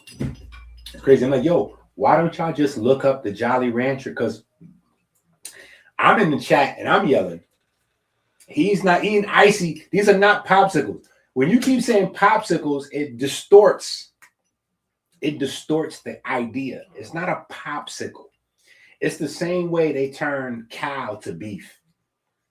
So they could desensitize you to that, the fact you're eating cows. Yeah, no, we're not going to call this cow. We're going to call this beef. Otherwise, why is the word beef even in existence? We can just say we eat cow, right? Why do we need to say we eat venison? Why don't we say we eat deers? Because once you say deer, you humanized it. Once you say cow, you humanized it. You know what I'm saying? You don't want to eat a cow. But beef, oh, beef, delicious, right? These are like mammals. We respect them at a different level. Chicken and fish, we don't care about. We think they are less than us, lower life form. So it's cool to eat chicken. So chicken is called chicken. Yeah, it's cool to eat fish. If this is fish, the fish and the birds is the same. So fish is fish. Birds is birds. Yeah, you eating whatever that is. Whatever that bird is, turkey is turkey. Chicken is chicken. It don't matter. You call it by. But the higher life forms that you should not be eating. Oh yeah, we're gonna name that something else. Yeah, we're gonna come up with pork. We're gonna come up with beef. We're gonna come up with venison. We're gonna come up with these other names, right? So by calling it a popsicle, you know, it takes away from the fact that it's pure high fructose corn syrup. And so y'all can imagine me going crazy in there as I'm inspired. Y'all know our culture is literally inspiration. That's the name of my religion. If y'all don't participate, my religion is inspiration. So when I say somebody inspires me, that's a divine. So I'm inspired. So I'm really locked in on the inspiration. And I'm doing my thing. I'm out there with Chase. I'm out there with Caleb. I'm out there with Kylie. I'm getting my steps in. I'm running. I'm jumping rope. I feel like I'm benefiting, right? And then I'm watching these people let AB eat this high fructose corn syrup all day. And I'm like, yo, what the, nah, man, just let him have the liquor then. I mean, yeah. Y'all keep saying popsicle. Popsicle make it sound like it's a nice kitty snack. Like it's cute. It's, oh, we having popsicles. Yeah, he like popsicles. Like, hold on, man. Stop saying popsicle and start saying high fructose corn syrup. Because that's what that is. Let me show y'all this damn thing that he eats 3-4 boxes of a day. Jolly Rancher popsicles. Bam. Let's look at these joints. Let's look at the ingredients. Can we see the ingredients? Where are the ingredients? We want to see that part. Boom. Y'all see that? Oh, wait a minute. Here you go. Bam.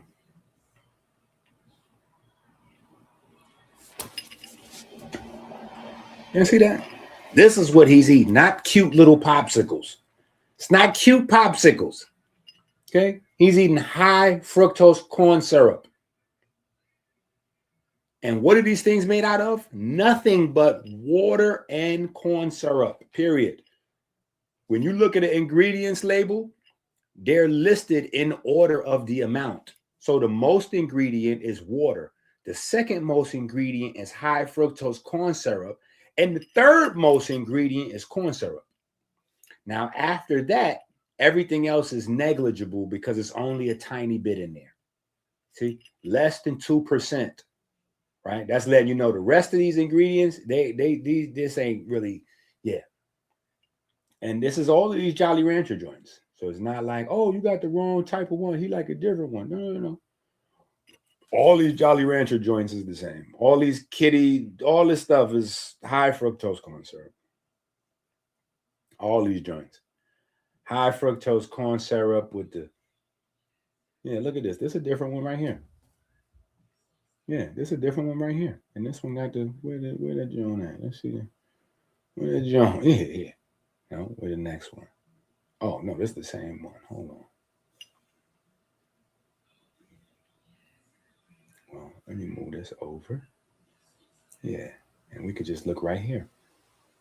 Different icy pops from Jolly Rancher, but you see, it's the same 3 top ingredients. Water, high fructose corn syrup. So I'm in there yelling because I want to see him get back to healthy. I want to really see AB rich again. I want to see the rich abs, the rich AB. Right? I want to see the healthy AB, right? That's rich for me when you got a nice, when that apron is good. Yeah, mine was like, I couldn't say nothing though when I'm walking around like this. You see what I'm saying? What can I say when my stomach is poked out like this? I'm walking around 215 at 6 feet tall. I'm walking around 215. I can't even put my, you know what I mean? My Gucci blazers was getting tight. Look at this. Let me show y'all these 2 joints. Look at this. This is the classic, right? This is the classic joint everybody knows EnQi for. Right? This is the classic blazer. This is, yeah. Right? Now it fits me properly. You see the waist come in and all that? Yeah, because this is the size I was when I got this joint. You see how the sleeves, everything fit proper, right? Now, I had to go up 6 sizes to get this one. I had to go up 6 sizes. So this one don't even fit me right no more. This is huge on me now. Look at this. Look how big this is on me now. But I need one this size because, I might get fat again.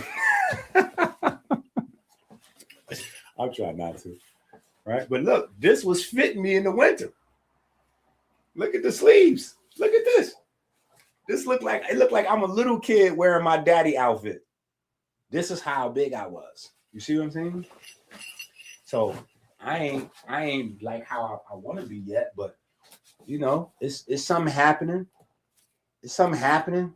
I can see some lines and some, you know what I mean? I got a little jiggling still going on, but I can see some lines and some. But yeah, I'm in there.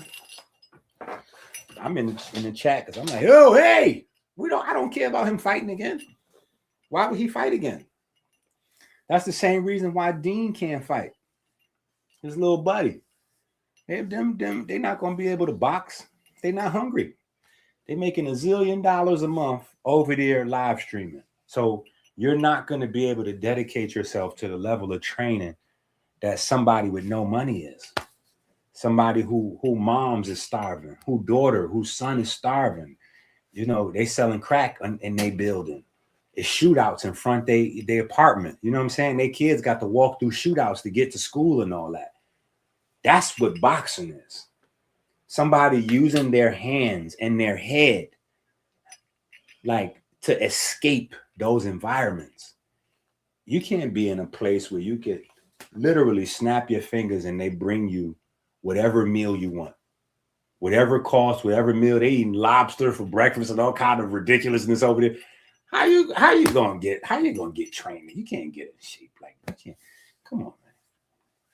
Champagne every day, girls strip come on. It's too much. You got everything that the winner has, but you ain't a winner yet. You know what I'm saying?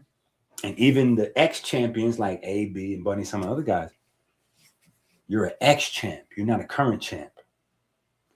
So when you surround yourself with all of the trappings, listen to the vocabulary. When you surround yourself with all the trappings of a current champ, there's no way for you to get into the mindset that you would need to be in order to come up the ranks. Period. Because it's all hunger. It's all hunger. You know, that's the thing that I think separate Floyd from AB. I think raw talent, I think AB had it, but he didn't know how to have it and stay hungry. And I think that's the difference between a first generation great boxer or just boxer in general, like AB, and a second or third generation, boxer like Floyd, who can look at his dad and his uncle and see, and learn how to stay hungry, how to separate yourself from your material. He played with his material. He used his material to promote the fight, but he stayed hungry. You know what I'm saying? He's most famous for, having the Bentley drive alongside him while he's running. He's walking to wherever he's going. He's jogging to wherever he's going. He got the expensive car with the entourage. Y'all in the car in the air condition. Hold up the camera and film me while I walk. The one who paid for that car and camera, I'm walking alongside it because I'm hungry. I got a fight coming up. I got to stay hungry. You know what I'm saying? I can't drink because I got to stay hungry. It ain't about I'm trying to stay sober. It's like I got to stay hungry. You know what I'm saying?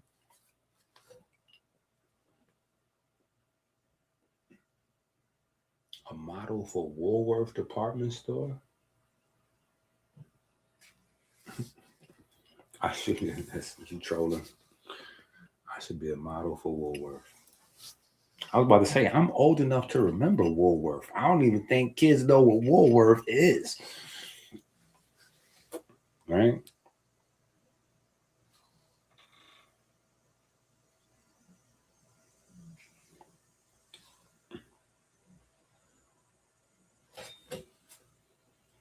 Peyton said that joint looked like a karate coat. Man, that's a Gucci blazer right there. That's a Gucci. That's my lab. I consider this my Gucci lab coat. I consider it a lab coat since it's so big. But yeah, my waist is supposed to be like a 33. Like 33 is good for me. 34 is good for me. 32. I wore a 32 when I was at like 8% body fat. That's a long time ago. That's before Chase was even born. Chase 17. So this is 20 years ago. You know what I'm saying? I haven't been 8% body fat for a long time. But even when I'm at a normal, like a good little 13, 15, yeah, my waist is 34.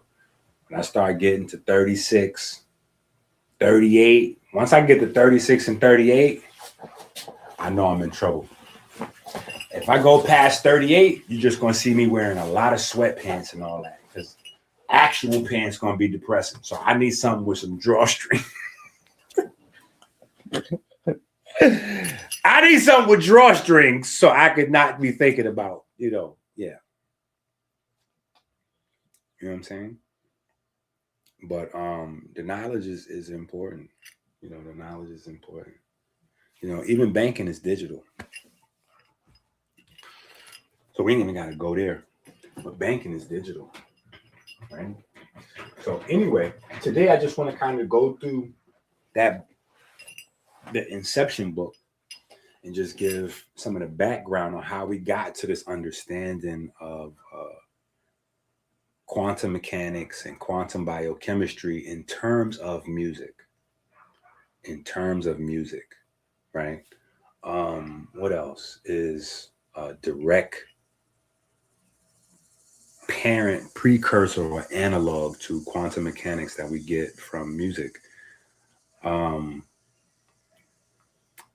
Our quantization, right? Time is important. Cycles, right? That's also from Kemet. They had two different types of time. You had linear time and cyclical time. So the study of cycles comes from Kemet, right? And we don't get hertz. We don't get hertz or frequencies without cycles of time, right? And you have to get that, because that's what's going to determine, like, and we take it another step forward in the athlete space. If we were to get into the athlete space, in order to dig into the athlete space, we would have to go into frequency, right? Because that's what's going to determine, all of the little metrics.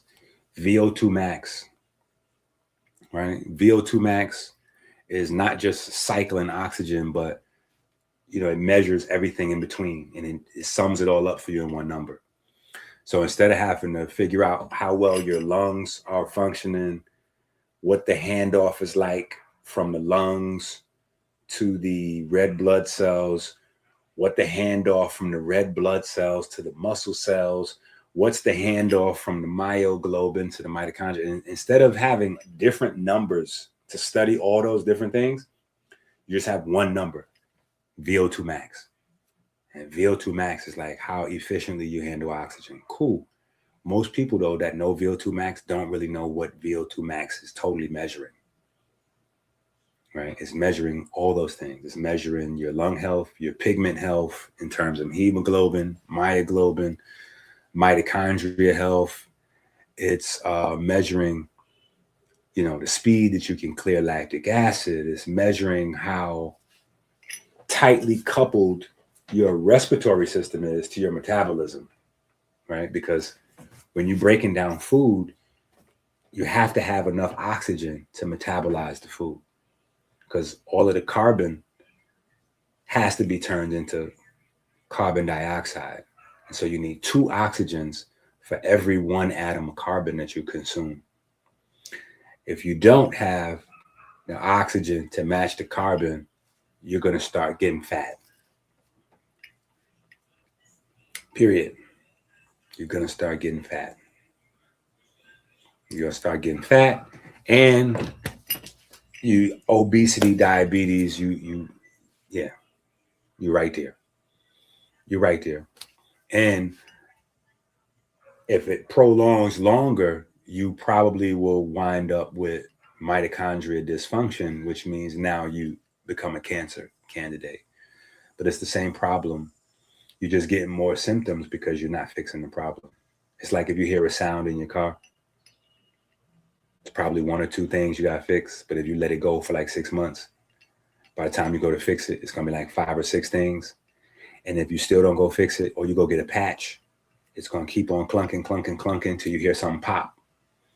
When you hear a belt pop, you know, you in trouble now, right? Same thing with your body, right? If you hear your knees popping or your elbows popping, right? You should know, hey, something is not right. Now, if you keep pushing it, one of them tendons or the ligaments going to go, and then you in trouble. Like the guy from Diamond's Gym. What's the guy from Diamond's Gym? The main guy that be yelling and cussing out people. From the most dangerous gym in the world. Them guys is boxers. That's what they are. They're just fighting and exchanging their life for money. Yeah, one guy dropped the weights on his foot, so he ain't got a whole foot. You know what I mean? The other guy, he was doing so much bench pressing that his pec literally ripped off of the muscle. I mean, ripped off from the bone, which is not possible, but that's how we generally describe it, right? But really, it's not the pec necessarily tearing. It's the soft tissue, because remember, muscles don't connect to bones. So it's not possible for your muscle to separate from a bone because your muscle doesn't touch bones, right? Your muscles connect to a soft tissue. The soft tissue connects to the bone. So a lot of times when you have people that have that type of injury, that's because there's some sort of steroid. You know, usually it's either steroid or extreme overtraining. Extreme overtraining, because your muscles get a lot of blood flow, which means they get a lot of nutrients. Whatever you eating, it's a lot going into the muscle. So you damage it, the muscle usually heals fast. Your tendons and ligaments don't have blood flow like that. They got much, much, much smaller blood flow, which means they take much longer to recover. So your tendon will be like able to do like 10 pounds, where your muscle done increased. They both started out able to carry 10 pounds, but you working out, the muscle is getting bigger and bigger and bigger. So now the muscle can handle 40, 50, 80. And so in your mind, you think you should be going with the speed of your muscle. Oh, my muscle could lift 80. I should be lifting 80. I'm going to hit a PR. Yeah, if it could lift 80, in fact, I'm going to try to lift 85. But guess the problem with that? That muscle has to yank on the bone in order to get the bones to move. And it does that not by pulling the bone directly, but by pulling that soft tissue. And that soft tissue got left behind by your muscle. Your muscle keeps breaking down and recovering, breaking down and recovering. But the tissue is still at the 10-pound strength. So now you got this muscle that's able to grab 80, pulling on this tendon is only strong enough for 10, 15, 20. Pop goes the weasel. Right?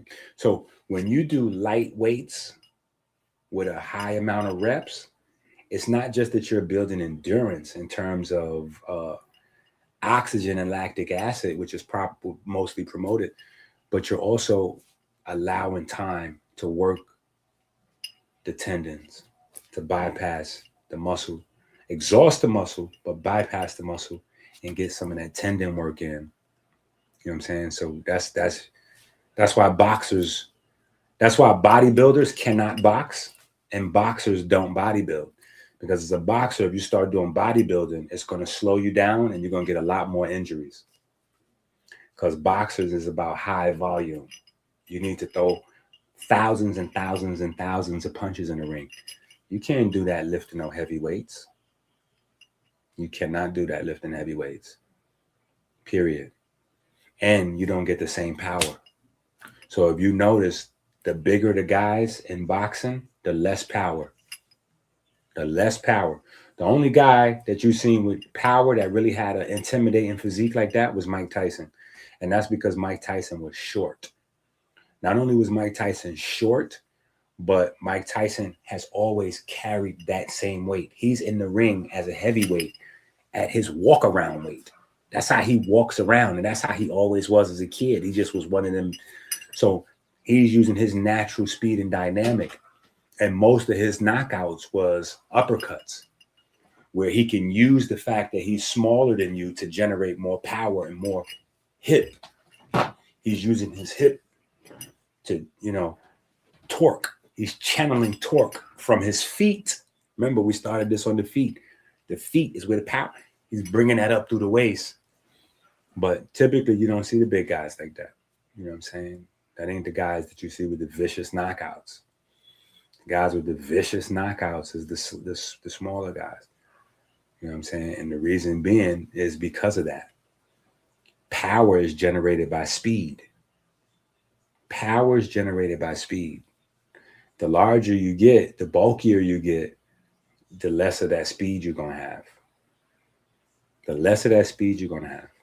So boxers have to have a unique workout that allows them to bypass, to some extent, the slow twitch muscle or develop the slow twitch muscle to a high degree so they can have the endurance, but also training the fast twitch muscle without allowing the fast twitch muscle to get bulky. And that's why a lot of boxers wind up drinking alcohol, right? They don't realize it, but it's constant glycogen depletion. Your fast twitch muscles store glycogen. So anyway, it's too much. I already know it's too much information for one day. In fact, we probably going to have to,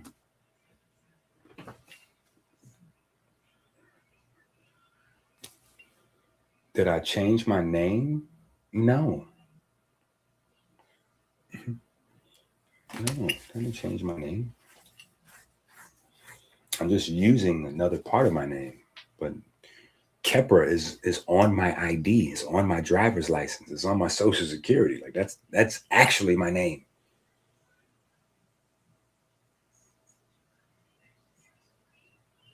So yeah, when you see Dr. Kheper, that's still me.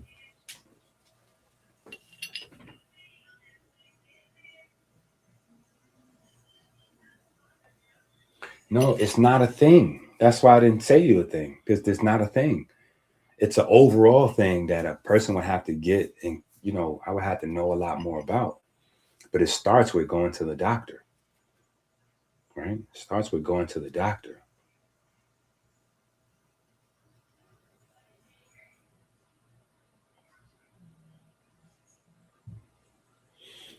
Holyfield wasn't that powerful. You said, what about Holyfield? Holyfield wasn't that powerful. Holyfield looked powerful when we look back at some of them joints, some of them clips, when he's fighting smaller guys. But when Holyfield was fighting people Holyfield size, he didn't have no power. He was known for outboxing. Holyfield was known for being a really great technical fighter amongst the guys that was his size. Yeah. That's the problem with Deontay Wilder. That's with Deontay Wilder. Deontay Wilder, look at Deontay Wilder and Anthony Joshua. Those are good examples for you. Deontay Wilder, insane power. Why? Because he's thin with dense muscle. So insane hitting power.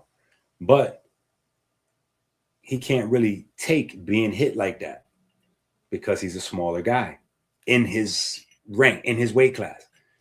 When you looked at Deontay Wilder standing next to Tyson Fury looked obese. But that size is going to help him absorb some hard punches. You know what I'm saying? Now, Anthony Joshua is big, like Evander Holyfield was back in the days.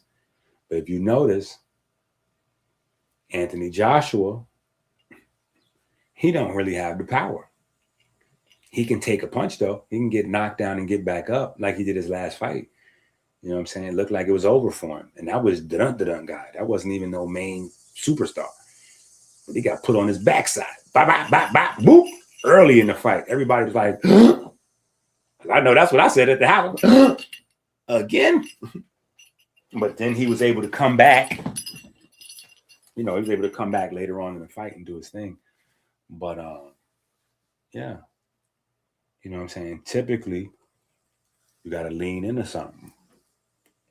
The size is going to give you the ability to absorb better punches. But being smaller will give you the ability to throw harder punches. Now, a lot of boxers pretty much base their training around one of those two things. You only get a handful of guys, and they usually wind up great, that base their training and their practice not around offense of either side, taking the punch or delivering the punch. They create their whole program based around defense. You know what I'm saying? Now, with Floyd, I think with Floyd, his defense is so good because he live in fear. You know, he see the brain damage, you know, and I could listen to him talking and see the brain damage is kind of setting into Floyd. Floyd has brain damage. Javante, that's the most disturbing one because he's young and he got brain damage. He can't talk good at all. AB, on the other hand, he needs to knock it off because AB, any damage he's dealing with he's bringing it on himself with the alcohol. His brain is relatively sharp. You know what I'm saying? He can just sharpen up and still, like, he can outlive these guys. You know what I'm saying? Zab Judah, he comes around a lot. You know, he's one of the crash out boys. Even Zab Judah got my page banned. They unbanned me, but I got banned for promoting Zab Judah's page inside the, you know, I didn't know the rules. I didn't know you're not supposed to promote other people's pages and all this and all that. But they banned me for promoting Zab Judah page. You know what I'm saying? They unbanned me now, so it's good. It's no beef. But I was definitely banned. I was definitely banned for promoting Zab. But Zab Judah, he doesn't talk as smooth as he did when he was younger. But he's still active. You know what I'm saying? He's still getting punched on. You know, he still boxes. He still spars on a regular basis. And he says he does it for therapy, which is cool. But I know you can only box for therapy if you don't understand what boxing is doing to your brain and nervous system. Because otherwise, it sounds insane when you say, oh, I'm boxing for therapy. You know, my mental health is important to me, so I got to box to keep my mental health. And then you got a bunch of dummies around you like, yeah, that's right. Boxing is good for your mental health. And I'm like, all of them is dumb. Respectfully. You don't know what you're talking about. Just because you know how to do push-ups don't mean you understand health. I'm going to need y'all to knock it off. There's no such thing as boxing for mental health because people is punching you in the head. And every time you get hit in the head, you're losing your mental health. There's no getting punched in the head for mental health. That's crazy. That's crazy. I love Zab Judah. I love Zab Judah. Can I beat up Zab Judah? Absolutely not. If Zab Judah had both of his eyes taped closed, one hand behind his back, I probably still would not be able to beat up Zab Judah. Right? But I need these people to have a healthy respect for people like me and what I do. Right? Even if I had both eyes closed and a book taped shut, I don't know what the equivalent would be. But I'd still be way smarter than it when it comes to this. Like, there's no such thing as that. There's no such thing as boxing to maintain your mental health. You need to be checked in somewhere. Period. Not just you, because you're a boxer. You didn't dedicate your life to understanding how the body works. Right? But the people you got around you, because these guys got trainers and coaches like GT who claim to know. Man, wait till I find these clips. I'm going to find these clips because I got them, but they're not labeled and stuff like that. So maybe tonight or tomorrow we'll go live and we'll go through the clips. But I got GT, me and GT having a conversation, and now he trying to act like he already knew what I was telling him in our convo. But in our convo, I got him showing that he don't know what he's talking about. Because I'm telling him that, you know, I was telling him about collagen or something or other. I think it was collagen. At least the part I recorded there, I think it was collagen.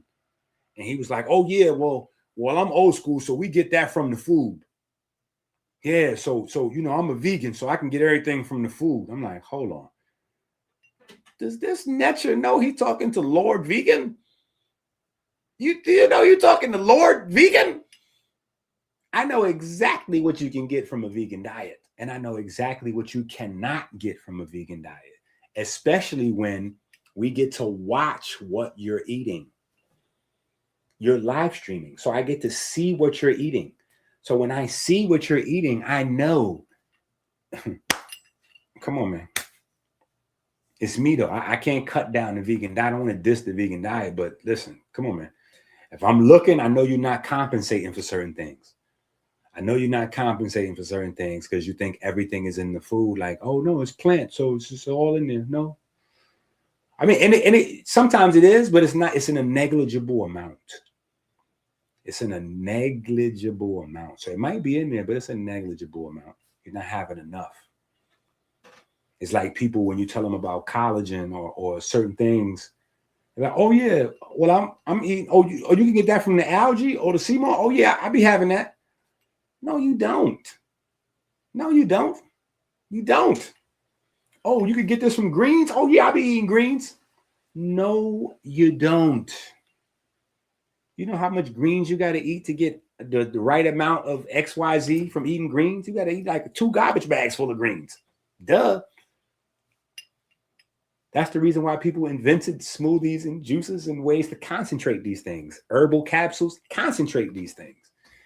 Because it's too much plates of food that you're not even designed to consume that much. Your stomach's not that big. So you cannot get it from simply eating, especially if you're only having 1 meal a day. You're eating 1 or 2 meals a day. Like, no, bro, it's not. Stop it. Okay. Sounds just as dumb as the musclehead dude that I really feel like I retired him. Because he was in there talking about macros. And macros might be good for a kid. Let me tell y'all this. Macros might be good for a kid, right? Macros are great to base the diet of a kid around. Why? 15, 20, 25, your body is so, dynamic that you're pulling from reserves and things like that. You don't really have to worry about. But if you over 30, somebody try to put you on a macro diet, feel free to go ahead and slap them. They need to be slapped. Because there's no nutrition in the macro. I want y'all to understand that. The macro number is not telling you what the nutrition is. Right? Think of it like this. Think of a macro. Think of macros this way. And mind you, this is all in the books already. Right? Today I'm just giving you like the who, what, where, why, the how we get some of this information on that. But just think of macros like this, right? You got your sugar, your fat, and your fat is really condensed sugar, right? And then you got your protein. What is protein?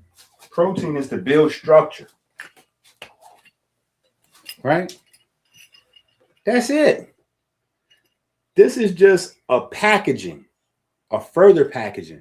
But the deep nutrition comes at the micros. So you're not even looking at health until you're looking at the micros. What's in between here, right? And we need to add another one to even make sense of it, right? Fiber, right? And you don't really have a complete plant until you add the last one, which is pigment. These are the actual layers to natural food, right? Pigment on the outside, fiber with the pigment, protein, fat, and sugar on the inside, right? Now, in between all these layers of the plant is where the actual health and nutrition is at. It's not these items. It's what's in there, right? Because what's in between the pigment and the fiber is where you're going to find your vitamins, your minerals, your antioxidants. Yeah, all the things that act, your enzymes, all that's going to be in the middle here, right? But in a processed food world, those are the things that get removed from the food. And they sell you those separate, right? So instead of having the item with the electrolytes in it, you're going to have a macro, packaged thing, right? You're going to have a beef jerky, And then you're going to have a pack of electrolytes on the side. And then you're going to take a multivitamin on the side. Then you're going to take some antioxidants on the side of that. And then you're going to take on the, because now you done allowed yourself to focus as a consumer instead of a person that's getting nutritionist, right? And, you know, that's the extreme with the macros. On the other side, with the extreme with the plants, they will overestimate the ability to eat a plant food and get everything they need. Every plant food doesn't have every single nutrient, no demand in it. That's not how it goes. So you can't just have a salad at lunchtime and think you got every nutrient in it. Oh, I had salad. They say they had salad, like salad cured AIDS. Like, yo, I had salad. I'm super straight. What? What kind of salad? What was in the salad? What was the salad made out of? What kind of greens was in there? Oh, I had some kale. Okay, that's it. No, you ain't even getting a good mixture at a low level. You're not even getting a good mixture because you don't even have multiple greens. You got to have different types of greens, right? Different types of greens, and you got to have stuff with that and add it on to you. So when you get into the world of supplementation, you need to know this before you even get into the world of supplementation, because you don't know what you're supplementing. Supplementing is reinforcing. It's not replacing. Supplementing is reinforcing, not replacing. So you want to eat foods that have specific nutrients in it that you need for whatever your lifestyle is. Then you want to have supplements that have those very same nutrients that your food has in it, so you can reinforce the food. Because when you get the supplement, depending on whether it's a lab or a herbal capsule or whatever the case may be, it's going to have different levels of living in it, right? When you eat the fruit, the vegetable, it's going to be alive. When you add the supplement, you want to add it to that. Supplement.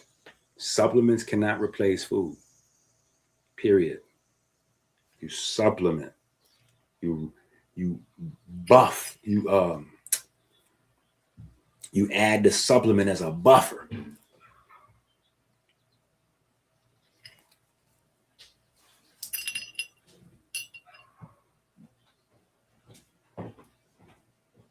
Oh, you gotta Google that.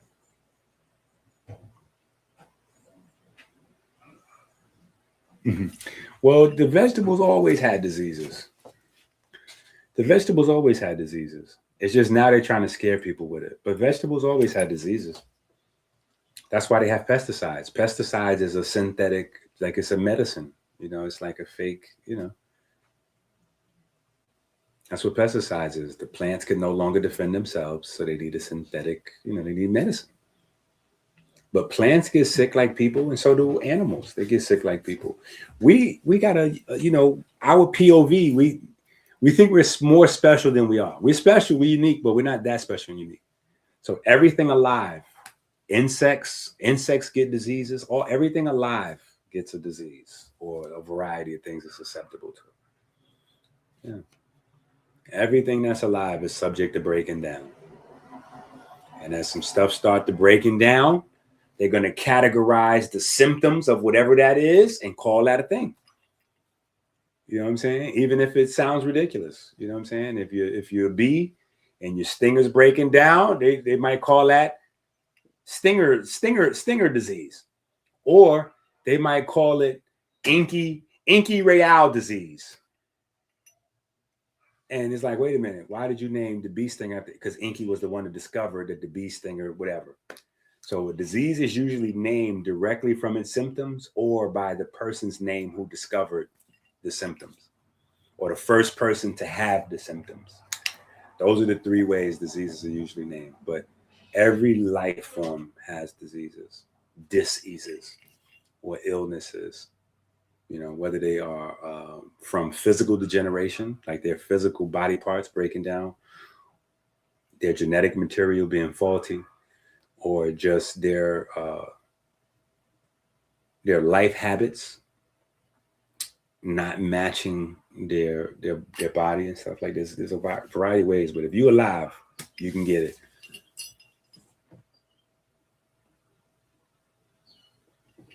Well, here's the thing. I want you to know this, though. I want you to know this, because these are old arguments. These are old arguments, right? So don't let nobody argue you down with these type of arguments, right? Because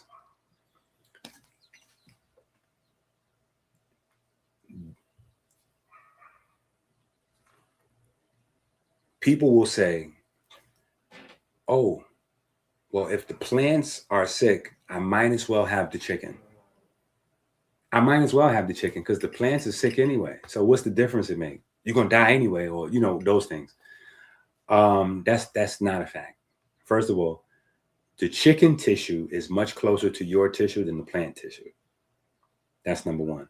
Number two, because it is an animal, it is a much higher concentration of disease causing and potentially transferring material inside the plant. I mean, inside the animal than it is in the plant. Even if you get the chemicals, people are like, oh, well, you know, the animals, they got a lot of chemicals. Oh, yeah, well, the plants got chemicals in it too. The plants got pesticide, fertilizer. The plants are physically incapable of concentrating as much poisonous chemicals in it as a chicken or a pig or a cow. And it's almost like not even, it's like 100 times the amount or whatever the case may be. So if a person just wants to make an argument that because there are toxic chemicals in plants and there are toxic chemicals, like we're running away from the meat because it's toxic chemicals in the meat. And so we're eating plants only because we're hiding from toxic chemicals in the meat. And then you find out there's toxic chemicals in the plant. So you go, oh, I might as well have just ate my meat. First of all, your lifestyle change was superficial. That's why I tell people that all the time. It's not about that. I don't really care about, there's no videos of me anywhere saying, oh, we need to turn into vegan so we can save the animals. Hell no. Nope. I'm not of that mindset. I'm of the mindset that this is a jungle and everybody's supposed to take care of their own kind. Yeah, lions supposed to worry about lions. Cows supposed to worry about cows. Yeah, everybody's supposed to handle their own business. Yeah, I choose to go more of a plant-based diet because it is better for me. It's healthier for me. But at the moment that shark cartilage or something becomes it's up for sharks, champ. Yeah. If they bring back dinosaur bones and they start packaging dinosaur, and they're like, oh, dinosaur gonna allow you to live to 120. I'm gonna have a freezer full of dinosaur. It ain't that. It's based on my study. This is what's best for my body. This is what is best. So based on that, what allows me to be my best, that's why I make my decision off. I'm not worried about saving the animals. The animals need to save the animals. Yeah. The other animals, let me say. So I don't separate us. But yeah, the other animals need to worry about saving themselves. Figure it out. Figure it out. You got God on your side too. Yeah, you got a superpower. So figure it out. Work it out. You know what I'm saying? Do it, do what chickens do. Figure that thing out. You know what I'm saying? So no, it's not about the animals.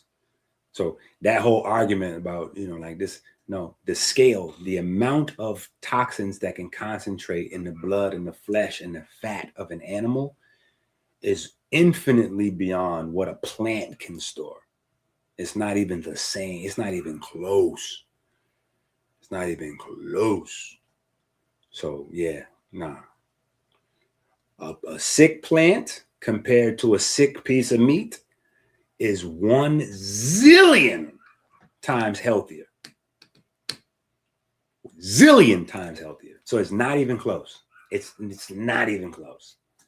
Period. And that's before you start to cook the meat, which creates more issues and stuff going on. So it's not even close. Period. Not even close. Not even close. Period. That's what fat does. That's one of the reasons why fat is so dangerous, why you need to get the fat off your body, because fat stores up toxins and bacteria and all kind of everything. Faulty cells, potentially cancerous cells, find a home in fat cells where they could chill and do their thing. Like, nah, bro, fat cells is dangerous. Fat cells is dangerous.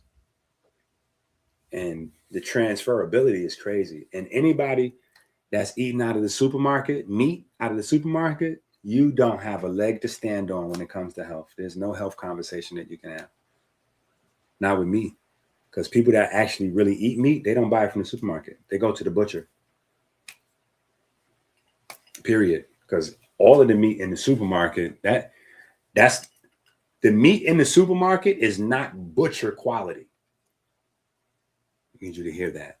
And even when you get to the supermarket, it's levels of quality. Like you can have a $3 steak, an $8 steak, a $20 steak from the supermarket. That $20 steak in the supermarket, the most expensive steak that you can find, no matter what it's called, Angus, filet mignon, whatever. The most expensive in the supermarket is not the bottom level of a butcher shop. Period. It's not even close. It's not even close. A butcher shop, that stuff been raised a certain way and it been killed like 5 minutes ago. Yesterday. The blood is where all the nutrients is at. That's why real carnivores, they eat the blood or the stomach. They eat those parts. Yeah. People, they think that we dumb. So we proud to have meat. Oh, no. This is halal. No, this is kosher.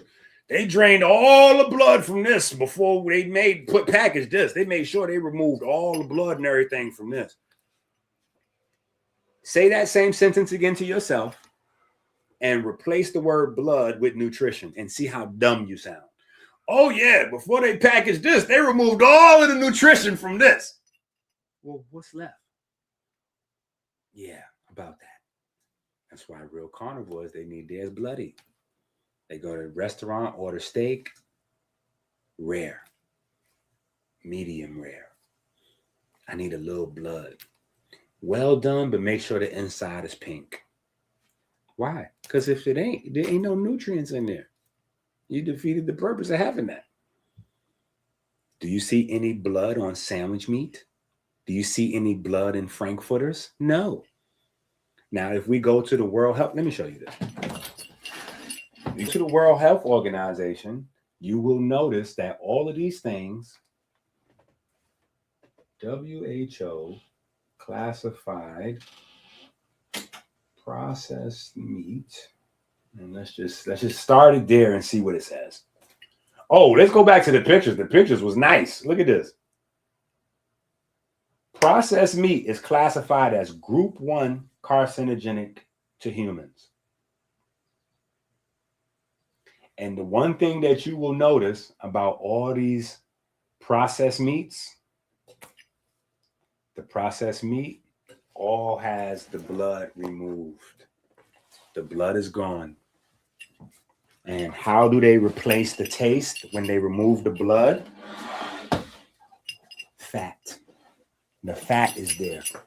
And the people telling you how to cook it will even tell you, oh no, the fat is going to add the flavor. Yeah, it's going to add the flavor, all right. Just like when you had a barbecue, you want to taste the burnt on the meat. Well, the burnt is carcinogen. The burnt part, the black on the chicken, the black on the beef, the steak, the whatever, that black, that main part that you like, the black mixed with the sugariness of the barbecue sauce. Yeah. The sugar and the black burnt up. Yeah. That's the carcinogen. In fact, when you combine the carcinogen with sugar, you actually have a cancer initiator and a cancer promoter in the same meal, which is insane.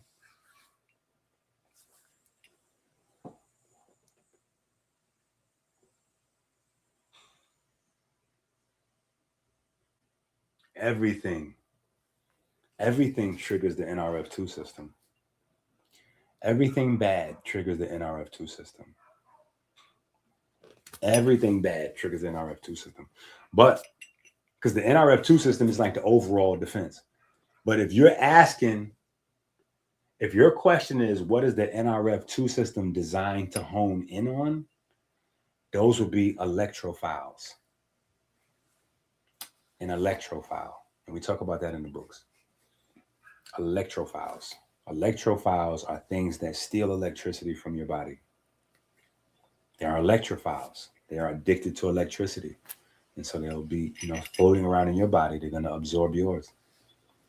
So the NRF2 system, highest priority is to stop electrophiles. Look, let's look it up.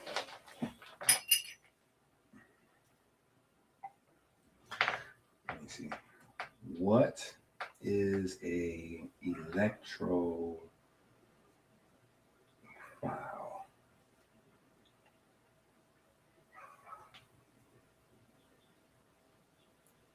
An electrophile is an electron deficient chemical species that accepts pairs of electrons to form a new covalent bond. Right? So the NRF2 system is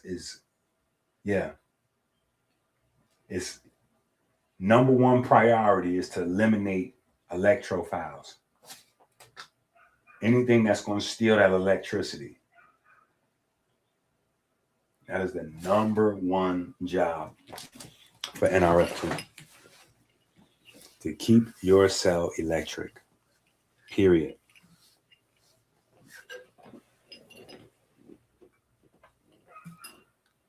Definitely free radicals, but free radical is a broader category. So electrophiles would be a type of free radical.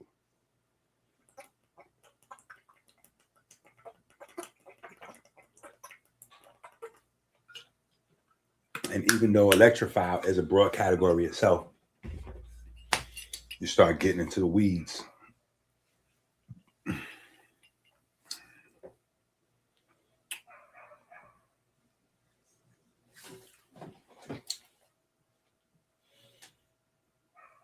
Just bought turkey steak from the supermarket.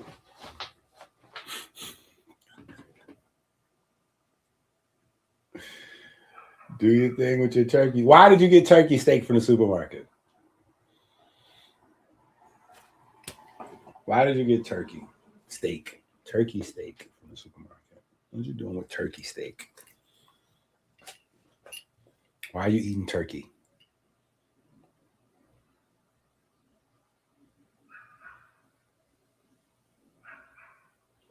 Why are you eating animals?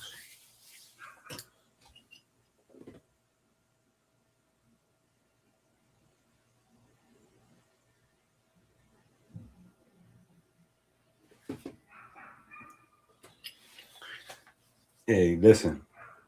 I had him running from me back in the days. I had him running from me because I went down to his office. This is when I lived in New York. I would make it my business. Anytime I go down to Whole Foods, this is when before I really knew how to find healthy, good foods. I would just come from the Bronx and just hop on the D train or the A train to 59th Street. And then, or I would get off early and just walk down Central Park West. That's where his office was. You know what I'm saying? And I used to go in his office and like leave messages. I want to debate him. Where is he at? But I settled eventually for one of his students, which is Q Butter. And that didn't go so well for Q Butter. Shout out to Q Butter though. He didn't even talk to me for a long time after that. You know what I'm saying? And we now in the post squash beef era, me and Q Butter. Like when two men have beef, whether it's a serious beef or not, when they squash it, they don't really squash it. You know what I'm saying? Like you squashed it, but one of the two parties is still going to have like some ill feelings a little bit maybe. So after you squash the beef, it takes time to process it out of your system. You know what I'm saying? But I like what Q Butter's doing. I always liked what Q Butter was doing and focused on, because he was always focused on teaching the next generation and building the school, you know, and because of the competitive nature of the community and how things, you know, his early stages of putting the school together, you know, people weaponized it against him but he was able to keep going. He was able to keep going. So definitely quadruply shout out to him. Quadruply shout out to him. Because last I checked, the school is looking fantastic. Period. And he's one of the people that actually is operating a school, while you got Scammy Davis Jr., Umar. Umar been collecting money. Umar was collecting money for his school like 4 or 5 years before I opened my school in Detroit on Grand River. And then our school closed down, and that's like 10 years ago. And he still ain't, Umar been raising that money for about 10, 15 years now. And ain't had one student yet.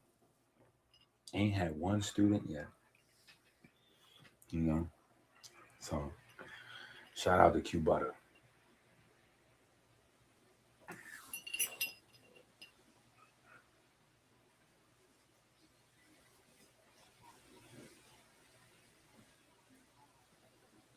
Yeah, I know Kayon. I used to be in love with Kayon. How do you know Kayon? Yeah, I used to be in love with Kayon. I used to be in love with Kayon. How you know Kayon? That's crazy. You done put Kayon in my chat. What? I was in love with Kayon. With her pigeon-toed feet.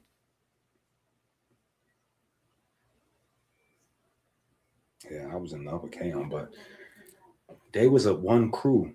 It was a group of girls. We went to Clinton. And I was in love with both of them. Kayon and Mika. Yeah, I was in love with Kayon and Mika. But Kayon had a boyfriend at the time that I was, you know, semi-cool with. But I was still shooting at Kayon anyway. And then Mika, Mika always had a lot going on. But she had a boyfriend. His name was Ian. Ian broke Mika's heart so bad. Anyway. But yeah, so their third friend didn't go to the school. Kayon and Mika had a third friend, and she didn't go to Clinton. She went to Truman. And she transferred to Clinton later on.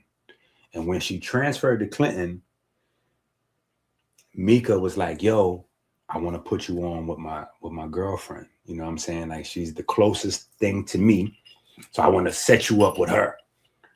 And that's when I met Crystal.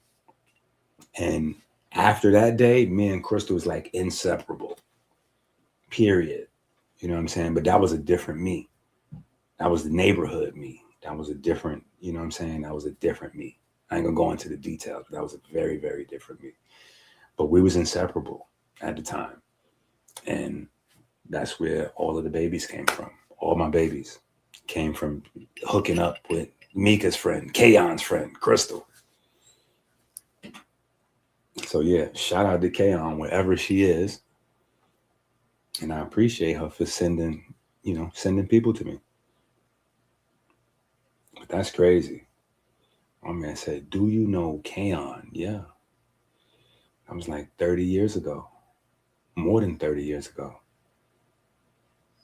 Yeah, because we went to high school. I'm 49. That's you 15 years old in high school. 15, 16, 17. Yeah. That's 30 plus years. That's crazy. Shout out to the Bronx, though. Yeah, shout out to the Bronx. Somebody said, do you know Kayon Mooney? That's crazy. Let me see your icon. Mills Lane. Yeah, Yeah, he must be messing around with K-On right now. Let me find out that's your girlfriend or your ex. Yeah, we never did nothing though. We never messed around. So ain't no, that type of history. Just love, you know what I'm saying?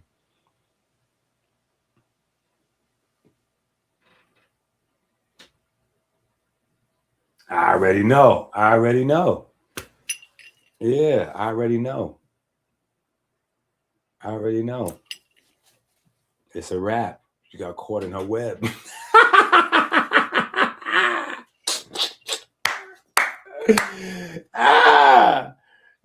K.R. was like a vampire, bro. If she talked to you and looked directly at you, you in her spell. She got you. Period. If she looked right at you and talked to you, you trapped.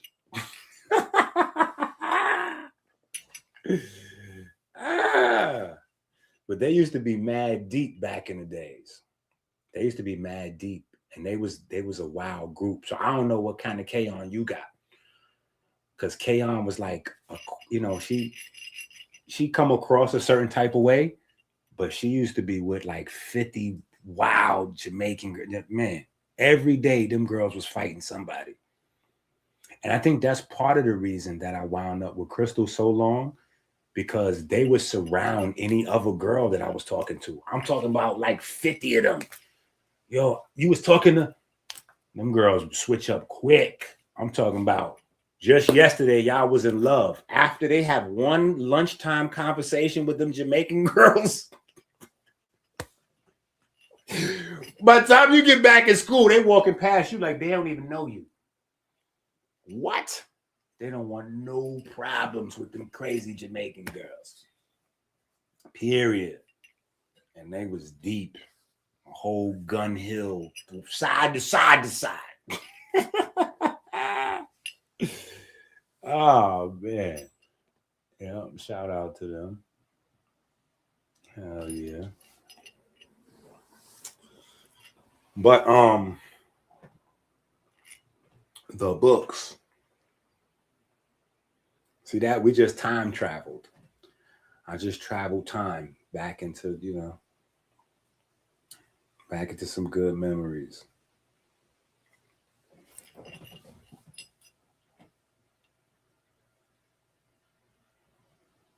That is a fact. Mills Lane is definitely famous boxing. Yeah. Now I don't know if that's why he called himself Mills Lane. Because, it could be a boxing reference or it could be a referee reference. You know what I'm saying? Hood politics, Sometimes you're the guy in the neighborhood that people come to settle problems. So you get known as a hood referee. You get known, you get that title. Sometimes you putting folks to sleep. So you might get, you might get that same.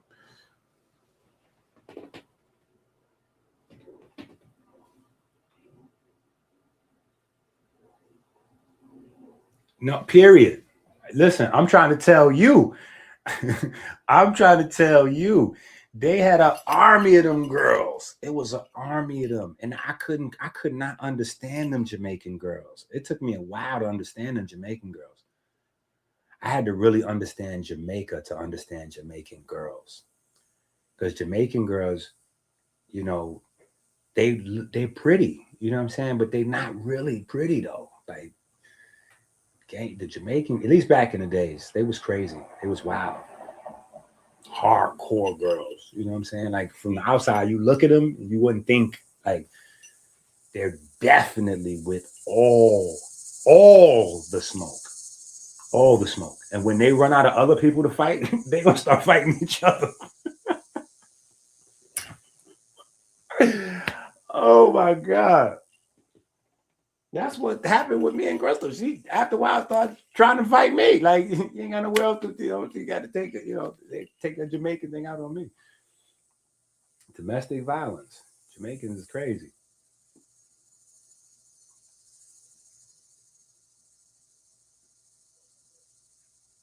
I don't know if he was around then. I don't know his age. He looked younger. But, it's a fake, sometimes people picture right there, it's not their real picture. But he looked younger.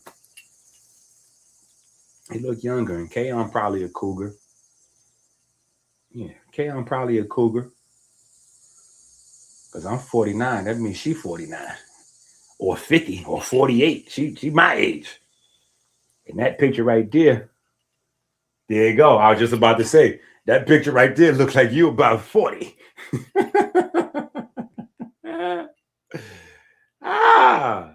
That is a certified pat. Yeah, she's my people's older sister. See, come on, man.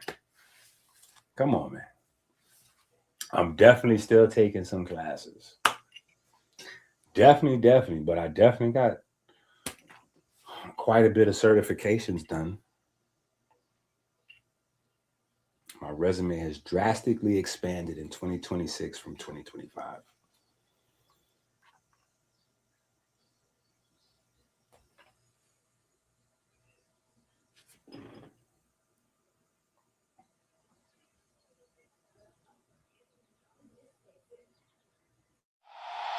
Travis made darkness feel cinematic. Drake made pain sound smooth and attractive. Post made loneliness melodic and passive. Uzi made sadness feel floating in magic. Big songs don't hit cause they lyrical only.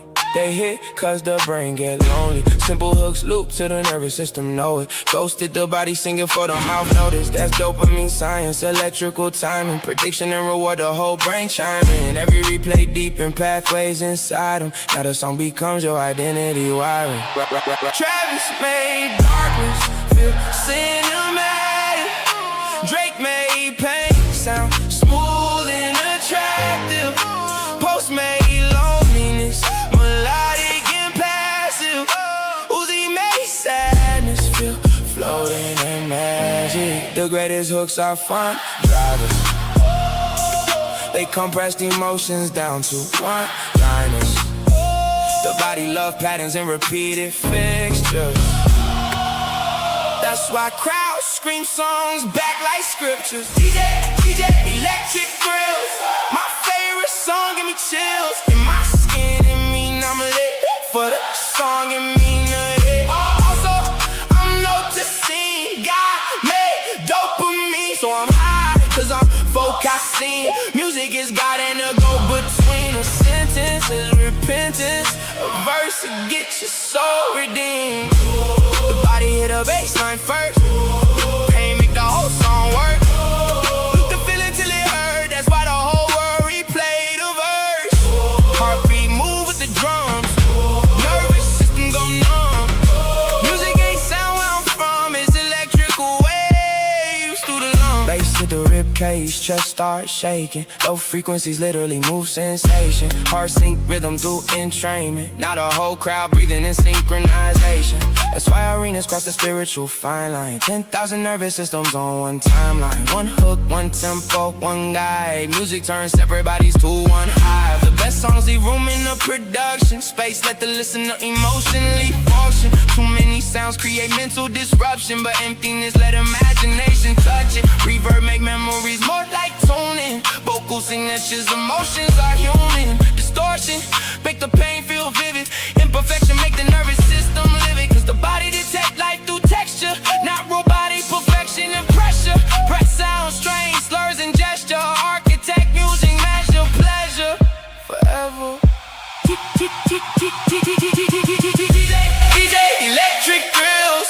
My favorite song give me chills. In my skin, it mean I'm lit. For the song, it mean a hit. Also, I'm noticing God made dopamine. So I'm high, cause I'm focusing. Music is God in a go-between. A sentence is repentance. A verse to get your soul redeemed.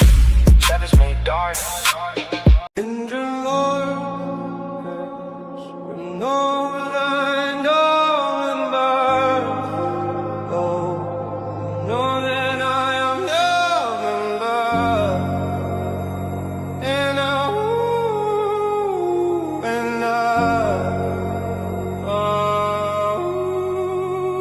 give thanks and praise to the Most High God for the divine spark that set our cells into perpetual motion. We give thanks for the magnetism of the Most Holy, the magnetism that repels and attracts the ferry boats of light 60,000 miles every 60 seconds throughout our vessels and caves.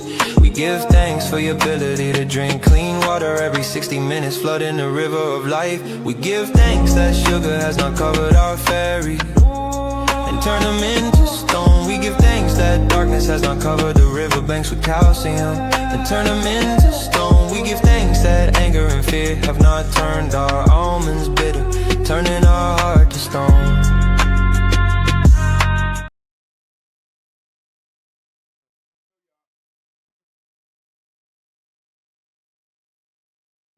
Okay. Let me show y'all the what you call it,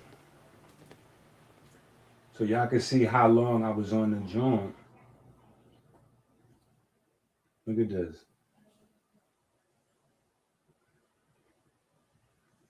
This is okay. If you go watch Dean and AB now, the main distinguishing feature is that they got the boxing ring in there. But see, I was watching before they had the boxing ring.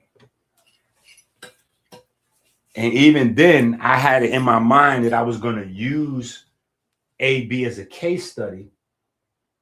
I didn't know how it was going to turn out, good or bad. And the lock-in is still going on. I still got faith in AB. But I'm just showing you this video right here because this is before they even had the ring in there. You see that? The people behind Bright, AB Homeboy, they're actually laying the foundation for the ring. You know what I'm saying? So we're going to go through this whole ride. Really, let me see. What is this one? Okay, they putting it together a little bit here. Wait a minute. Let me see this one. Okay, yeah, then I could change it to this one. And you can see here. Yeah, they're starting to put the ring together. Now, for me, I never saw a boxing ring built from scratch before. So it was interesting for me just to watch the building of a boxing ring. Yeah, I had never been in a boxing ring before. I mean, I've been in a boxing ring. I had never seen a boxing ring built from scratch before. And for them to just put that thing together like that was, you know.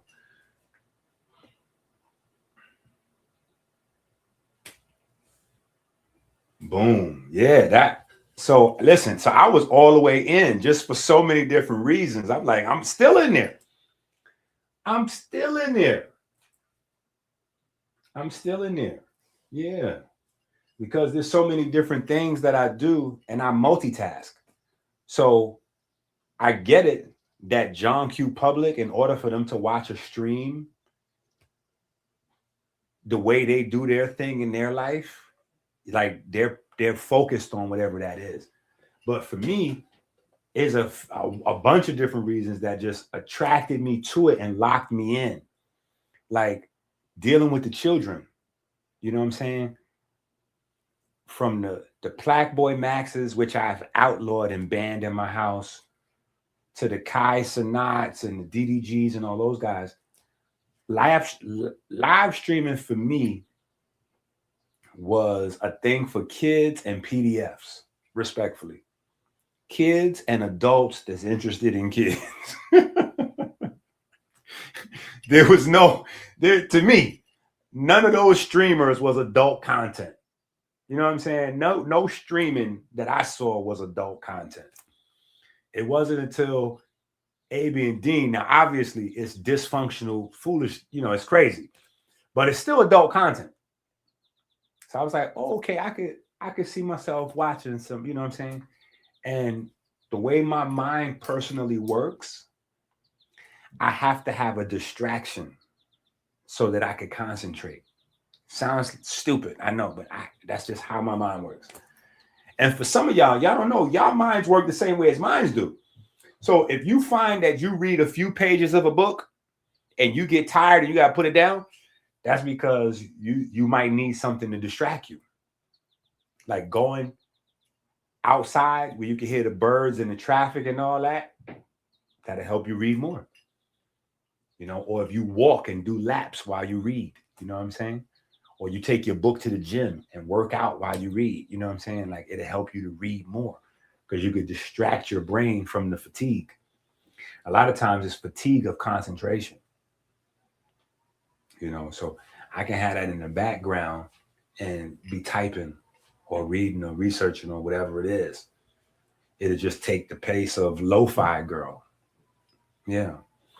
I be on Lo-Fi Girl a lot. LOFI space girl. That's a YouTube page where they just play like somewhere in between jazz and hip hop, but they just let it play. So it's like, it's no commercials. You just put it on and it's just there, background music. So you can clean your house, do whatever you're doing. The music is in the background. Instead of that, now I could throw on Dean and AB. Right? And it is a constant prompt and a constant reminder for me to exercise.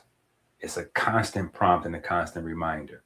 Even with them not exercising, you know, I see a lot of people are rage baited. They're like, yo, why you not exercising? You know what I be saying in their chat? I'll be like, I hope everybody in this chat that's complaining about AB not exercising is exercising. How many people in this chat can do more than 40 push-ups in a minute? How many people in this chat has done any exercise today? Right? While y'all in here attacking AB for not exercising, how many of y'all are smoking cigarettes with fat bellies right now? How many of y'all just had some jelly donuts? How many of y'all is in here complaining about AB with the popsicles having jelly donuts? Right? Just saying.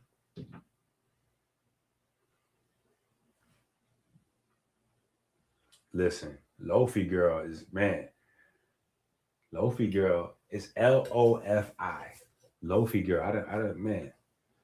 It's a lot of books that have been researched and or written to Lo-Fi Girl in the background. But the thing that I like about boxing, right, and it's a part of my personal programming, my Uncle Jojo. My Uncle Jojo is like the superhero of the family, but he spent a lot of time in prison. But he was always like a superhero to me. When I was little, he used to come to my house and pick me up in the Bronx, and he would jog from my house with me on his back to Yankee Stadium, and we watched the Yankee game. And then he would put me back on his back again and jog from Yankee Stadium in the Bronx, 161st Street, River Avenue, down to my aunt's house in the projects, 112 down. What I was telling you about earlier, down to my aunt Darlene house, 112th Street, Jefferson Projects. Jog with me on his back. You know what I'm saying? Like, that was the closest thing to a real live superhero. You know what I'm saying? Now, obviously, he got his physique in prison. But the thing about that is a lot of those old school guys that was developing their bodies in prison, it was a boxing type of regimen. Somewhere in the 90s or the 2000s, they changed the prison laws and made it illegal for you to like do what's called bidding. And bidding was what old prisoners would teach to young prisoners. It's how you take care of your mind and your body while you're away from your family and loved ones so you could do your time and go home. They made that illegal. They wanted chaos in the prisons. They wanted more suffering. They wanted more madness in prison. So, you know, they opened the way for just gang banging and gay behavior and all of the, you know, everything, the drug use and all. They opened the door for that by getting rid of all of the constructive ways that you could pass your time in prison. But when I was little and he was teaching me about working out, it was all about push-ups and jumping rope. And so I've always been in love with jumping rope. Jumping rope has always been like, yeah, my favorite thing to do. You know what I'm saying? I always thought boxers jumping rope were the coolest, that was the coolest thing you could do was jump rope. Like I'm not just jumping rope though. You know what I'm saying? Because I'm not talking about boys doing double dutch. That is a whole nother thing. Okay. I believe the zest maxing culture comes. Zest maxing is not a new thing. Okay. But no, the boxer jumping rope, then hit the doubles, then hit the then, you know, oh man. Then hit the, you know what I'm saying? Walk the dog on, hit the squats. I thought jump rope was crazy always. Always. And this is before, mind you, I'm a kid and I fell in love with jump rope. So I think my love for jump rope is what inspired me to study collagen and to really learn that aspect of creating piezoelectricity in the body from the collagen. You know, when you jumping, that's why jumping is such a beautiful thing, where they keep making it more and more and more and more and more a bigger thing in the workout community. You know, to where there's a time period where you could read up on jumping and they would tell you, don't jump, it's bad. The shock on your legs, it messes up your skeleton and your spine. Don't jog, don't run, because the shock of your feet hitting the floor messes with your spine and your brain, all this foolishness. Again, that's from doctors in the 17 and 1800s. They did not understand how the body worked. So some of these things that's articles or journals is stupid. And you got people on the internet that blindly believe anything that you can reference a paper to means it's correct. Like, no, some of them that was right and exact in the 1800s before they knew anything. It's 2026. We now know that you have collagen that produces electricity, and not just any electricity, very structured. It's information being carried.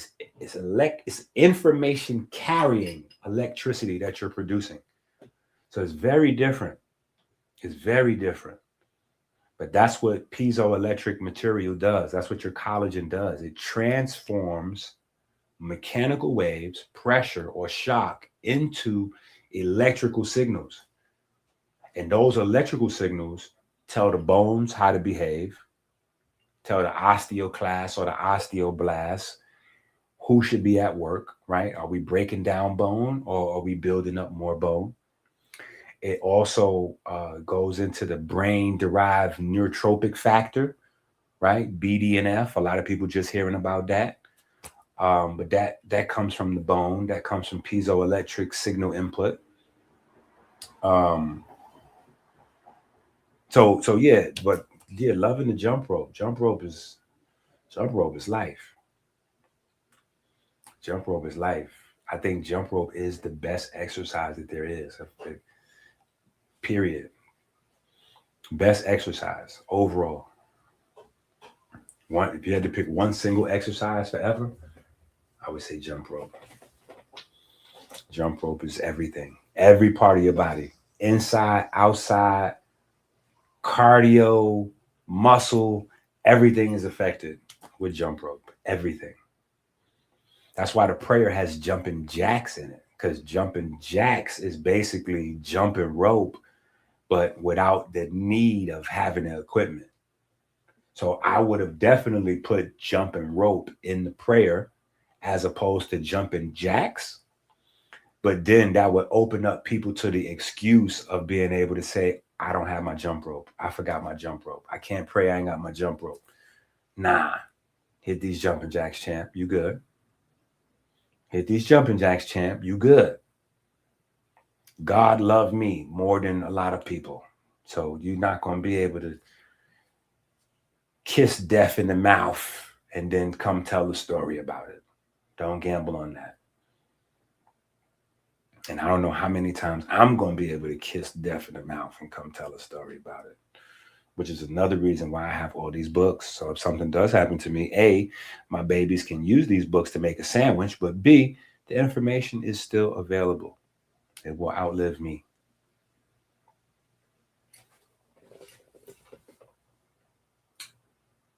Swimming is dear. Shout out to my guy, Hard One. You know, you part of the reason I'm live right now.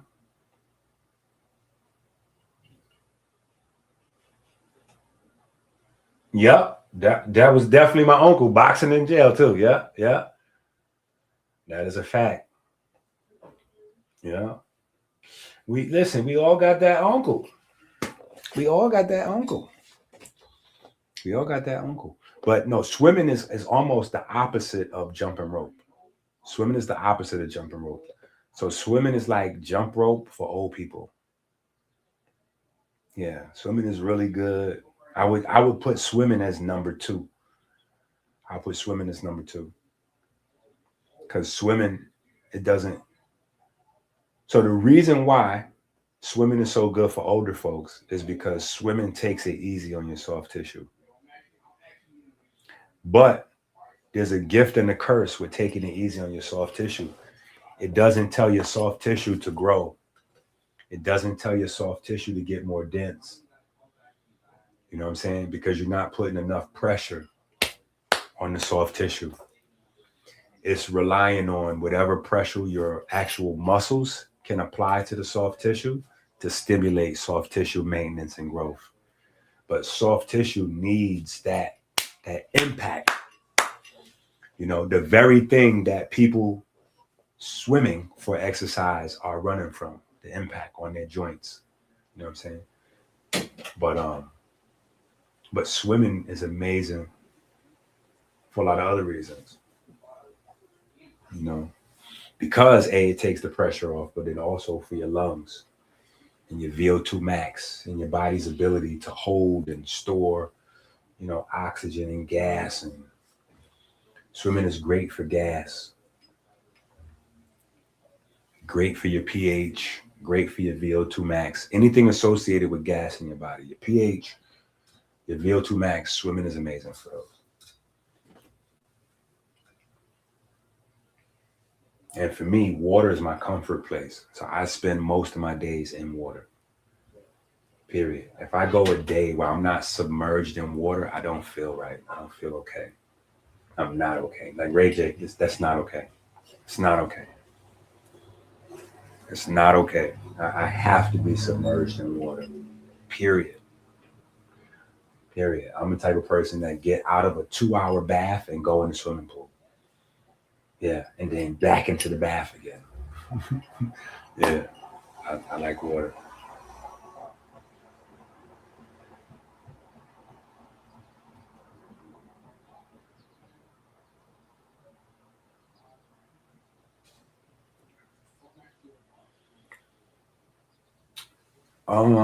When I say stars manifest themselves into plants via photosynthesis. Okay, well, let's do this. Let's put that right there. And let's see how we all think about this question. What do we all think about this question? Let's take a look at a picture of it. In the beginning was the way was God, the way was God, the way was hard. Every step a symphony, timelines infinity, the way we raise injury, I'm the divine epiphany. I love Dr. EnQi. I love Dr. EnQi.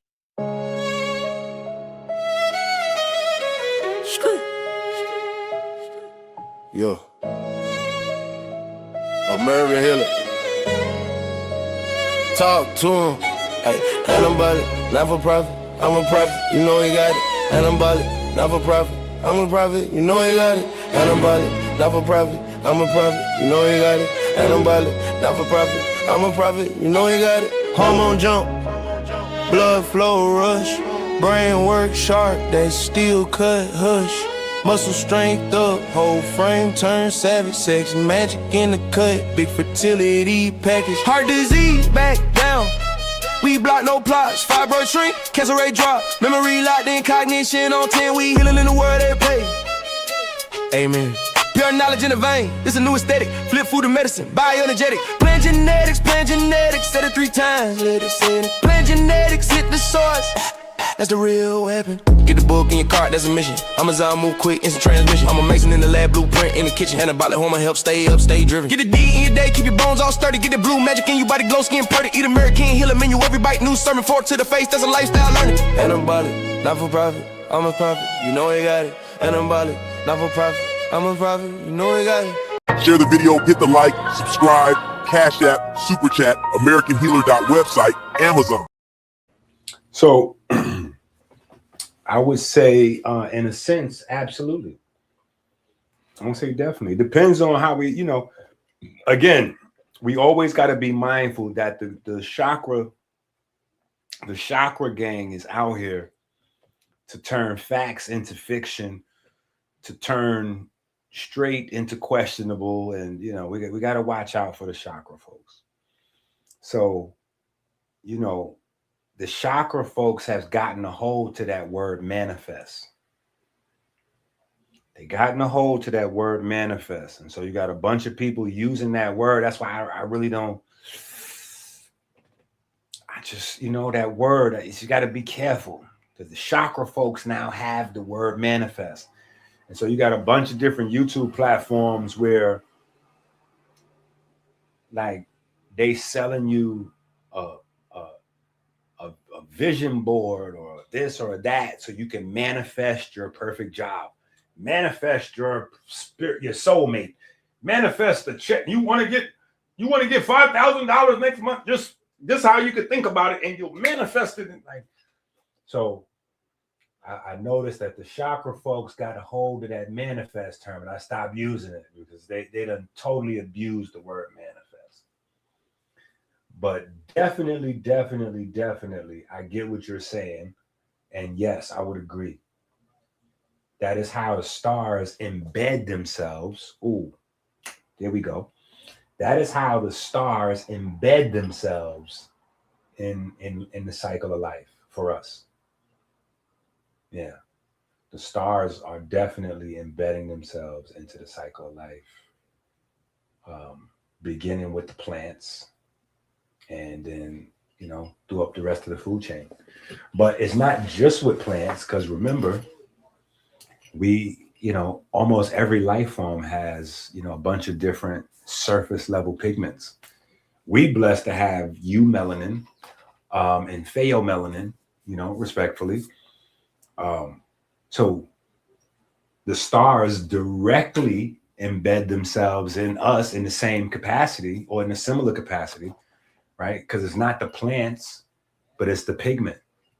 So the pigment is able to translate, starlight, traveling waves from stars into, certain things. Our skin, we're able to do that, right? Your hemoglobin absorbs different types of sunlight, and it helps to produce nitric oxide. Your skin absorbs sunlight, and we get, vitamin D. Even your mitochondria, has cytochrome C oxidase.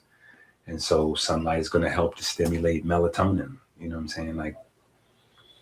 So yeah, it's just pigment is what translates, is what allows us to embody the stars.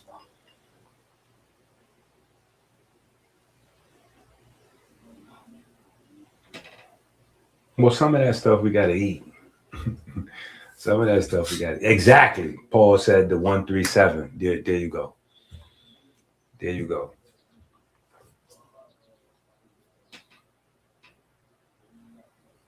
Yeah. We got to upgrade that. Yeah. We got to upgrade manifest.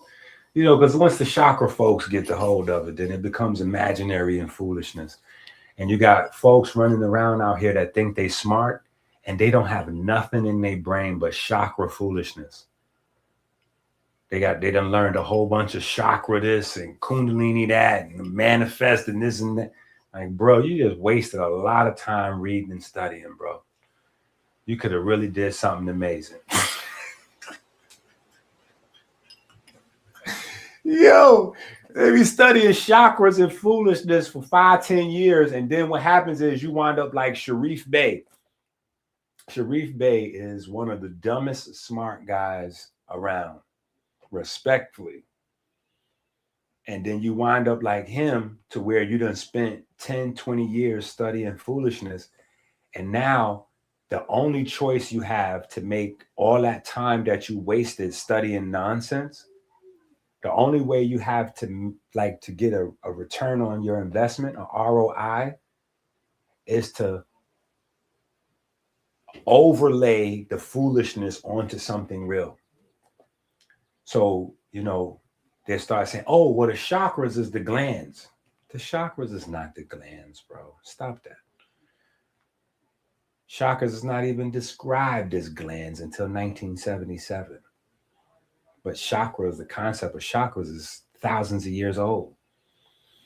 The new concepts don't even match the old concepts. The reason is because the new concepts all come from people making shit up. After they figured out the chakras were fake and they wasted a year, 5 years, 10 years, 15 years studying something that doesn't exist, they start making stuff up with it. You know what I'm saying? Or overlaying chakras onto nadis and kundalini. Like, nah. Kundalini and nadis was the ancient Indian system of understanding the nervous system. So they have actual medical texts and surgical texts in India with the nadis and the kundalini. It's just their way of understanding the nerves and ionic conduction. That's what they're talking about with kundalini. Chakras is something they made up. It is a play. And for Black people, it really hurts my soul to see Black folks spend time on chakras, because Black people are dying from diabetes. And I mean, everybody is. You know, the world is diabetes hits everybody, but it's the Black community the hardest. And Black folks have the most pigment. And so chakras take the place of pigment, because now you have an imaginary thing that's absorbing light, storing light, and distributing light. So you're not going to spend no time actually studying the cytochromes and the electron transport chain. For what? You got chakras that's doing that job. You're not going to spend no time studying a different, you know, eumelanin, pheomelanin, neuromelanin. Why? You got chakras that's doing all that. You're not going to spend no time studying hemoglobin, myoglobin, cytoglobin, neuroglobin. These are all pigments. Why would you study all those pigments when you could just say the red chakra, red light, green light, 1, 2, 3? You know, you just throw foolishness out there. Oh, you got the COVID? Oh yeah, your chakras is out of alignment. Don't you you worry about no immune system, immunoglobulin, none of that. You got to get your red chakra in alignment. So what you need to do is, because you got the anus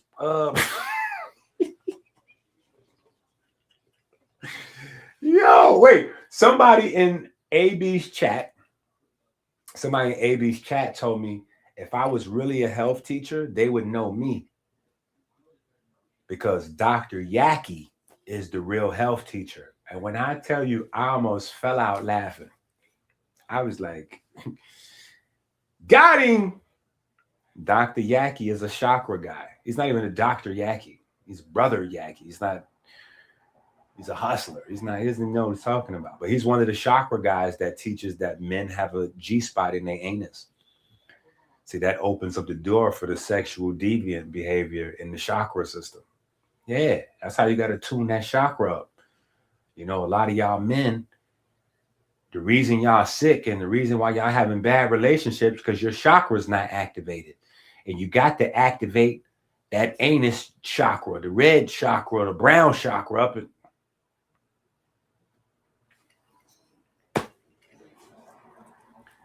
At a certain point, I just gave up. Like, you know what? I ain't even going to bash y'all chakra folks. Just go that way. We're going to go this way. All chakra folks, that way. Please don't watch Dr. EnQi videos. Just don't waste your time. We're going this way. Yeah, we're going this way.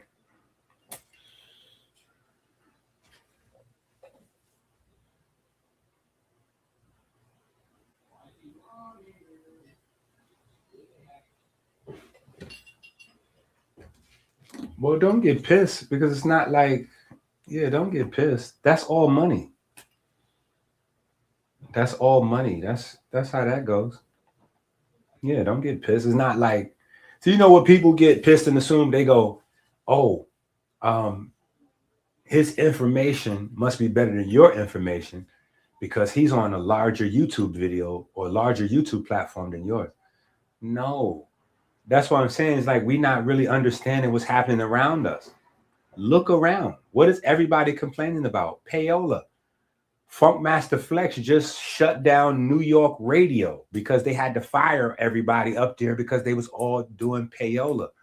French Montana, all the New York artists was saying, yo, the reason why New York is losing is because other cities support their artists. Here, we got to pay 10, 20, 30, 40, $50,000 just for our record to play on the radio. Payola. So when you see a lot of these guys on different platforms, it's payola. They pay $2,000, $5,000 to get on these different platforms. And Yaki's history is Yaki was trying to be a hustler. That's Yaki's history. He was in the street moving around. Then he got hooked on crack.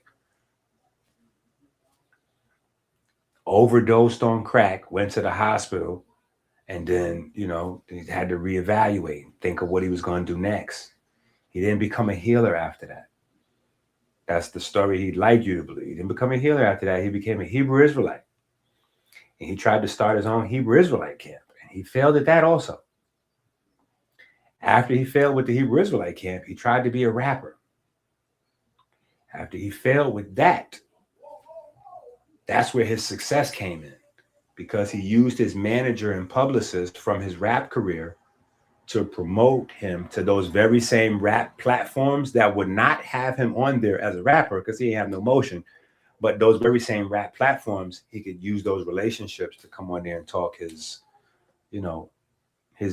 mixture of health information mixed with chakra and Dr. York and whatever else he was mixing up all together. Yeah, he mixes Sabi with York and chakra and all that foolishness, everything together. So yeah, he will say some things. Out of 100 things, he'll say, 50 things that are good. But there's going to be 50 things that's totally imaginary and foolishness. And John Q. Public won't be able to distinguish between what's real and what's fake. That's why there are Yaki videos where Yaki is telling people that, let me see if I can find me a Yaki video. I might have a Yaki video because I don't want him to not be able to speak for himself. Let's see if we can find us a Yaki clip. Let's let Yaki speak for himself. Let me see what we got here. Let's see what we got here.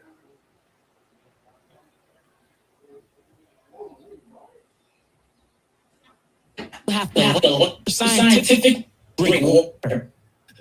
Flesh, showing you that you were not created to eat flesh. Same thing when it comes to water. See, you're supposed to eat water. You're supposed to chew water. You're not supposed to drink water. You do not drink water. Dogs drink water.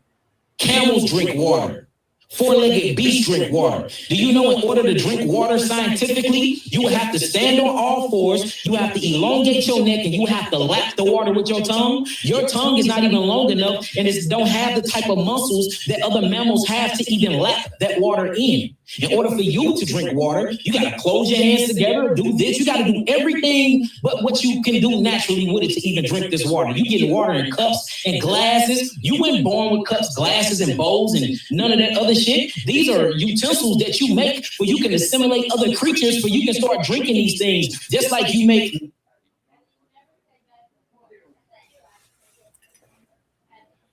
Humans are not designed to drink water.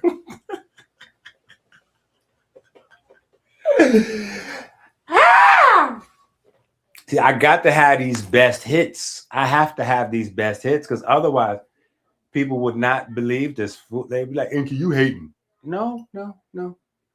I have to correct all this foolishness because when they go out and listen to stuff like this, then they come back to me and they be like, oh, well, hold on, EnQi, you suggesting that we drink water? Oh, well, Brother Yaki said that humans are not designed to drink water. Then I got to go, wait, what? Why are you bringing that? Wait, what? And so you think that humans are not designed to drink water because do you know that we could use his argument in reverse? Dogs ain't designed to drink water because dogs don't know how to make cups. It's crazy.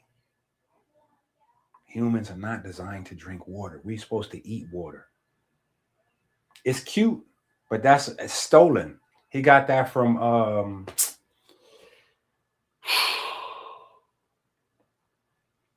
it's one of the brothers that used to be with us in Ali's program back in the early 2000s. I forgot. Ra something or other. But he's out of Philly or Jersey. A brother out of Philly or Jersey. He came up with that. And I debunked it back then. You know what I'm saying? I debunked it back then. Right? Because you had people like, oh, well, watermelon is hydrating for you. So technically you designed to just have watermelon, blah, blah, blah, blah, blah. And it's like, nope. You see how stupid that sounds when you don't know what you're talking. A dumb person can sound smart to an idiot. A watermelon is a hybridized food. Watermelon is not natural. Watermelons was hybridized in Kemet in Egypt. It was invented there. They did not exist. So there were humans on this planet thousands and thousands and thousands of years before we even had watermelons. Like, it's just stupid. There's just so many different ways to see how stupid that is. But when you don't really care about people's health, when you don't care about people learning anything, you say things like that to polarize the audience and get rage bait. So you get people to tune in and you get more people to sell products to. So if your goal is to sell products, then you say stupid things and you get the whiplash effect. Like people slow down on the highway to look at the accident. So you get the whiplash effect, like, oh, okay, yeah. And now you have a bunch of people to try to sell to, right? Our thing is teaching, not selling. Selling also, I need to keep these lights on to feed my baby. So definitely I need some money. I definitely need super chats. I need, but that's not how we live. You know what I'm saying? I'm not going to teach humans that they're not designed to drink water to get some attention. Like, that's crazy. That's crazy. Period. That's, man, period. Because one of the things you have to realize about Black people, one of the reasons that we're in the front of the diabetes plague is because we're chronically dehydrated. We're chronically dehydrated and we think that we could take powders to hydrate. So now you got supermarkets with these aisles full of water powder and it says hydrates better than water. Hydrates better than water. How could something hydrate better than hydrogen? Just think of that. How could something hydrate better than hydrogen? We don't know what water molecules is, though. So anybody can tell us anything. Yeah. No, we got our Yaki clips just in case, you know what I'm saying? We got our Yaki clips because we got to be able to analyze these things. Hold up. What just happened? Okay, boop, boop, boop. Here we go. There you go. Something called a G-spot. The only way you can get through it is through his anus. Nah, I don't want my son to no nigga like that. A man has something called a G-spot. The only way you can get through it is through his anus. Nah, I don't want my son to no nigga like that.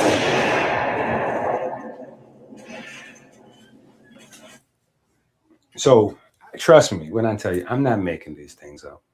And just so people that would think that I have to have the receipts to.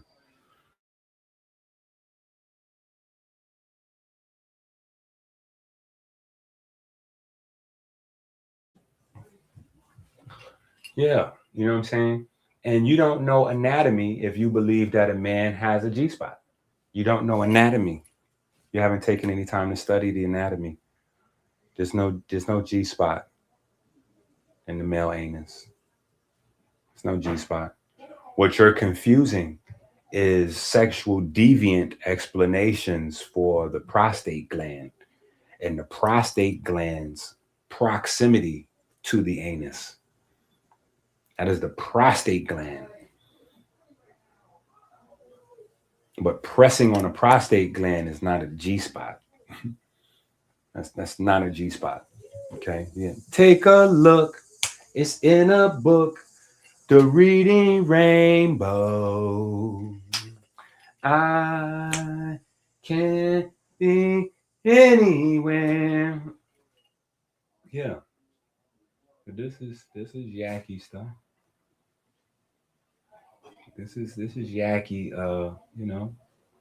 brother Yaki. So I don't make up this stuff. I don't have time to or the need to. Did you tap the nerves? You know what I'm saying? Like, what caused you to this? I had diabetes, I had high blood pressure, libido, I was an alcoholic, I had a fast on liver, I had kidney stones, kidney failure, and I was addicted to cocaine.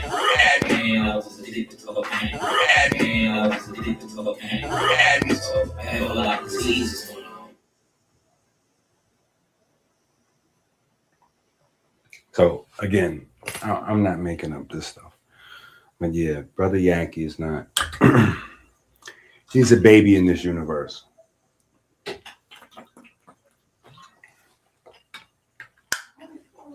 Now, I have heard that as of lately, he's been changing up some of the things that he teaches and professes. He's went and got a certification in herbs or something. So he's went and got some schooling. And so that is dope. But even after all that, and I tried to big him up and appreciate his dedication to the craft, he put out some videos about parasites eating your blood and all this other foolishness. I was like, oh my the trap is so wide. The trap is so wide. That's the same as KT talking about blind people could get their eyesight back from dropping honey in their eyeballs and all that. Like, come on, bro. It's just foolishness.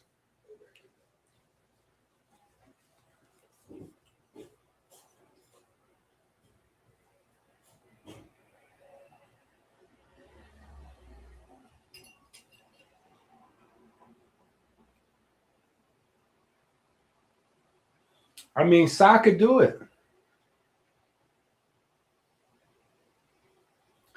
I think Sa could do it, but the problem with Sa is Jabari. The problem with Sa is Jabari. You know what I'm saying? And that's the thing with Sa's relationship with Jabari is financial. It's not information based. It's financial. Jabari's rich. Jabari's rich. Jabari's rich. Him and his lady is they salaries is up there, and they own, brownstones and all that, and they rich. So Jabari is financing Sa-Netta's respect. He's paying Sa. You know what I'm saying? Even that whole thing with Whack, Jabari probably paid for that whole thing. Everybody flights and all that. Jabari's paying for all that. All that's out of pocket. Jabari came to House of Consciousness for that purpose. That's Jabari's whole thing. Jabari's not a real Kemetic priest. Jabari was a part of Asar Aset, and he dropped out because he didn't want to stay in Asar Aset to graduate as a real Kemetic priest. And then he went to Brooklyn, him and his man, and they made up their own movement, and he's the priest of that. But it's not like he went through a system and got the real Kemetic schooling from people, passed down. Like, that ain't how he did that.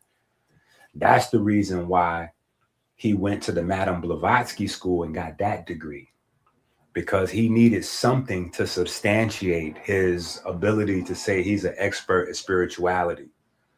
but he didn't graduate from ISSA. So he can't use ISSA as his reference because he dropped out to start his own thing, which they frown on. You know what I'm saying?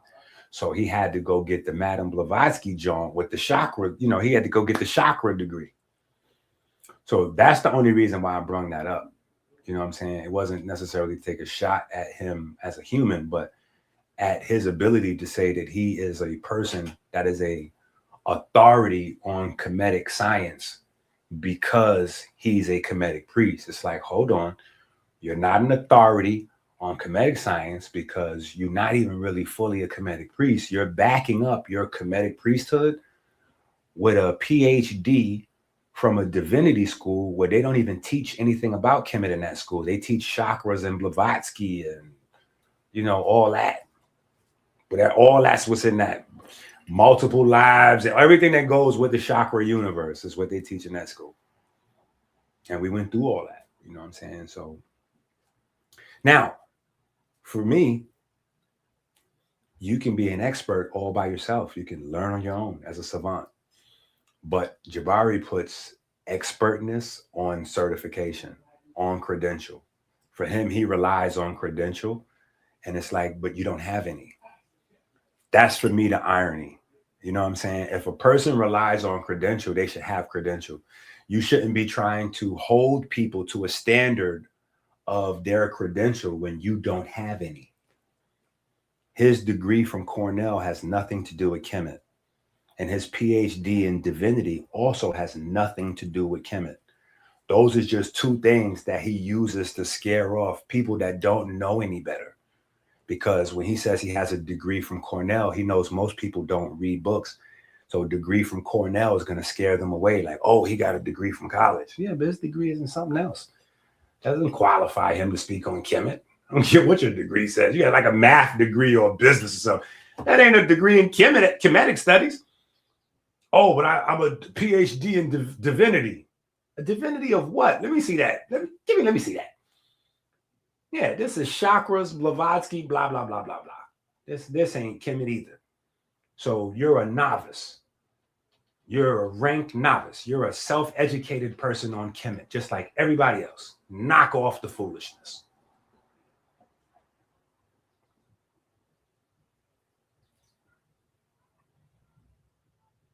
And he's a democrat. And he's a democrat. You know what I'm saying? So yeah, I definitely believe that you could be an expert by yourself. I don't really hold people to the standard of whatever their certification is the only thing you could speak on and this and that. That ain't my thing. And in fact, that's not Sonetta's thing either. The House of Consciousness platform was started for that purpose, for the street scholars to have their place to do their thing. You know what I'm saying? But like I said, Jabari has paid and co-opted the system. And so his return on his investment into the platform is he used the platform, Sonetta's platform, to make a name for himself as a Kemetic person. And he's able to bring a bunch of people into his program and offer them trips to Egypt and, you know, Egyptian chakra classes and all kind of food. Like, ain't no chakras in Kemet. What are you talking about? How was y'all going on tour doing Egyptian chakra activations when there's no such thing as that? No such thing as that.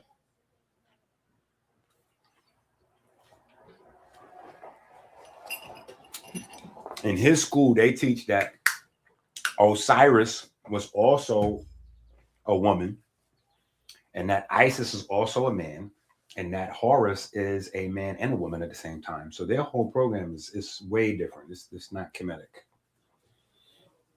at all. At all. Now, outside that, Jabari's an intelligent guy. But when it comes to being an authority on Kemet, he got to relax and put that down. I would much more. Me and Reggie have argued, fought, and been ops for almost as long as we have known each other. But I respect Reggie's research when it comes to Kemet way more than Jabari. And Reggie ain't got no degrees that qualify him to study Kemet. But we know He put about 30 to 40 years of studying chemistry. So I don't care whether he got a piece of paper or not, whether he's right or wrong. I know that he put the time into studying. I know that for sure. I know he ain't just shortcut to a title and then start grabbing people off the street, which is what Jabari did.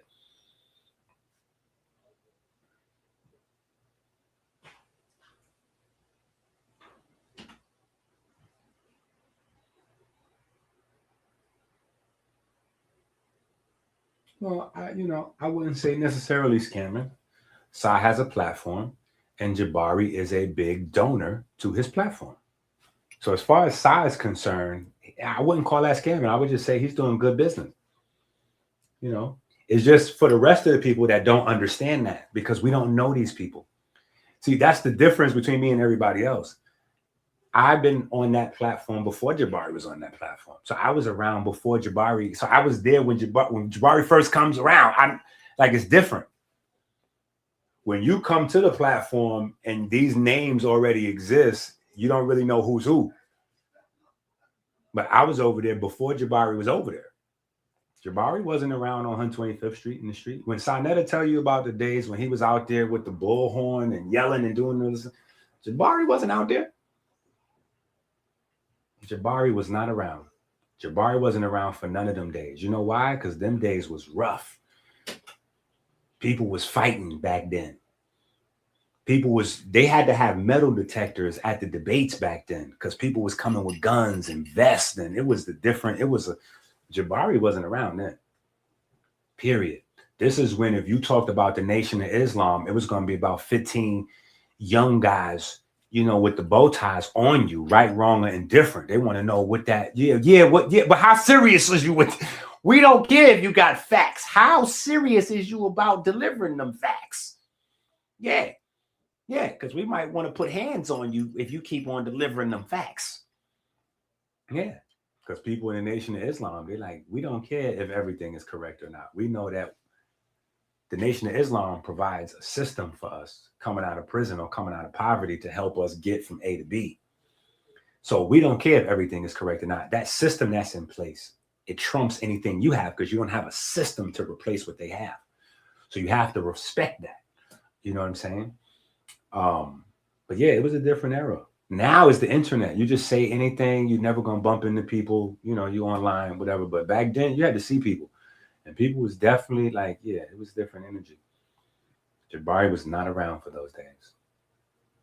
Period. He started coming around when that energy started dying out. Yeah, when that energy started dying out, then he came around. But he wouldn't be mixing it up because that was like kind of scripted with him and Wack. Where Wack was like, I'll do this and this and that. Wack ain't going to do nothing to nobody on camera. Wack has a career for himself right now, and Wack has money. So the fact that Wack has a career, Wack 100 is like the Tay-Rock of battle rap. You know how Tay-Rock has made a career for himself in battle rap by almost getting into fights with people? That's what Wack is going to do. You know what I'm saying? Wack is not going to put his hands on you. Now, Wack can beat you up without that because he got the exposers and the woo-whoop, and they'll find out what color paint you got on your toenails, like, you know what I'm saying? So he can beat your behind in a different type of way. But as far as like Wack 100 physically putting his hands on somebody on camera, nah.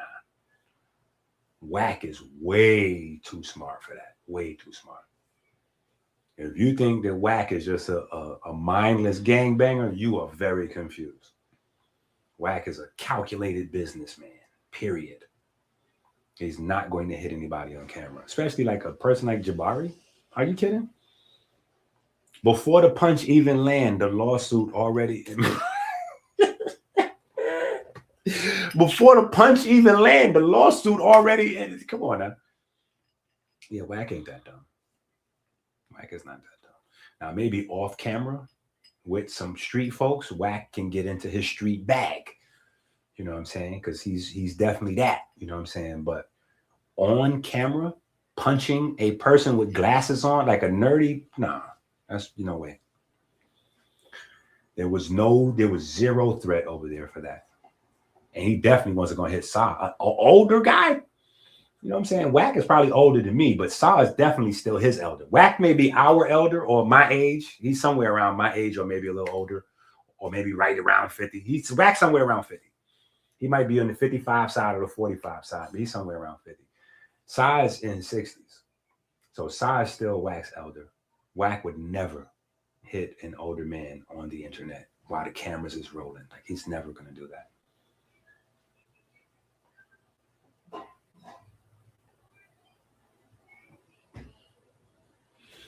But Jabari definitely is I wouldn't even say scamming. I would just say misleading people. It's the art of misdirection. And he's locked himself into a space. He's painted himself into a corner. So he can't come out of that corner. You know what I'm saying? Not without letting his ego come down.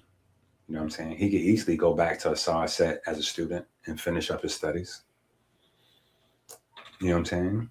He could do that. Or he could, I mean, he's got money and opportunity now. He could go to Kemet and get some real Kemetic, you know, like, you know, he can do a lot. He can go to France. Outside of, I would say that France has the foremost Kemetic scholars. France is the expert on all things Egypt.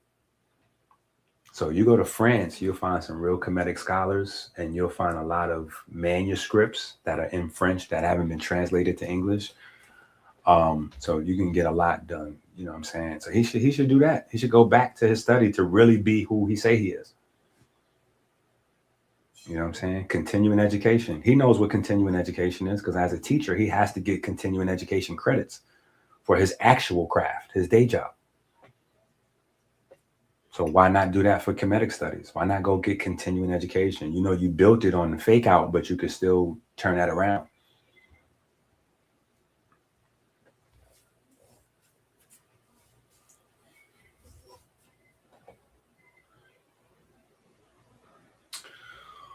Nah, we got to go tomorrow, man. I got to get off of here, bro. I've been live since, I don't even know, bro. I'm out of live shape. I'm not in live conditioning. I'm not in live conditioning. This is 6.5 hours. I hit my max a few hours ago, like an hour or two ago. Yeah, 3-4 hours. I'm spent. I got to get my weight up though. I got to get my training back to my live training. Where I could get back to 7, 8, 9 hours with no sweat. You know what I'm saying? But I ain't writing no more books though. Book writing is done, bro. At least for a little while. Seriously. I got the Spirit Code series that answers every single question. There's no question. There's no scientific question or theological question that we do not answer in detail in these books, in detail. So there's not a piece of information or a question that somebody can ask me that would, because remember, one of my main first focuses of writing the books is because too many people were stealing my information. Most of the people on the internet, they don't do real research. They search around to hear somebody talk about something that their particular audience hasn't been hip to yet. So they could just be the first person to that audience saying something that they heard somewhere else. So as a fountain of new information, a lot of people was coming, grabbing my stuff and taking it back wherever. And then when I come around, it's like, oh, that's that information we heard from such and such. Or we heard that from such and such. That's some. I'm like, nah, that's not possible. I created this. You know what I'm saying? But if you're not publishing the material and you don't have a published date for the material, there's no way really to prove it. So one of the main reasons I started just writing books is because I wanted to be able to make sure I have a stamp in the world of digital. You know, I want to have a stamp. At one point in time, I thought that my YouTube page was my stamp. This is when I had my other page where I had like 60, 70K subs.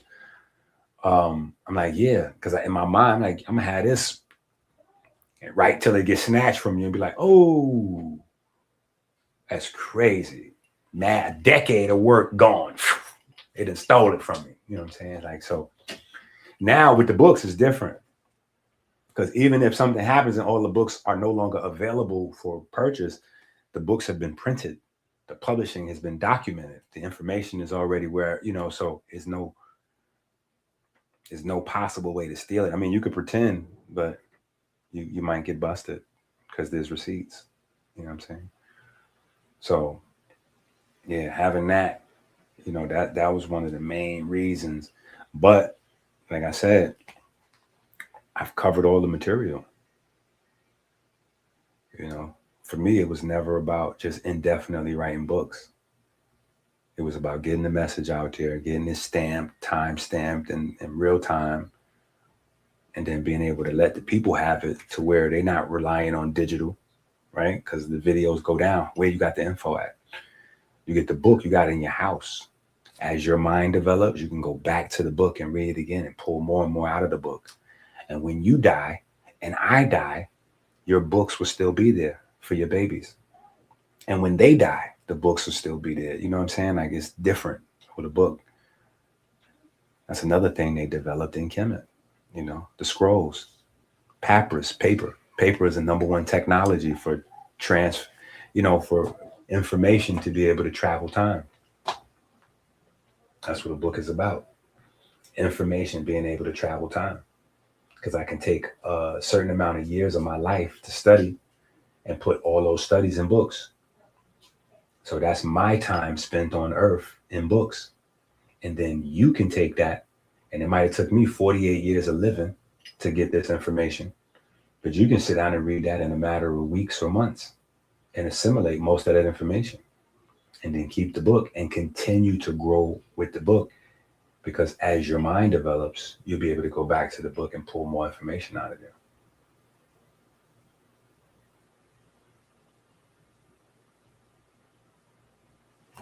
Oh, yeah.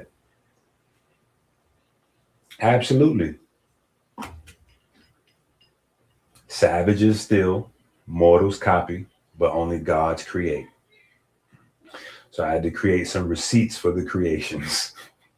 So people can steal if they want now, but when you steal, you're just doing promo in advance for me, like a street team. So what I did by going to books is basically I turned all of the thieves into street team. So they don't know who I am, but they'll hear something from me from somebody else, and that'll prep them, because they're not going to have the whole thing. They'll have parts of it. And so they'll hear it, get acclimated, and then, oh, okay, yeah. And then at some point, you'll meet the plug. You know what I'm saying? At some point, you'll meet the plug. And when you get to work, you'll be able to see the difference between that stepped on, you know, that John been stepped on 4, 5, 6, 10 times versus the, oh, wait, you can go further? You can keep going? It's not a limit to this. You can keep going? Yeah. Like right now, we could just, what's the last thing we wrote up there?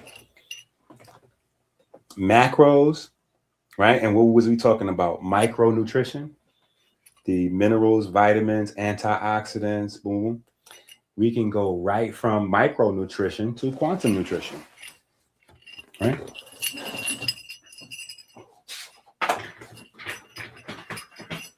We can just keep going. But I'm not, though. I'm just giving you an example, right? This is why we had the Black Lines Matter book when we talked about chemistry, right? Because with macros are very strict, right? Macros are very strict. Your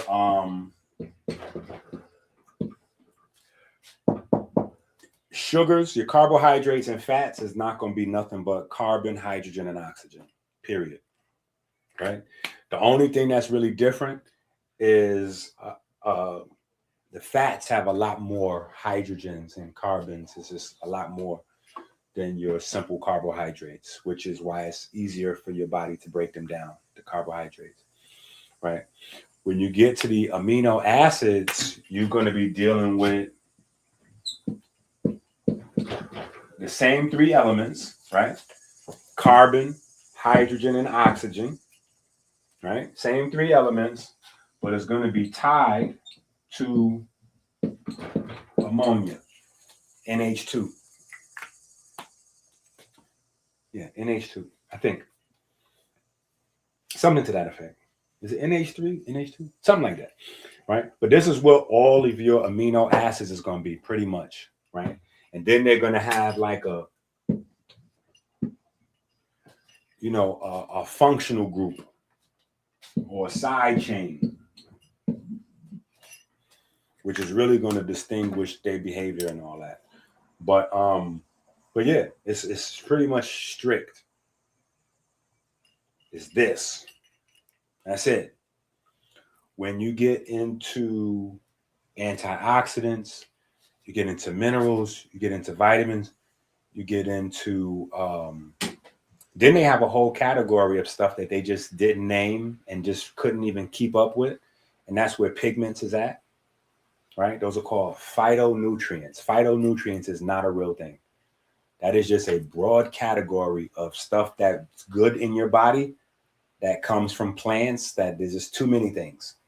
It doesn't fit in the traditional macro categories or the traditional micro categories. So instead of inventing a new category for all of these different things that they keep finding in plants, it's just a catch-all. Phytonutrients. So that, and then that, when you get into that pocket, right, that's when we open up, and we can discuss that a variety of ways too, right? Because you can get to discussing, like, for instance, we use selenium, for example, right? We use selenium for an example.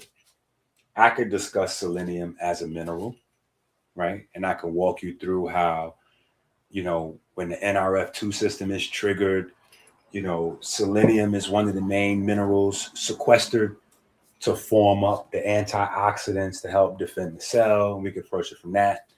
We can also approach selenium from a purely electric standpoint, right? Because that's where selenium really shines at. When you can't really understand it fully in a strictly biological conversation. You have to really understand selenium as a semiconductor.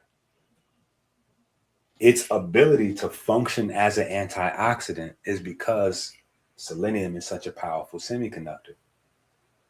That's why they use selenium inside of all your technology, right? But that's the same reason your body uses it. The same thing selenium does in your laptop is the same thing selenium does in your body. It's a semiconductor, right? Why do you need that? Why do you need semiconductors? Because you have loads of conductors, because you have piezoelectric material, because you have pigment, because you have all of these different, you have even just the water in your body is electric. Just the water alone generates light in your body. What do you mean? Because you have ions, you have spinning ions. Those create little tiny magnetic fields. You cannot have electric fields interacting with magnetic fields and not get some degree of light production. Even if it's too small for the human eye to catch it, it doesn't mean it's not happening, right? So every different mineral has its own electrical behavior. So when you look at the periodic table of elements, that's the thing that's distinguishing one atom from another, the proton count. The proton count is basically the anchor for electrons. So a proton would tell you maximum number of electrons. So if an atom has 15 protons, chances are it usually has 15 electrons. And that's going to tell you the activity. How many electrons? Because once you know the number of electrons, if you know how the atom is shaped, how the atom is built out, only a certain number can be here, only a certain number can be here, only a certain number can be here, which is going to leave you an electron pair. or a single electron. If you have a single electron, then you're going to have a highly reactive atom that's looking to form bonds or donate electrons, which would make it an electron donor. Hopefully you're getting the point now, right? So the selenium behavior, right? We can look at selenium through the eyes of Newton, right? We can look at selenium through the eyes of Newton, physics, everything physical, right? Physics is the science of all things physical. That starts with the atom all the way up. The quantum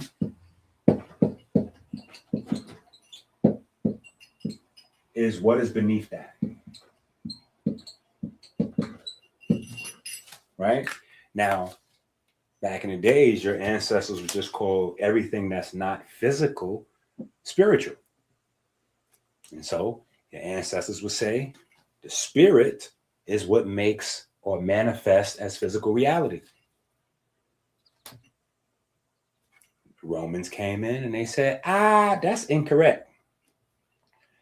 Energy is what manifests the physical. And they'd be like, okay, well, describe energy. Well, you can't really see it or touch it, but you know, we can inference by certain things, we know it's there. Like, wait a minute, that's the same thing my grandma said about, right? So we can look at selenium through the lens of Newton, and we can look at how selenium itself loans itself to enzyme structure, for instance. And so you'll look at an enzyme, which is basically amino acids in a chain folded up, and then there are pockets where the selenium goes, right? And that enzyme will require selenium to function and do its thing. But we can zoom in further and go, the reason why that enzyme requires that mineral is because that mineral interacts very uniquely with photons and electrons. And in order for that enzyme to function, it needs that. Only can be supplied by selenium. So now we go closer on selenium and we can have a quantum view, right? Now let's see what we search around and see what we retch around. Let's retch around and see what we find over here. Let me see what we find over here. All right, boom. Let's go here and let's see what is selenium.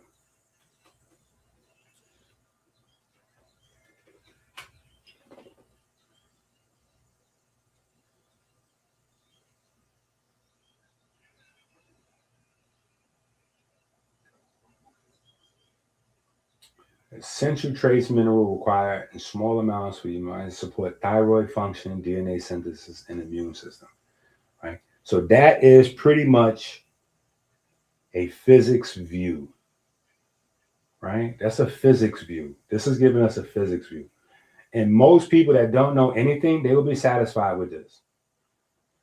But me, I need to know how and why and stuff like that. So I'm gonna need more info. Let's see. Let's go AI on it. Let's see what we get. Selenium, daily mineral, boom, boom, boom. So here we got nothing. I spoke too soon. Here we go. Chemical element, blah, blah. Look at this. Scientifically, selenium is a chemical element with the symbol Se and atomic number 34, discovered in 1817. It is a non-metal with photovoltaic properties, meaning it can convert light into electricity. It is used industrially in glass making, electronics, and solar cells. So here's the thing you have to understand. Selenium does not stop being selenium when it's in your sandwich. Selenium does not stop being selenium in your Brazil nuts. Selenium does not stop being selenium when your digestive system separates it from your food. When it's floating through your blood system, it never stops being it. So it never is not converting light and electricity. It's never not doing that. It's always doing that. So when you find out that selenium is required for certain chemical reactions, you have to know that that chemical reaction requires photon-electron exchange or just a ordered photon expression or electron expression, which is where the semiconductor aspect comes in, right? Okay, so it doesn't really mention the semiconductor thing. Interesting. Let's just ask, is it a semiconductor? I mean, that's kind of mentioning it with the light in the wool, but let's get the specifics. Yes, selenium is a semiconductor. In its crystalline form, it conducts electricity much better when exposed to light than when it is in the dark. The specific trait makes it a photoconductor. Key semiconductor properties. Its electrical conductivity increases drastically when hit by light. It can convert alternating current into DC current. It was used to build the very first solar cell in 1883. So what you got to ask yourself is, why is it that, let's go back over there. Now that we know what selenium do, let's go all the way back here and then ask yourself, why does your thyroid, right? Why does your thyroid need that?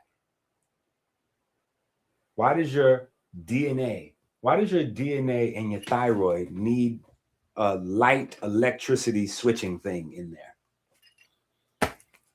Right? Clearly, that's how it works, right? And when it says your thyroid, you got to understand thyroid means metabolism. Thyroid is the organ of your metabolism. The thyroid regulates your metabolism, and it regulates your metabolism with selenium. So it's telling you right there, your metabolism is a lot more quantum than Newton, right? Because what we just read has nothing to do with Newton. Newton ain't know about that. Newton ain't know nothing about that. What you have now, let me explain to you now, because you might go research something and be like, no, EnQi, they said this. Listen, what you have now is people trying to retroactively make Newton's laws fit to concepts that Newton knew nothing about. All you have to do is check and see when Newton died. This is simple. We could just check and see, when did Newton die? Oh, he died on this. Oh, so he didn't know nothing about this. At least not in the scientific sense. Let's see. When did Isaac Newton? What was his life period? Boom.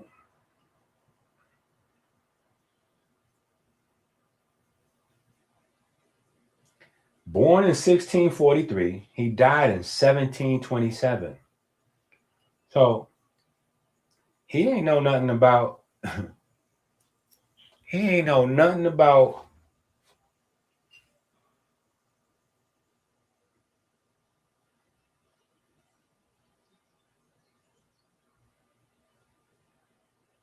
yes, here's what you do.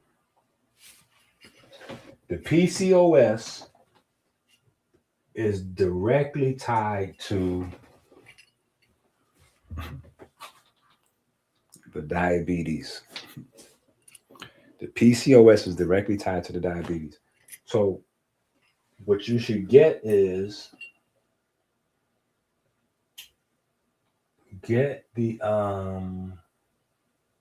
I would say get the Eat Right for Your Haplotype, aka the Constitution book. Get the Constitution book.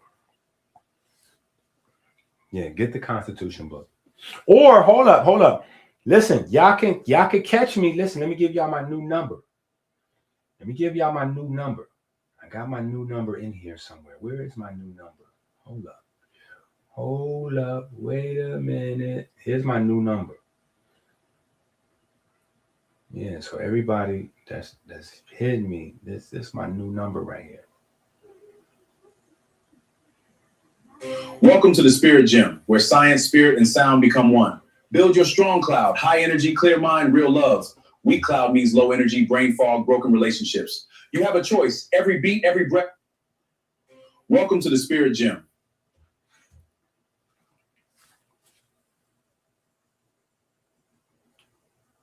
Yeah, just send me a text.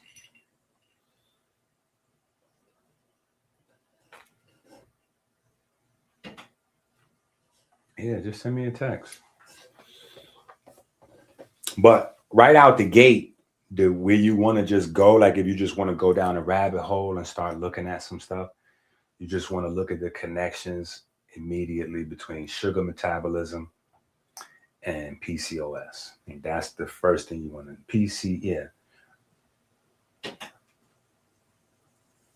because there's some crazy stuff that you be like, wait, what?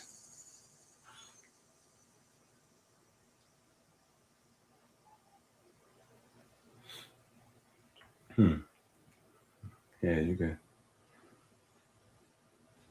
Right, we can just, just so you could type in something like that, right, and just go from there. Just if you just want to look for a rabbit hole to jump down real quick, right? Just type in. I ain't typing nothing crazy. PCOS versus diabetes, and this will open up a huge door for you. Huge door for you. Huge door. Huge door. It's really a big part of this conversation that we're having because medical school started in the 1760s, before they understood pigment, water, or electricity, or light, or energy in the human body at all. All of the diseases that we're dealing with now, the chronic diseases, are energy diseases. All of these things are linked to energy metabolism, poor energy metabolism. Now, I take it a step further and say it's lack of education, because we've put our trust in the system that it's not like, because black folks would say, oh, the system, the white folk, no, it's just the system was developed without these things, period. The system was developed without these things. We didn't get to learn how DNA really work until like now. It's 2026. They just learned in 2010. So it's not even 20 years old yet. The real understanding of how DNA works. It's only, they just discovered that there's melanocytes in your heart, regulating your heart. Period. Now, I wouldn't have even known to look for that if it wasn't for me listening to people who did their own firsthand research before academia. Listen to what I'm telling you. Before there was a scientific journal paper or an encyclopedia that said melanocytes was inside your heart, regulating the heart, doing the pacemaking and this, that, and the other, there was a Dr. Richard King. There was a T. Owens Moore. These guys was around dropping it, 30 years ago, 50 years ago, saying these things. And there was no scientific journal, like the standard of proof now. There was nobody with a college degree to say, oh, yeah, that's correct. That didn't exist.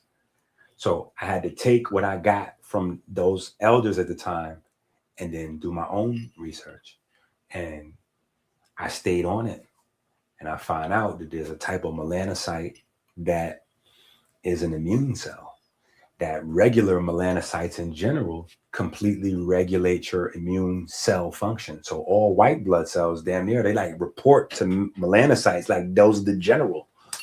Like you got to break the immune cells down like an army, general, the sergeant, the lieutenant, the private, and all that. Like, wait, general, captain, lieutenant, sergeant, private, whatever.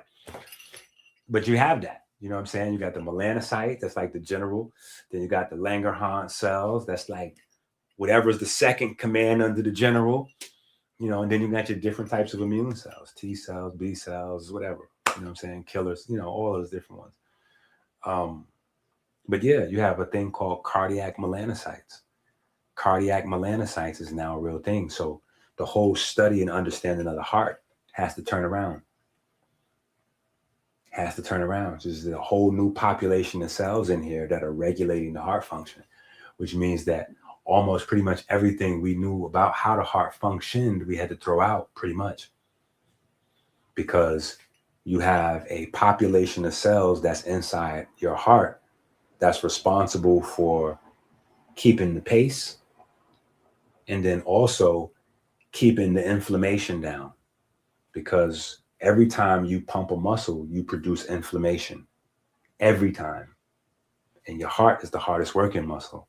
So we never even really thought about, you know, what system is there in there that takes care of that. Well, here, let me pull it up. Let's pull it up. Yeah, but people, feel free to just go ahead and follow the lead, right?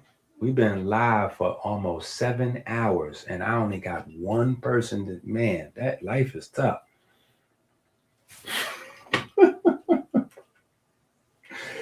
Yo, life is tough. Okay, sometimes it's all spelled together, and then sometimes it's separate. That's cool.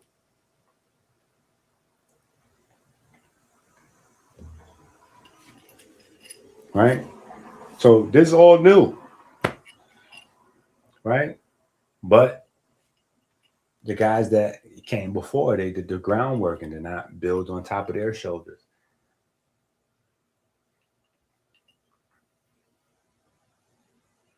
Right?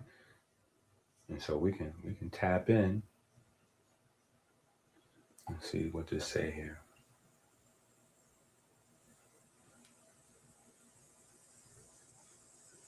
Look at this. Look at this. What does it say right here? Mice having a high or low level of pigmented cells or melanin in the valves and septa have a similar lifespan. That is crazy. That is crazy. That is crazy. You got melanocytes in your heart that's linked to the lifespan of the heart. That is crazy. That's crazy. And mind you, let's look at the date on this paper. Let's look at the date on this paper. What is this? 2008. This is 2008. That's crazy. 2008. Let me see something.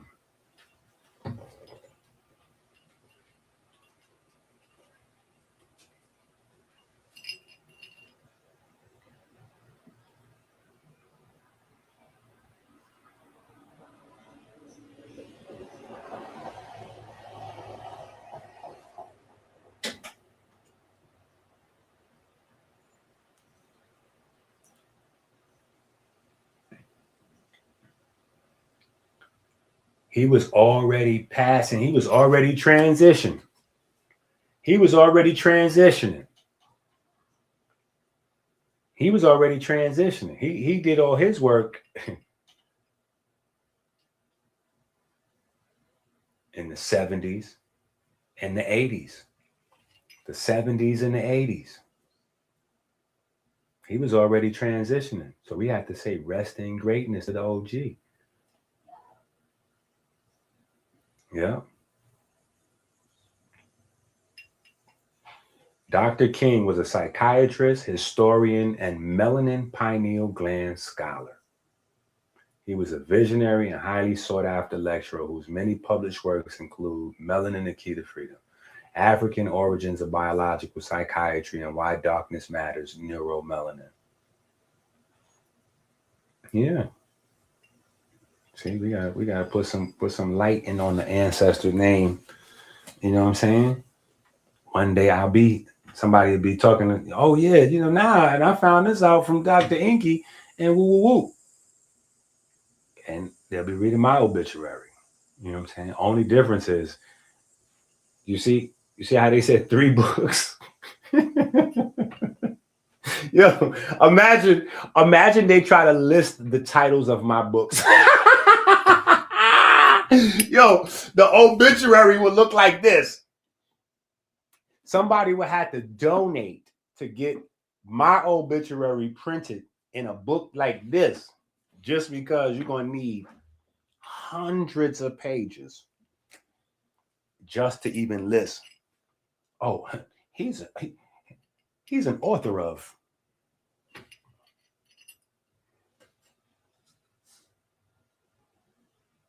I don't even know, bro. I just say more than 200. I don't know the number. I just say it's more than 200. I stopped counting that. It's after 100 books, it don't really. Yeah, after 100 books, it don't matter to count. You got a lot of books. Most people, they write like that. Dr. Richard King, one of the GOATs. He only had 3 books, maybe 4 or 5. Maybe 4 or 5. Actually, no, he had 3 books, I think. I think that's it. It might be 1 book missing, but I know there was 1 book that they kind of broke down and reprinted in some other books. So, but Dr. Sebi, legendary teacher, Dr. Sebi didn't have no books. You know what I'm saying? Before me, Dr. Africa set the record, and he set the example for me.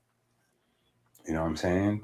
Even though he was crazy, and we used to argue all the time and stuff like that, but Dr. Africa set the example in terms of the scholarship, because a scholar writes and a scholar reads.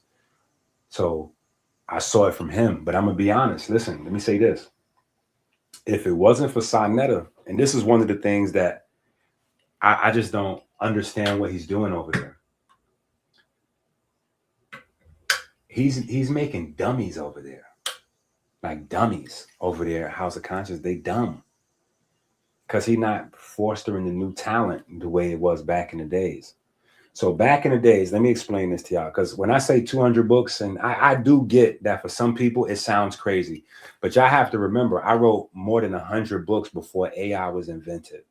So a lot of people are like, oh yeah, you could do that now. Nah, I had over 100 books for me, not to mention ghostwriting for other people before AI was invented, right? And the way I learned that was House of Consciousness, to be honest.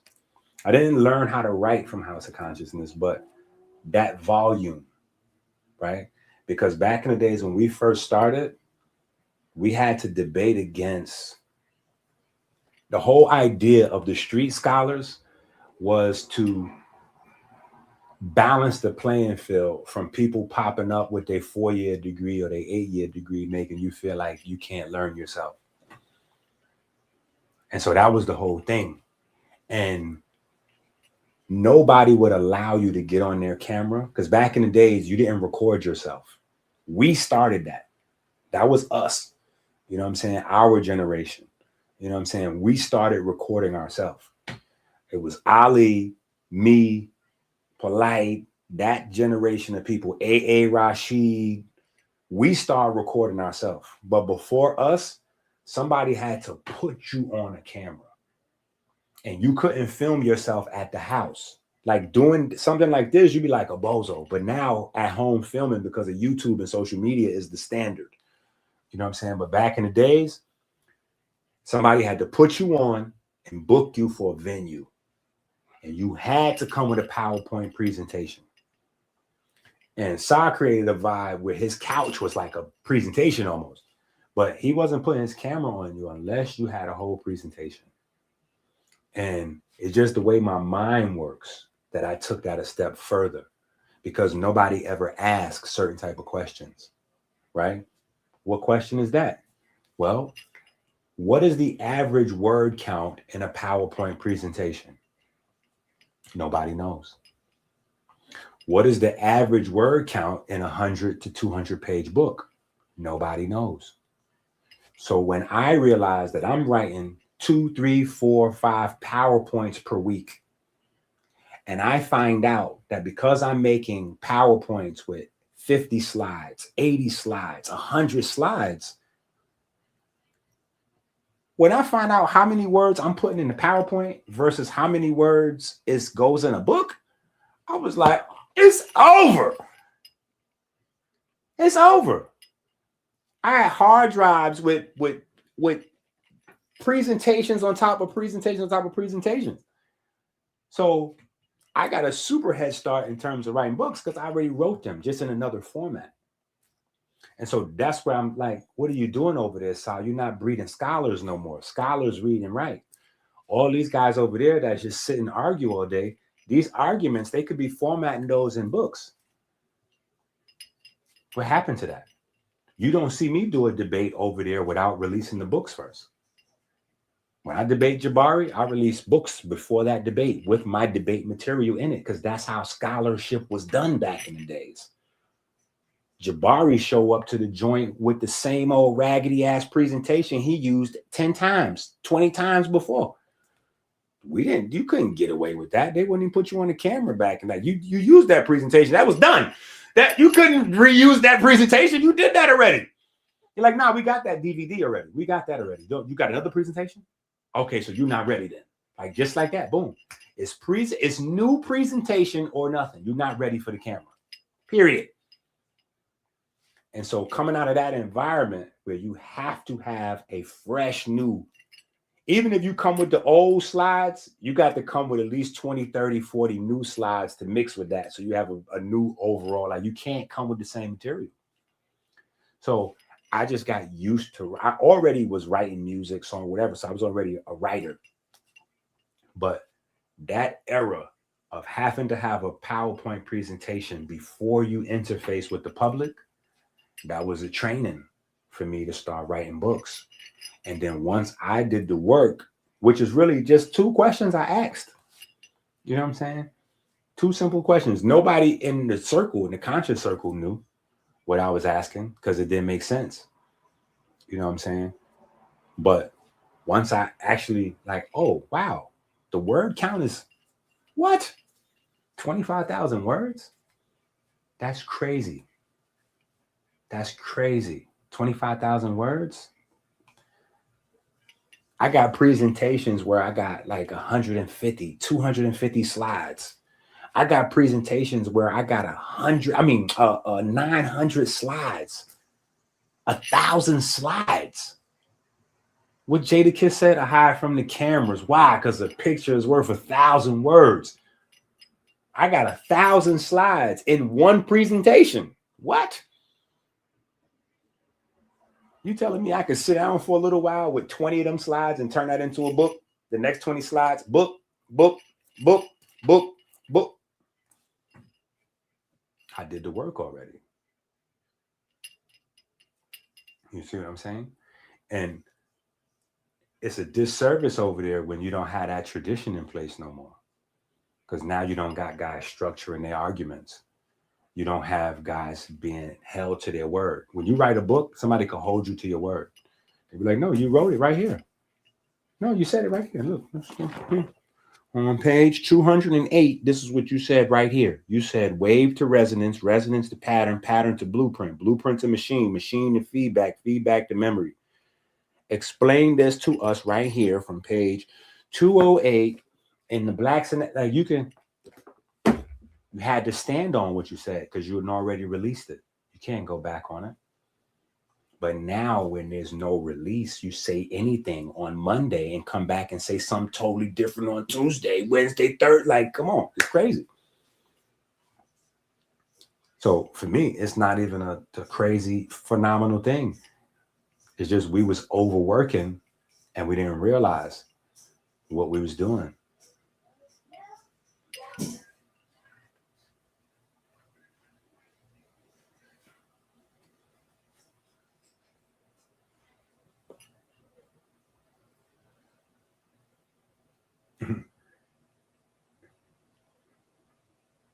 Kind of.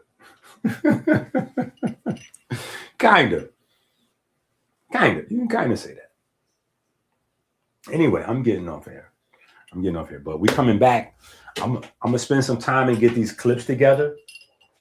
And then we also got it's either tomorrow night or Monday. We got Har1 going in, and he's gonna go in. Because he got beef with Jabari. So it's getting ready to be up. He got beef with Jabari, so he getting ready to go in on Jabari. Yeah, he getting ready to go in on Jabari. But I got a lot of this that I got to deal with. Let me see. Look at this. What is this? Let me see what it is. Because all of these clips is just pure foolishness. Let me see this. What is this? So we got to go through and do our whole case study on these guys.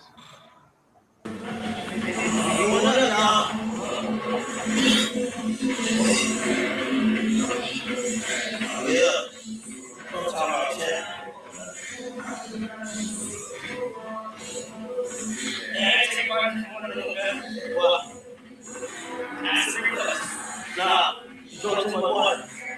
No, every time I drink water, I'm in the chick. Thinking like a period cramp. Did you hear that conversation right there? Did y'all hear that? Did y'all hear that? Did y'all hear that?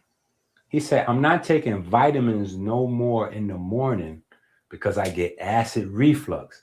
Then AB said, you drink too much water. Then Dean responds with, no, ever since I've been a kid, I've been allergic to vitamins. What? Allergic to? How you eat fruit then? How you eat a fruit? And how you eat a piece of chicken? It's in the meat too. It's vitamins everywhere. What you mean? And how is allergic equated to acid reflux? Acid reflux ain't got nothing to do with you being allergic, bro. Crazy.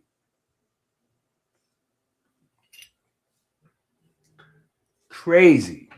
Like just nonsense. And there's so much nonsense. There's so much nonsense. So much nonsense. We got to go through it.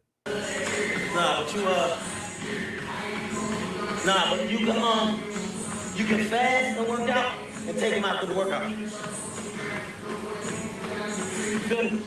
That's how you do it.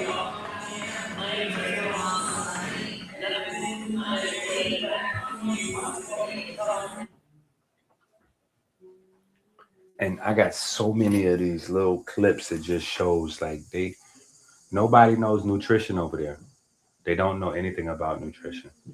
Not GT or the Muscle Man. I'm trying to find the Muscle Man because he's really funny. The Muscle guy is hilarious. Let me see. Close that one. Let me see if I can find another one. Let me see if I can find the Muscle Man. Okay, no.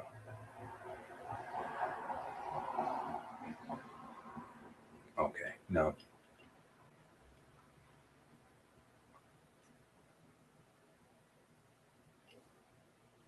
I got so many of these clips. They just unlabeled though because I catch them whenever I can catch them. And then I haven't had a chance to really go back into them.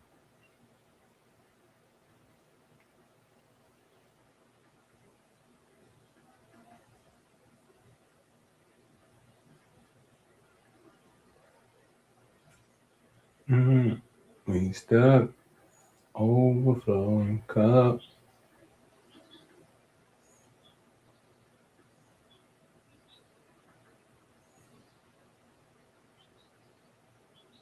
Wait, what is this? I might not even make it to whatever they got. No. And don't. Yeah. And won't. Look, bro.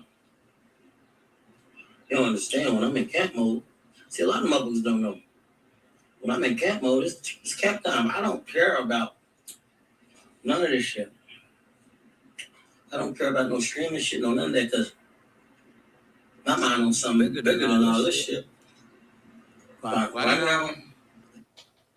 And don't. And won't. Look, bro.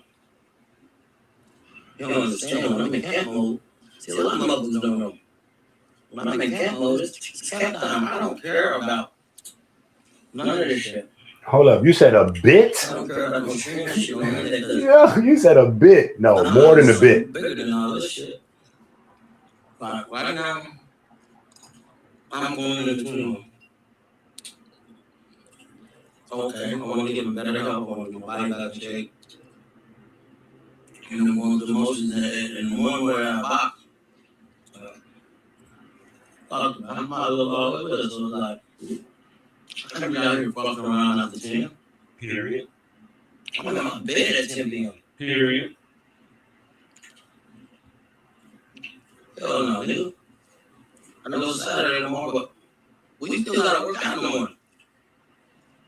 Nigga, I respect stream.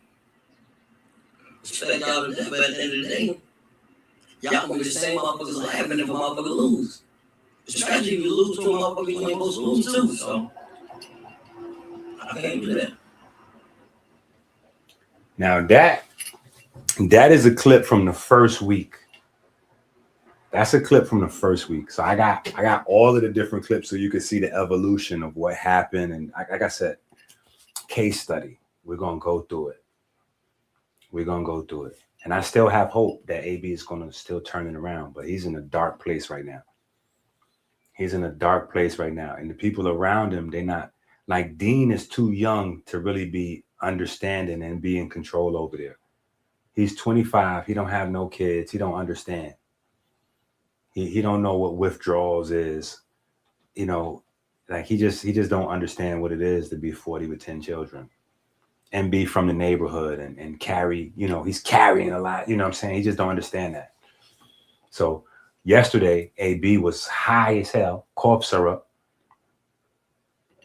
with the lean, and they filming it. They catching it on film. You know, they putting the tissue to his lip. He's slobbering down and all that. They got him like that. They got bimbos that they just met 20 minutes ago talking about, yo, let's shoot him in the head with the water gun. Let's catch it on camera. Like violate. Like, come on, bro. We probably would have violated them a little bit, but that'd have been within the family. You know what I'm saying? We wouldn't have had it caught on camera. And we definitely wouldn't have made strangers comfortable feeling like they could even say that. You know what I'm saying? Period. A stranger, like, you lucky to be in our presence. Period. I don't care if he's sitting there with vomit all on his jaw. Watch your mouth. You know what I'm saying? Watch your mouth. You don't know why he's like that. You don't know how he... Watch your mouth. Now, we make a joke, feel free to laugh. But don't introduce none of your own jokes. And don't introduce none of your own pranks, because we don't know you. You got to just be... You got to cool out.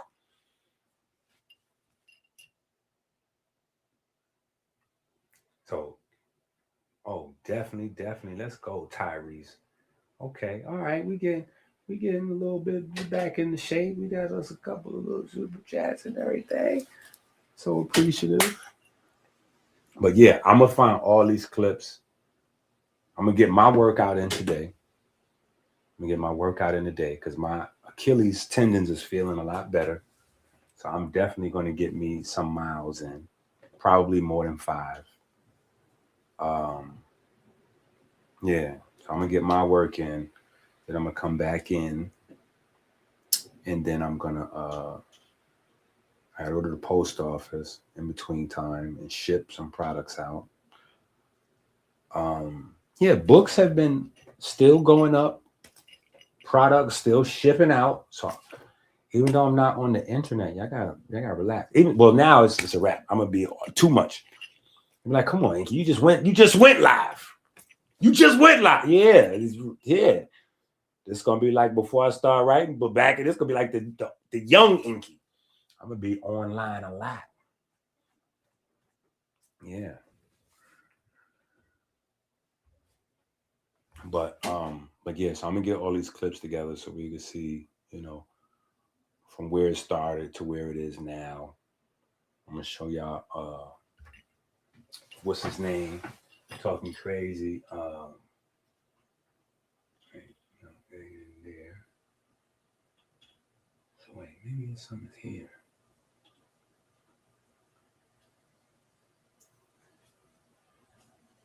Because I wanted to show y'all the joint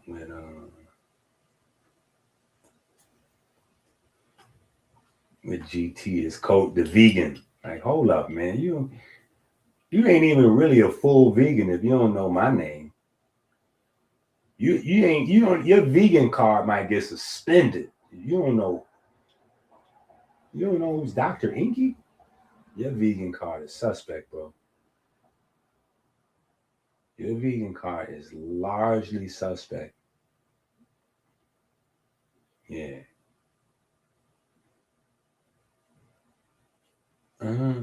We up, overflowing cup up, and I got too many folders. That's what it is. Hold on, let me look in kind. Okay, let's go up here. We looked in there.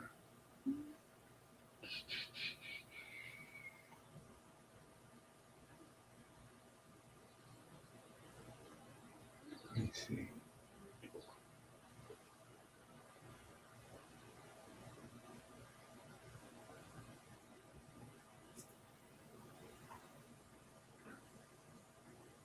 These recipes all look crazy. Yeah, and I'm definitely grateful to collab with Ink. Like he's been, sort of like a silent mentor, kind of like guiding me through a lot of these different processes, and me reaching out to him. What do you think about this? What do you think about that? So that's just a testament to a lot of information that I gathered from him and other people. Lamar, don't take my word for it. Stalin, Society Baby, Dead Stop, Madman, Jeremiah. Thanks to the whole chat. It's not just kitchen chemistry. You gotta add chemistry in the kitchen. And well cooking.